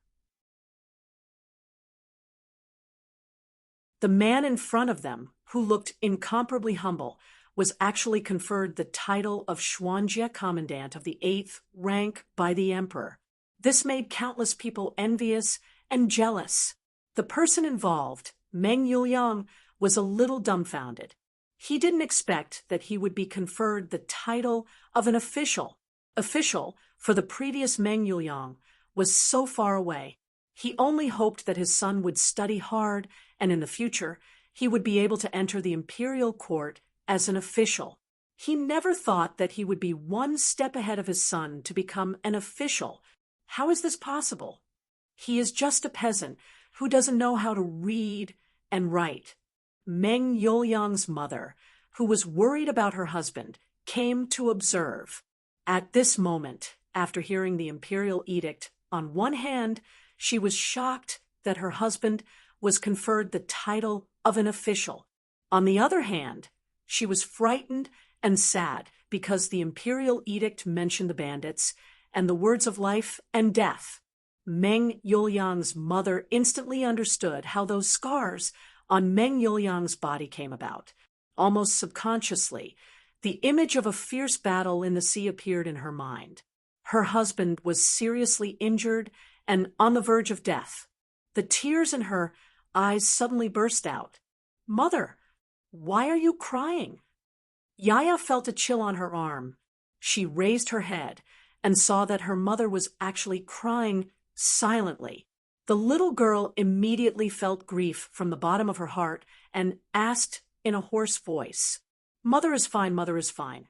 On the other side, Meng Wenhao saw his father in a daze and quickly shouted, "Father, father, quickly go and receive the imperial edict."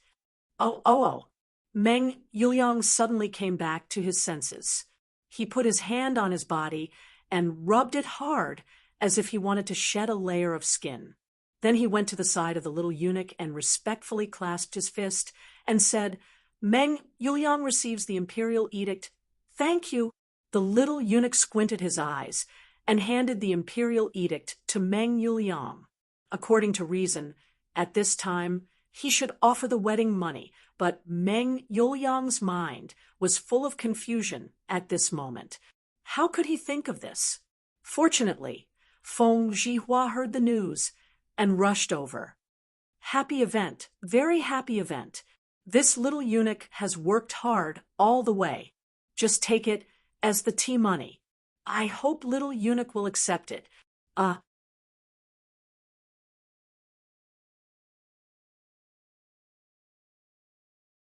Chapter 798. Seeing the Meng family at a loss. Feng Zhihua could only take out a small pouch with a few golden beans and hand it to the little eunuch. The little eunuch squinted his eyes and looked at Feng Zhihua. Then he quietly stuffed the pouch into his sleeve and said with a fake smile, "It is indeed worthy of celebration. Lieutenant Meng, don't forget to report to the Ministry of Personnel later." Only then did Meng Yuliang come back to his senses. He wanted to personally present the wedding money, but this time he only brought a total of 12 copper coins. Moreover, the little eunuch had already received the wedding money from Feng Zhihua. If he were to present the wedding money again, it would be very inappropriate.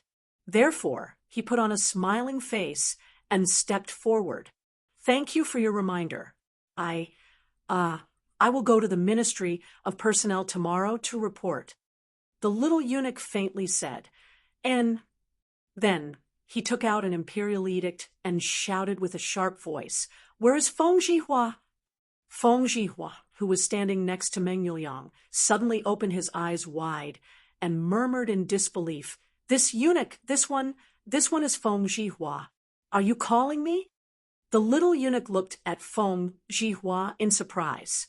He didn't expect that the person who just gave him a red packet was the main character of the second imperial edict. However, he still had a good impression of Feng Zhihua, who was very discerning. "And that's right. It's you. Come forward and listen to the edict," the little eunuch said in a feminine voice. Listen to the edict? Listen to the edict? Oh, okay. Feng Zhihua, listen to the imperial edict. Some people can maintain a very clear mind when they are bystanders. However, once something happens to them, their mind will immediately become chaotic. Feng Zhihua belongs to this kind of people. Now, his heart is still in a mess. He even stuttered when he spoke. "The Tang Emperor decrees, southbound merchant Feng Zhihua, who values friendship and righteousness. When the pirates attacked the fleet, he didn't panic in the face of danger. He joined hands with the crew to turn the tide and prevent the main fleet from suffering a huge loss. He is awarded the title of Righteous Merchant. He will live with the country for generations to show his appreciation." Wow! As soon as the little eunuch's voice fell, the surrounding people suddenly exclaimed in surprise. Feng Zhihua was stunned for a moment, and then he was ecstatic. "Feng Zhihua accepts the decree. Thank your majesty for your kindness." Since ancient times, the status of merchants had always been low, and they were often exploited by local officials. Moreover, after being exploited, they had to swallow their anger, and no one would seek justice for them. This was because the hierarchy of agriculture, industry, and commerce firmly nailed the merchants to the ground, and they would never be able to move. But now that he had the title of Righteous Merchant, at the very least, when he walked around the local government, he would encounter fewer difficulties. To Feng Zhihua, this title was as valuable as gold. More importantly, the imperial edict had stated that this title of Righteous Merchant would last for as long as the Great Tang existed. This meant that as long as the Great Tang existed, Feng Zhihua would always enjoy the treatment of a righteous merchant. Even if he died, this title would be passed on to his descendants. This benefit was simply too good. It could be said that Feng Zhihua had now become the object of envy of all merchants in the world. At this moment, Feng Zhihua trembled as he stepped forward to receive the imperial edict. Of course, it was inevitable that he stuffed a gold bean into the little eunuch's hands. But to Feng Zhihua, money was a small matter. This imperial edict was priceless. All right, the edict has been passed. We should return to the palace. The little eunuch brushed his sleeves, turned around with a smile, and left with his entourage. He was rejoicing in his heart. Fortunately, he was not going to pass on the imperial edict to Li Zishuan. Otherwise, how could he get so much money? It was not that Li Zishuan was stingy, but he did not dare to accept the money given by Li Zishuan. Take care, eunuch! Meng Yuliang and the others hurriedly bowed to the back of the little eunuch. After the little eunuch left, this place suddenly became a sea of joy. Boss Feng, thank you for just now. I will return the money to you later, Meng Yuliang said. Feng Zhihua was obviously very happy. His old face was smiling like a chrysanthemum. He waved his hands and said, "Ha ha, you don't need to return it? How much money can it be? It's not a problem. Yuliang, now that you have an official position, this is the most joyous thing. I didn't expect that you would be an official one step ahead of your families. When how? This is really beyond my expectations." In the end, without waiting for Meng Yuliang to object, he continued with a smile and said, "Oh, let's quickly finish unloading the goods. After unloading, this old man will treat all of you to wine to celebrate for you, Yuliang, and of course for me." How can this be? How can I let Boss Feng spend money? Feng Zhihua pretended to be angry and said, "Hey, why can't this be? Yuliang, now that you have an official position, you don't want to have any dealings with this old man?" Meng Yuliang hurriedly shook his head and said, "No, no, no, no, Boss Feng, what are you talking about? How can I, Meng Yuliang, be a villain who only cares about profits and forgets righteousness? I definitely don't mean that. You misunderstood." Feng Zhihua laughed and said, "Since you don't mean that, then you, sister-in-law, your son, and your daughter can go together later. You are not allowed to refuse. Butler Zhao, how have you been recently?" The previous incident was my fault. Otherwise, you wouldn't have gone berserk during cultivation and caused your realm to drop.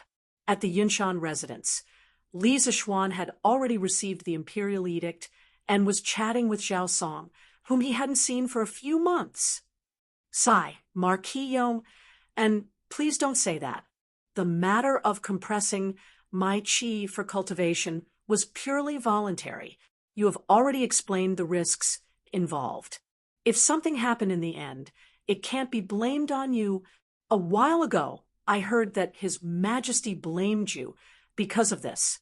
I felt very apologetic in my heart and have been wanting to visit you to apologize. As for the drop in realm, so be it. We can just cultivate again." Zhao Song was drinking tea when he heard Li Zishuan say this. He hurriedly put down his teacup and said. Li Zishuan smiled knowingly. He thought to himself that Zhao Song was an open-minded and straightforward person. One had to know that the realm of martial arts was the lifeblood of many martial artists. A drop in realm was equivalent to taking away one's life. If this happened to others, it was hard to guarantee that they wouldn't resent it. Hee. With Butler Zhao's state of mind, it's only a matter of time before you break through to the great Grandmaster realm. Let's not blame this and that. If Butler Zhao is free in the future, I will treat you to wine. More haste, less speed. In order to break through to the great Grandmaster realm, not only did one need to make a breakthrough in strength, one also needed to make a breakthrough in one's state of mind. Li Zishuan felt that the current Zhao Song looked more mature and reserved than before. In such a state, the chances of him breaking through to the great Grandmaster realm were undoubtedly higher. Thank you for your auspicious words. Zhao Song pursed his lips and smiled, faintly.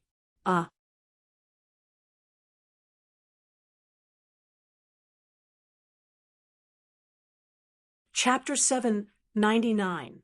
We haven't seen each other for a few months, but I feel that Duke Yong and's martial arts have improved again. In the Yunshan residence, Zhao Song could not help but squint his eyes at the mention of the realm of martial arts.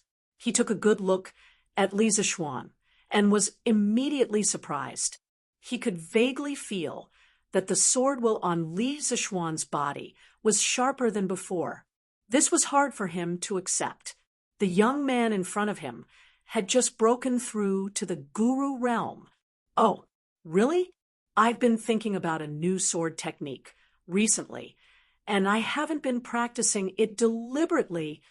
Li Zixuan hadn't paid much attention to his own realm. He just combined it with the Dugu family's solitary wind swordsmanship to improve the 9 strategies beyond the swords in his free time. To him, improving his martial arts realm wasn't the most important thing. He didn't want to improve his realm too quickly and cause his foundation to be unstable. Zhao Song was speechless. He hadn't practiced much, but his martial arts had improved so quickly. How could he, who had been practicing hard every day, endure this? He wanted to ask what kind of sword technique it was that it had such magical power, but he thought that it was taboo to inquire about other people's martial arts, so he didn't say anything. Duke Yong and is really talented. No wonder he was valued by spiritual master Ling Xiu and accepted into the sect. Zhao Song sighed and then got up to leave. It's getting late. We have to go back to the palace. If we have time in the future, we'll talk about old times with Duke Yong. And Li Zixuan got up and said, "Take care, Butler Zhao." "Hey, Wenhao, I heard that your father was promoted to an official. Congratulations." With the help of Class 1 of Yanhuang College's students, the ships at the dock were finally unloaded before dark. Meng Wenhao didn't go to the banquet with his family because he had to rush back to the academy before dark. In the Yanhuang College's cafeteria, Li Tai, Sun Zifen, Cheng Chumo, and the others all congratulated Meng Wenhao. Although they were busy with the accounts in the afternoon, they had also noticed the movement over there. It was just that they didn't have time to care about it at that time. "Thank you." In the face of these congratulatory words from his classmates, Meng Wenhao politely responded with a forced smile. However, in his heart, he was bitterly laughing. Was this really worth congratulating? Meng Wenhao felt that this was not worth congratulating. He even felt that if he could, he would rather not have this Xian Jie chaplain as long as his father was safe and sound. Ha ha! Tomorrow is Friday. It's finally the holidays again. Wenhao, you've become a rich man now. You have to treat us to a meal when the time comes. Cheng Chumo laughed heartily.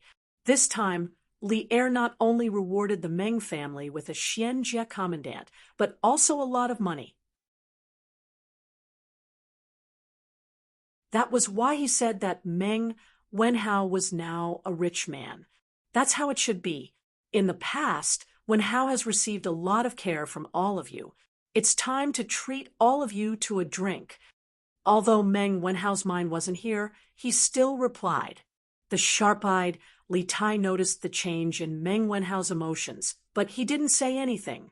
"Hey, speaking of which, this is the 3rd week, right? The 1-month military training period is about to end. We can finally relax. Now, I finally understand how blissful it is to sit in the classroom and listen to lectures." Sun Zifen, the little fatty, said with a face full of emotion. Calling him a little fatty now wasn't very appropriate. After such a long period of military training, his physique was now at an average level. He couldn't be considered fat at all. At most, he was a little sturdy. As for Li Tai, he had also lost a lot of fat. However, Li Tai was much fatter than Sun Zifen before, so he still looked a little fat now. However, it was much better than his previous round appearance. Sigh, Sun Zifen, I say, let's think about how we're going to spend tomorrow. This afternoon, because we helped the Ministry of Civil Affairs settle the score, we escaped a calamity. However, we can't escape the calamity forever. I heard that this afternoon, the people of Class 2 were badly scolded by Lu Guogong. Now, they're all lying on the sports field. Wang Meng, who was sitting at the next table, glanced at Sun Zifen, who was in a happy mood, and said mercilessly, "That's true." When Sun Zifen heard this, he immediately lost his spirit like a frosted eggplant. He muttered in a melancholy mood. When we left in the afternoon, I felt that Lu Guogong was not in a good mood. We are bound to be unlucky tomorrow. I say, Chonyo, can you ask your father not to come tomorrow? It's not so bad for the academy. We can have a break every 5 days, but the ministers only have one break every 10 days. It's not easy. Your father should be resting at home while the imperial court is on holiday. Yes, Zifen is right. Chonyo, you have to persuade Lu Guogong. Li Tai also voiced his agreement. Chung Chumo said with a bitter face, "Do you think I don't want to persuade him? But my father is so stubborn. How can I persuade him?"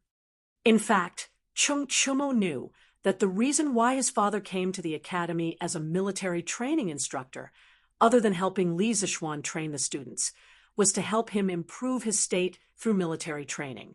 But now that more than half of the military training was over, his martial arts state was like Mount Tai, not moving at all. So compared to Li Tai and the rest, he was the one who was under a lot of pressure. That's right. This prince can still take leave. Today, Lu Guogong wanted to scold us, but because of the fleet from the imperial court, it was all for naught. Tomorrow, he will definitely reprimand us even harder, so tomorrow won't be easy.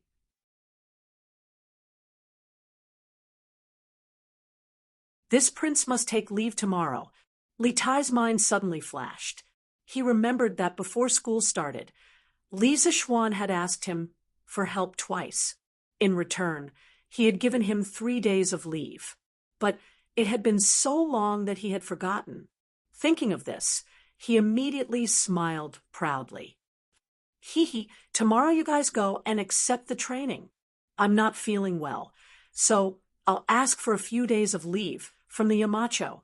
Sun Zifen stared and carefully looked at Li Tai, then said in disbelief, I say, Chinke, aren't you overthinking it? Looking at you now, who would believe that you're sick? Even if you're pretending to be sick, you should at least pretend. If you go to the Yamacho, you'll definitely be seen through by the Yamacho. It'll be a miracle if you can take leave. Chung Chumo echoed, Zifen is right. Chinke, you should save it. Xiao Xian will definitely not allow you to take leave. He might even punish you for lying. Li Tai smiled mysteriously and said, Hee, Zifen, do you dare to make a bet with me?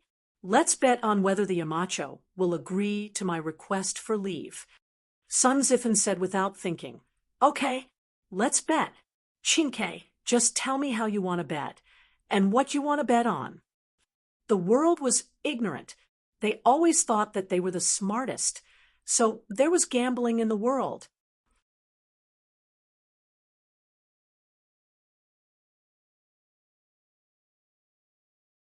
Chapter 800. Neither of us is short of money, so gambling is boring. How about this? If I can really apply for leave from Yamacho tomorrow, you help me wash footwear for a month. If I can't apply for leave, then I'll help you wash footwear for a month. How about that?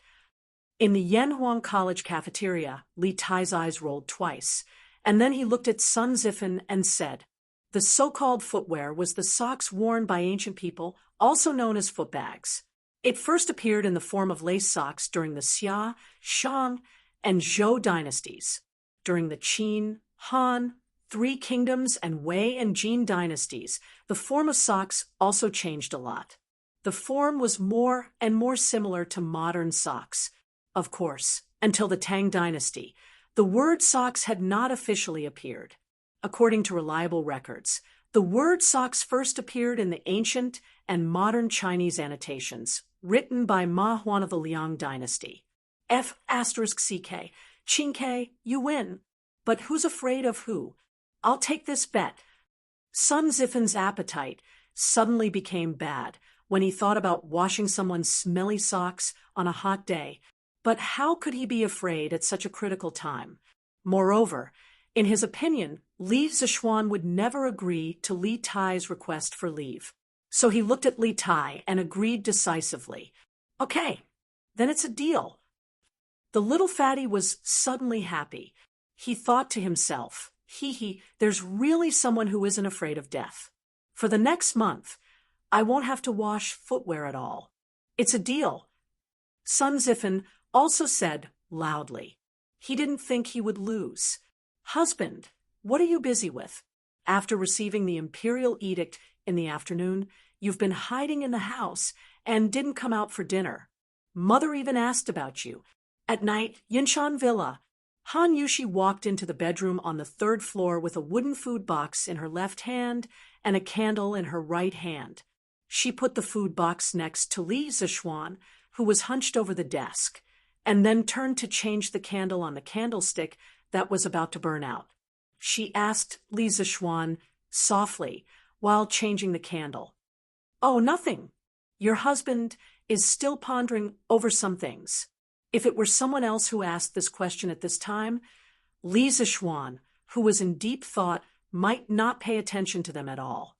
However, Han Yushi was different. He had always doted on his wife very much. It was not an exaggeration to call him a wife-doting maniac. He lowered his head and drew something while answering Yushi's question. What are you thinking about? After changing the candles, Han Yushi curiously walked behind Li Zishuan. She glanced at the white paper in front of him that was filled with various symbols and asked, Hey, wife, come and sit.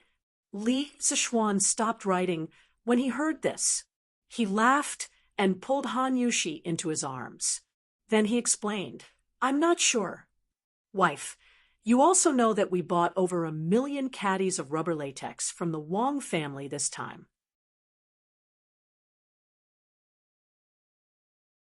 Your husband is thinking of a way to refine the latex. Otherwise, wouldn't the nearly 10,000 strings of coins be wasted? Han Yushi glanced at Li Zishuan. She did not believe that her husband worked so hard just to not spend a few thousand strings of coins in vain.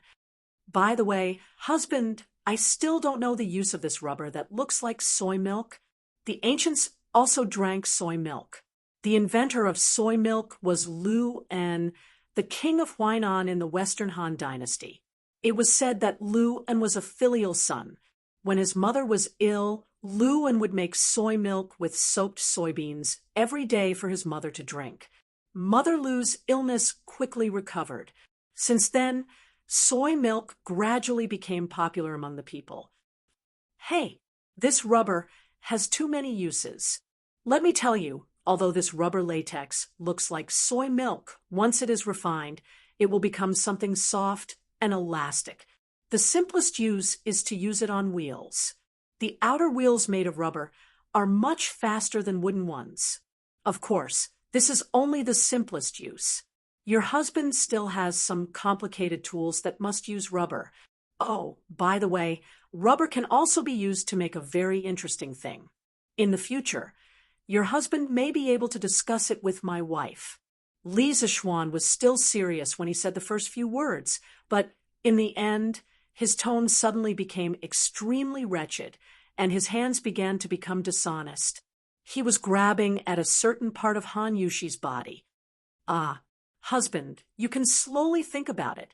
I won't disturb you anymore.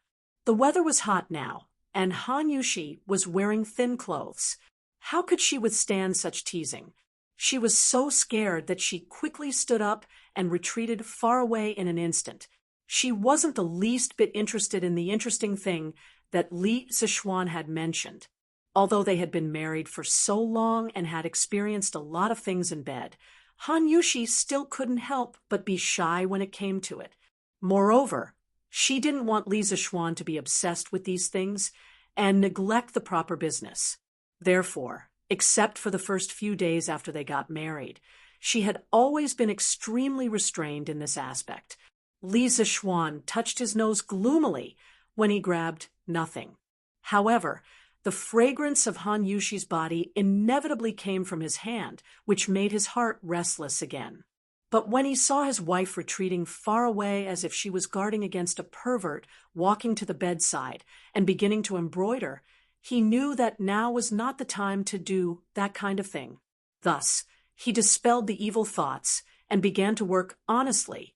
After about an hour, Li Zichuan finally stopped writing. He raised his head and stretched lazily. He looked at the food box that Han Yushi had just brought over. He shook his head and did not touch the food. In front of a beautiful woman who was a feast for the eyes, why would he need any food?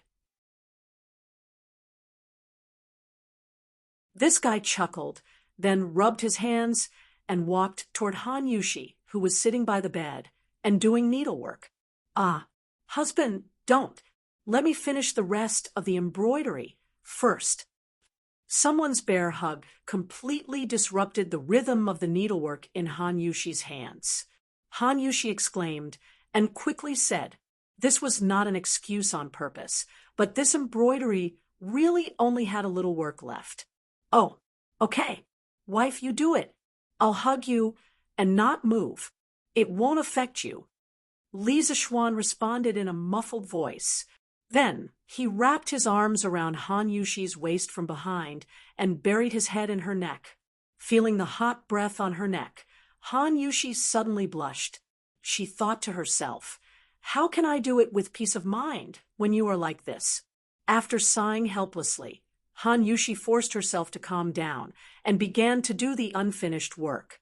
"Ah, wife, this won't do. The light at night is too dim. Needlework hurts the eyes. Let's not do it. Let's sleep." After a while, Li Zichuan felt that it was still difficult to do embroidery with the weak candlelight in the room, so he spoke up. At the same time, he wondered if he should find a way to install electric lights in the courtyard. Otherwise, it would be inconvenient.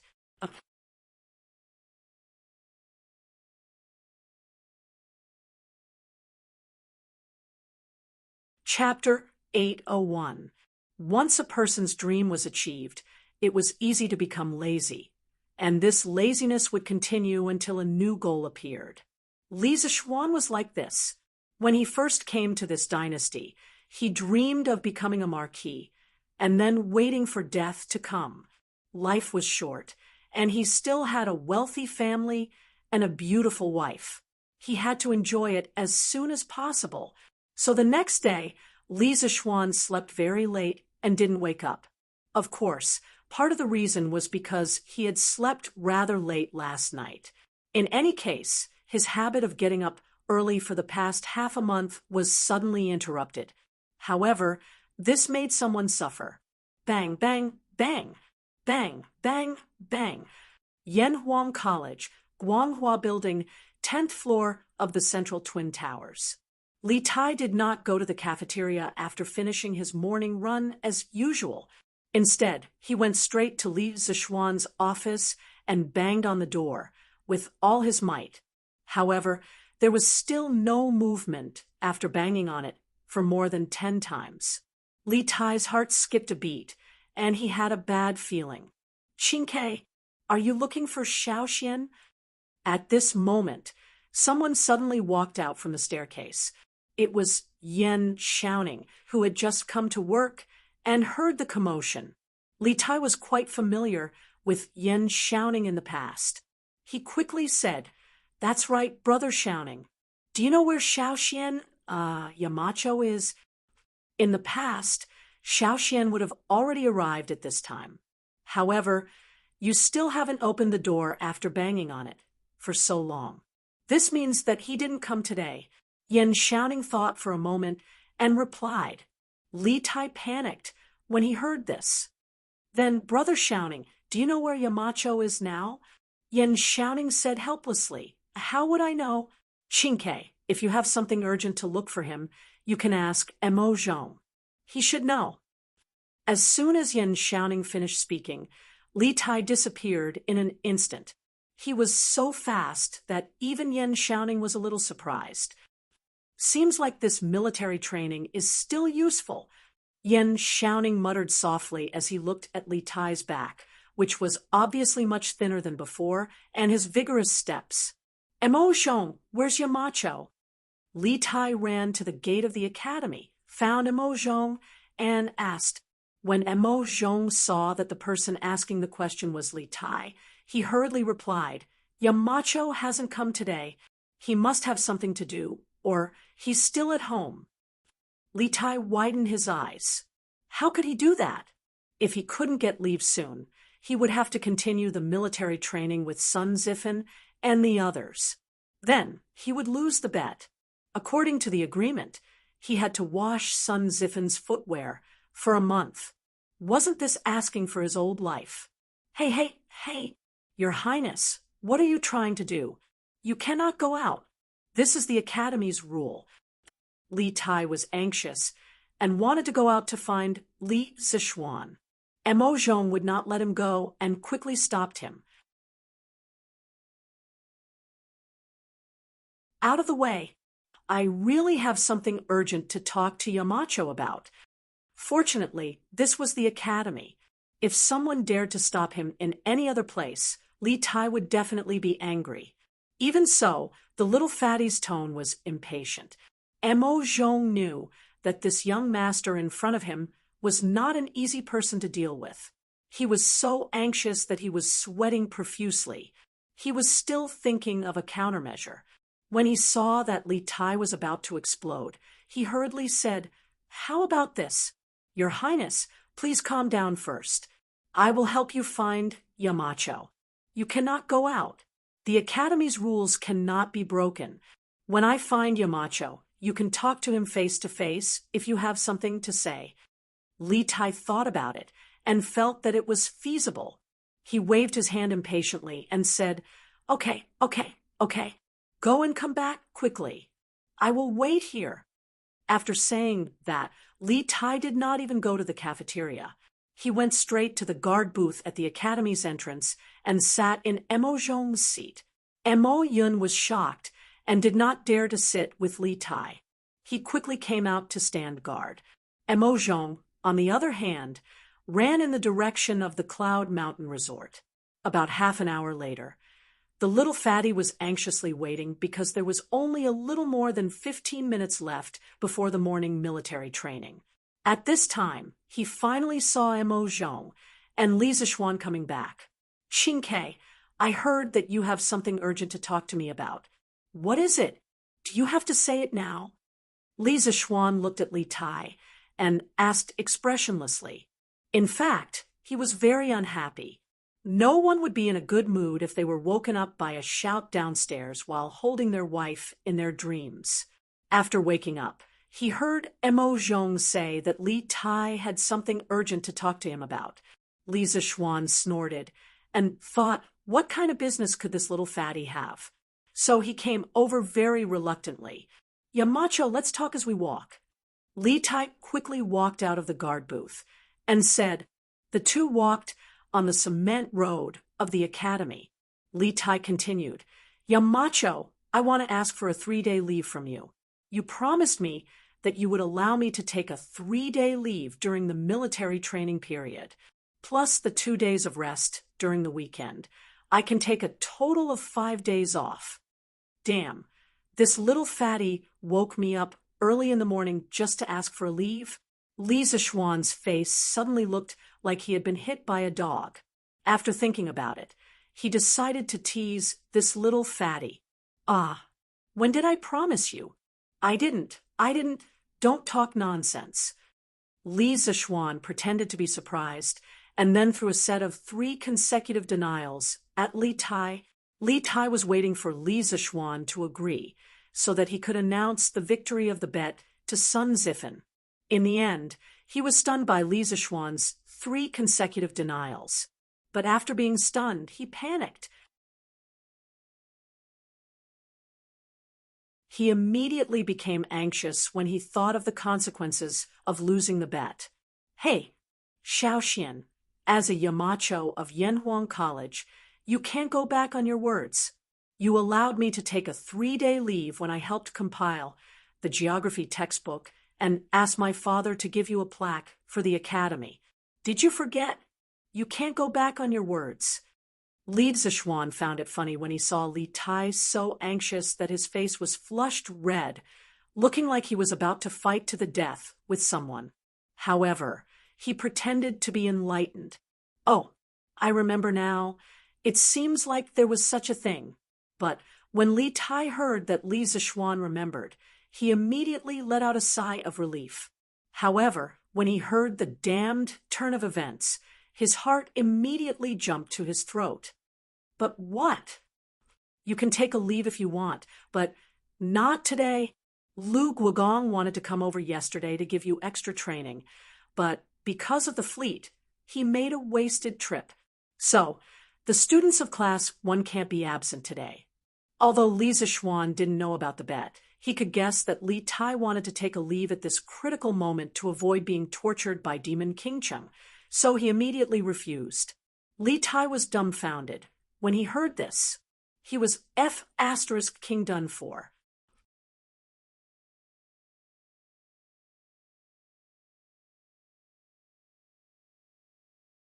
Chapter 802.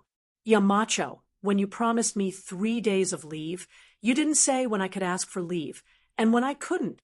Now, there are so many additional conditions. You're going back on your word. Li Tai said unwillingly on the cement road in the academy. Li Zixuan spread his hands and pretended to be helpless. Qingke, when I made the promise to you, how could I have expected this situation? Anyway, no means no. Even if I agree, Lu Guogong won't agree. If you really want to ask for leave, then delay it for a few days. I can't delay it. I have to ask for leave today. Li Tai couldn't accept the suggestion of delaying it for a few days. He shook his head like a rattle drum. Yamacho, is there really no room for negotiation? No. Qingke, do you have to go this far? Lu Guogong will at most increase your training load by 40%. Look at how scared you are. It's not like you haven't experienced it before. Seeing Li Tai's unrelenting attitude, Li Zixuan glanced at the little fatty and said with a strange expression. At the same time, a trace of suspicion arose in his heart. Logically speaking, Li Tai wouldn't force himself to do it even though he knew it was impossible. Li Tai wanted to say that if he didn't ask for leave today, he would have to wash Sun Zifen's feet for a month. However, he swallowed the words back down because he felt that if Li Zixuan knew the truth, then it would be even more impossible for him to ask for leave. After interacting with Li Zixuan for so long, he knew that Li Zixuan liked to trick him the most. I'm not feeling well today. I have to ask for leave. After hemming and hawing for a long time, Li Tai finally made up an excuse. However, he forgot that this excuse was the worst excuse for Li Zixuan. Li Zixuan narrowed his eyes and looked Li Tai up and down. Li Tai suddenly felt uncomfortable being looked at. Li Zixuan saw this and knew that things weren't as simple as he thought. Qingke, you're not feeling well? Where are you? It just so happens that I know a little about medicine. Come, let me take your pulse. To be honest, how could this guy know how to take a pulse? He was just bluffing. However, Li Tai was really bluffed. After all, Li Zixuan's medical skills were well known. No, Qingke, are you hiding something from me? Li Zixuan's eyes were fixed on Li Tai as he indifferently said, I'm not. Yamacho, don't talk nonsense. Li Tai felt guilty under Li Zixuan's penetrating gaze. In a moment of desperation, the little fatty actually used Li Zixuan's 3 consecutive denials and threw them back at Li Zixuan. Li Zixuan was speechless when he heard this. Speaking of the 3 consecutive denials, the I'm not, don't talk nonsense emoji from his previous life subconsciously appeared in his mind. It was really funny. At first, he wanted to tease the little fatty, but he didn't expect that he would be the one being teased in the end.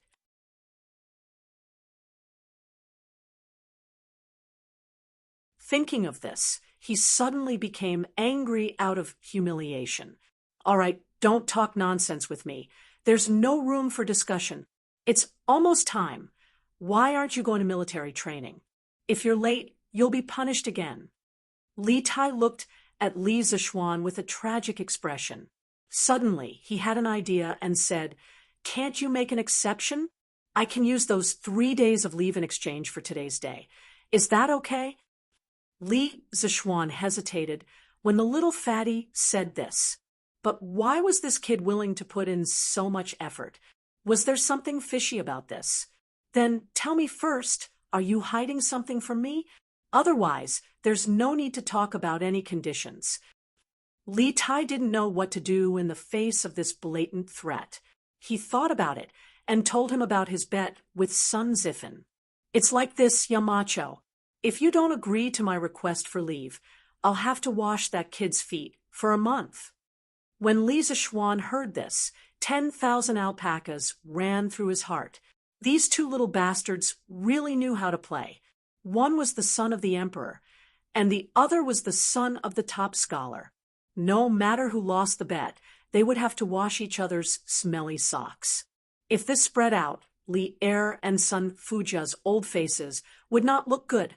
However, even though Sun Fujia was unhappy, she didn't dare to blame Li Tai and Li Er. She only pulled the hatred onto Sun Zifen. In this way, that little idiot would be in trouble. I say, did you and Sun Zifen eat too much and have nothing to do? So you're messing around every day. Was it because I didn't let you go to military training yesterday afternoon that caused you to be so energetic and have the leisure to gamble? Li Zixuan reprimanded with a straight face. Li Tai looked at the time. Then he ignored Li Zixuan's reprimand and said anxiously, yes, Yamacho, we know that we were wrong. The problem now is that you have to quickly agree to my request for leave. Didn't you just say that as long as I tell you the truth, you'll allow me to take leave? Li Zixuan rolled his eyes and said unhappily, when did I say that? I only said that if you don't tell me the truth, then there's nothing to talk about. This was really a trap in the city. Li Tai didn't pay attention and fell into the trap. Little Fatty said anxiously, then what do you mean? Do you agree or not? Li Zixuan sighed and said unhurriedly, after hearing what Qingke said, I can't agree even more, because if I agree, wouldn't it be unfair to Sun Zifen? If this was in a gambling house, your actions would be considered cheating. You were the one who wanted me to tell you the truth, but after I told you, you said this. I think you did it on purpose. Li Tai breathed heavily, obviously flustered and exasperated. At this time, he didn't care about his tone of voice. Li Zixuan didn't get angry because of this. He thought for a while and said, Qingke, I'm not targeting you on purpose. What I said is the truth. Now, there are only 2 paths in front of you. 1, lose the bet and obediently go to military training. You'll also obediently wash Sun Zifen's socks. Oh no, wash his feet. 2, I can agree to your request for leave today. In addition to exchanging 3 days of leave for 1 day today, you have to carry 20 buckets of water on Saturday. You're not allowed to spend money to hire people or ask your subordinates to help. You have to carry these 20 buckets of water to the student dormitory's water tower. If you don't do this, Sun Zifen will definitely feel bad. Time is of the essence. Which path do you prefer? F asterisk CK. I like your grandpa. I don't like any of the paths. You're F asterisk king cheating me. Li Tai's face was full of grief and indignation. If he won, he really wanted to fight Li Zishuan to the death. How could he bully people like this? I choose the second path. Seeing that the students who had finished breakfast were walking to the field, Li Tai gritted his teeth and said,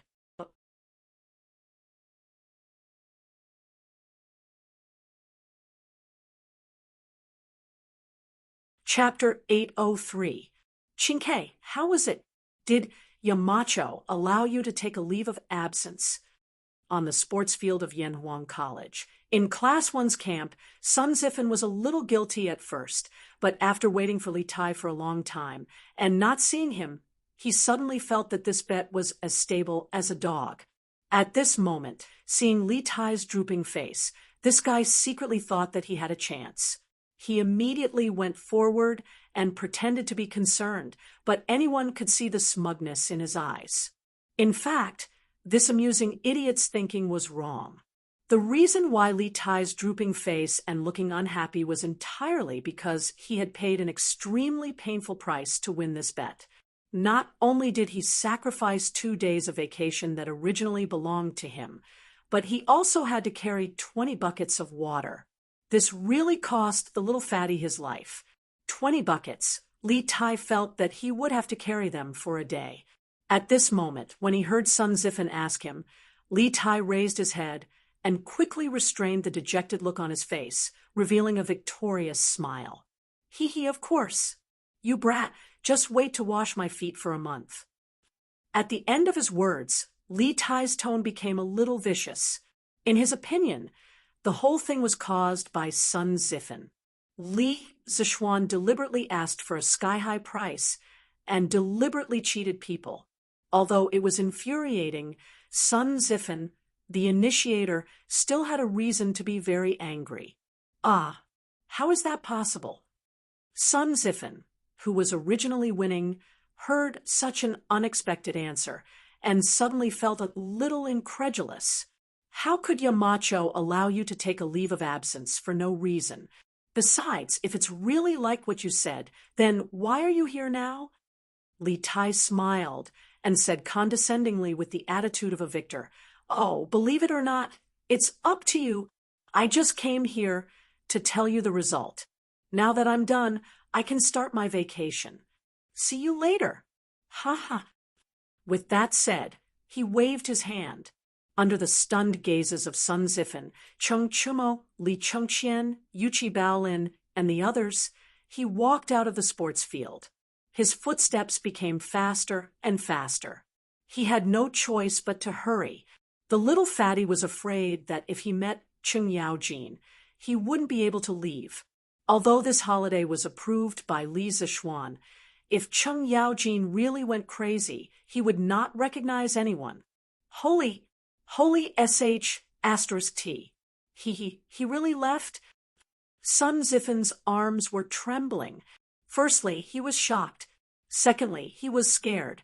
Once he thought about washing Li Tai's smelly socks. How could he not be scared? At this moment, he felt like crying. Ha ha. Zifan, don't be sad. Anyway, it's only for a month. Cheng Chumo walked over, patted Sun Zifan's shoulder, and said gloatingly, this idiot had completely forgotten that he had the same attitude as Sun Zifan yesterday. It was just that Li Tai didn't choose to bet with him. Sun Zifan said angrily, Get lost. Chonyo, you're really AB asterisk TCH. Xiao Xian, where did Prince Wei go? I heard from the crown, Prince, that he asked for leave from you. During the morning break, Cheng Yaojin found Li Zishuan, who was wandering around the sports field with his head lowered and thinking about something, and asked. Li Zishuan raised his head. He was already prepared for old Cheng's question. Yes, Chinkei asked for leave from me. I heard that Her Majesty had something to do with him, so I asked him to go back first. This guy was now used to scamming people. He didn't even blink when he lied, but Cheng Yaojin really believed him. Oh, if that's the case, then go ahead and ask for leave. It's just that Prince Wei will regret it in the future if he doesn't have such a substantial training like today, right? Cheng Yaojin smacked his lips and sighed with regret. Faced with such a narcissistic Cheng Yaojin, Li Zixuan was speechless. Would he regret missing training? He was sure that to Li Tai, it was impossible for him to regret. He would never regret it in this lifetime. Gi Lane. It was close to noon, and the pedestrians on the road had all gone home for lunch. There was a tanned, lean, middle-aged man with an exquisite package in his hand. There seemed to be a stack of neatly stacked clothes in the package.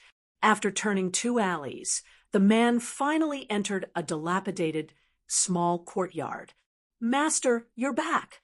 How was it? Those officials from the Ministry of Personnel didn't make things difficult for you, right?" In the courtyard, a woman saw the man enter and quickly stood up to welcome him. As the middle-aged man walked into the house, he replied, "No, I'm just going to make a report. I'm not here to ask for help. Why would they make things difficult for me? These 2 people were Meng Wenhao's parents." That's good, that's good." Meng Wenhao's mother sighed with relief. Then she saw the bright yellow package placed on the table by Meng Wenhao's father. She was curious and asked, "Master, is this the official uniform given to you by the imperial court?" Meng Youliang's mind didn't seem to be here. He faintly said, "I just got it from the Ministry of Personnel. If you want to take a look, open it and take a look." Meng Youliang's mother was a little excited. After all, she had lived for more than half of her life and had never seen or touched an official's uniform at close range. Therefore, she carefully opened the package and saw a dark cyan round collar official's uniform lying inside. She was about to pick it up and carefully examine it when Meng Youliang suddenly stood up and only heard him say, "Mother of my child, take a look first. I'm going to Changgui's house." Meng Wenhao's mother was stunned and said, "Master, it's already noon. Why are you going to Changgui's house?" Meng Youliang stopped and let out a long sigh. "Alas! Changgui went to sea with me, but now he didn't even bring back his body. I'm his brother. No matter what, I have to send him on his way. Mother of my child, go and get me 3 strings of money. Changgui's orphan and widow are quite pitiful. We have to show our sincerity." Meng Youliang's mother immediately fell silent. Last night, under her persistent questioning, Meng Youliang had told her the details of that terrifying night at sea. Until now, she still had a lingering fear in her heart. Moreover, she was also deeply rejoicing because many of the crew members who sacrificed themselves that night were from Gue Lane. Many of them were acquainted with her family. For her husband to be able to come back alive, it really was a miracle. "Okay, Master, wait a moment. I'll go and get you the money now." If it were in the past, Meng Wenhao's mother would never be willing to give away 3 strings of money. However, after experiencing this disaster, she understood that her family's safety was the greatest wealth. Moreover, to some extent, the sacrifice of those crew members also bought time for Meng Youliang. She felt guilty and grateful in her heart.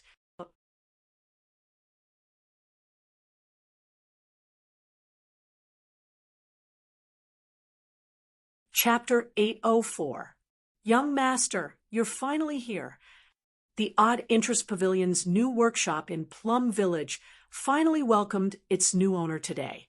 Speaking of which, Li Zixuan really wasn't qualified to be the boss at all. From the beginning to the end, he hadn't asked about the expansion of the workshop at all. He had given full authority to Uncle Fu. Moreover, after the new factory was built, he hadn't come to visit at all. Therefore, when Uncle Fu saw Li Zixuan suddenly show up in the afternoon, he was both resentful and surprised. Li Zishuan looked slightly embarrassed. Obviously, he understood the meaning behind Falbert's words. Ahem, Falbert, long time no see. How have you been lately? Falbert looked at Li Zishuan and sighed helplessly. He knew that Li Zishuan had been busy recently, so he did not blame him too much. Moreover, Li Zishuan had always been very respectful to the elders in the workshop. Therefore, Falbert had always treated Li Zishuan as his junior. Young master, thank you for your concern. I'm still in good health and can help you manage the workshop for another 2 years. Falbert led Li Zishuan into the workshop and answered Li Zishuan's question at the same time.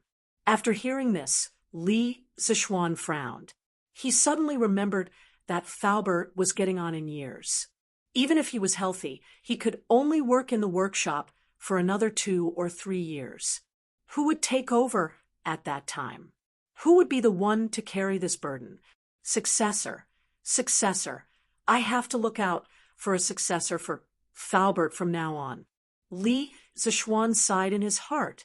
Curious Pavilion's new workshop occupied a large area of about 100 mu, which was dozens of times larger than the workshop in Chang, and according to the different functions and types of products produced, the workshop was divided into 10 areas. The production area had a large factory building similar to the ones in modern times, the office area had an office building, and the living area had a dormitory. It could be said that this new workshop covered all the elements and could be considered the most comprehensive workshop in the entire Tang Dynasty. Oh, by the way, young master, why did you ask people to bring in so many barrels of white pulp yesterday? Our warehouse is about to be filled with those things. Falbert had planned to take Li Zishuan to the office area to rest for a while.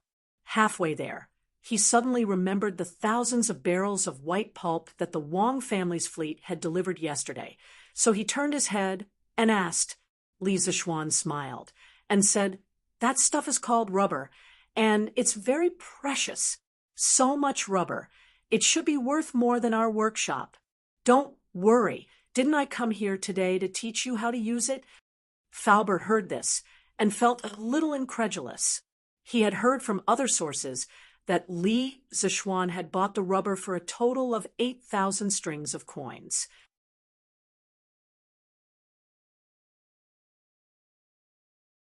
Even if the rubber could bring 10 times the profit to the workshop, it was only 80,000 strings of coins. How could it be more valuable than the entire workshop? That's great. This old man wants to see what this stuff that looks like soy milk can be used for. Seeing how confident Li Zishuan was, Falbert still wanted to take a look even though he didn't believe it from the bottom of his heart. Then let's go to the workshop next door. Falbert, get someone to bring a barrel of rubber over. Oh, and bring a big pot of white vinegar as well.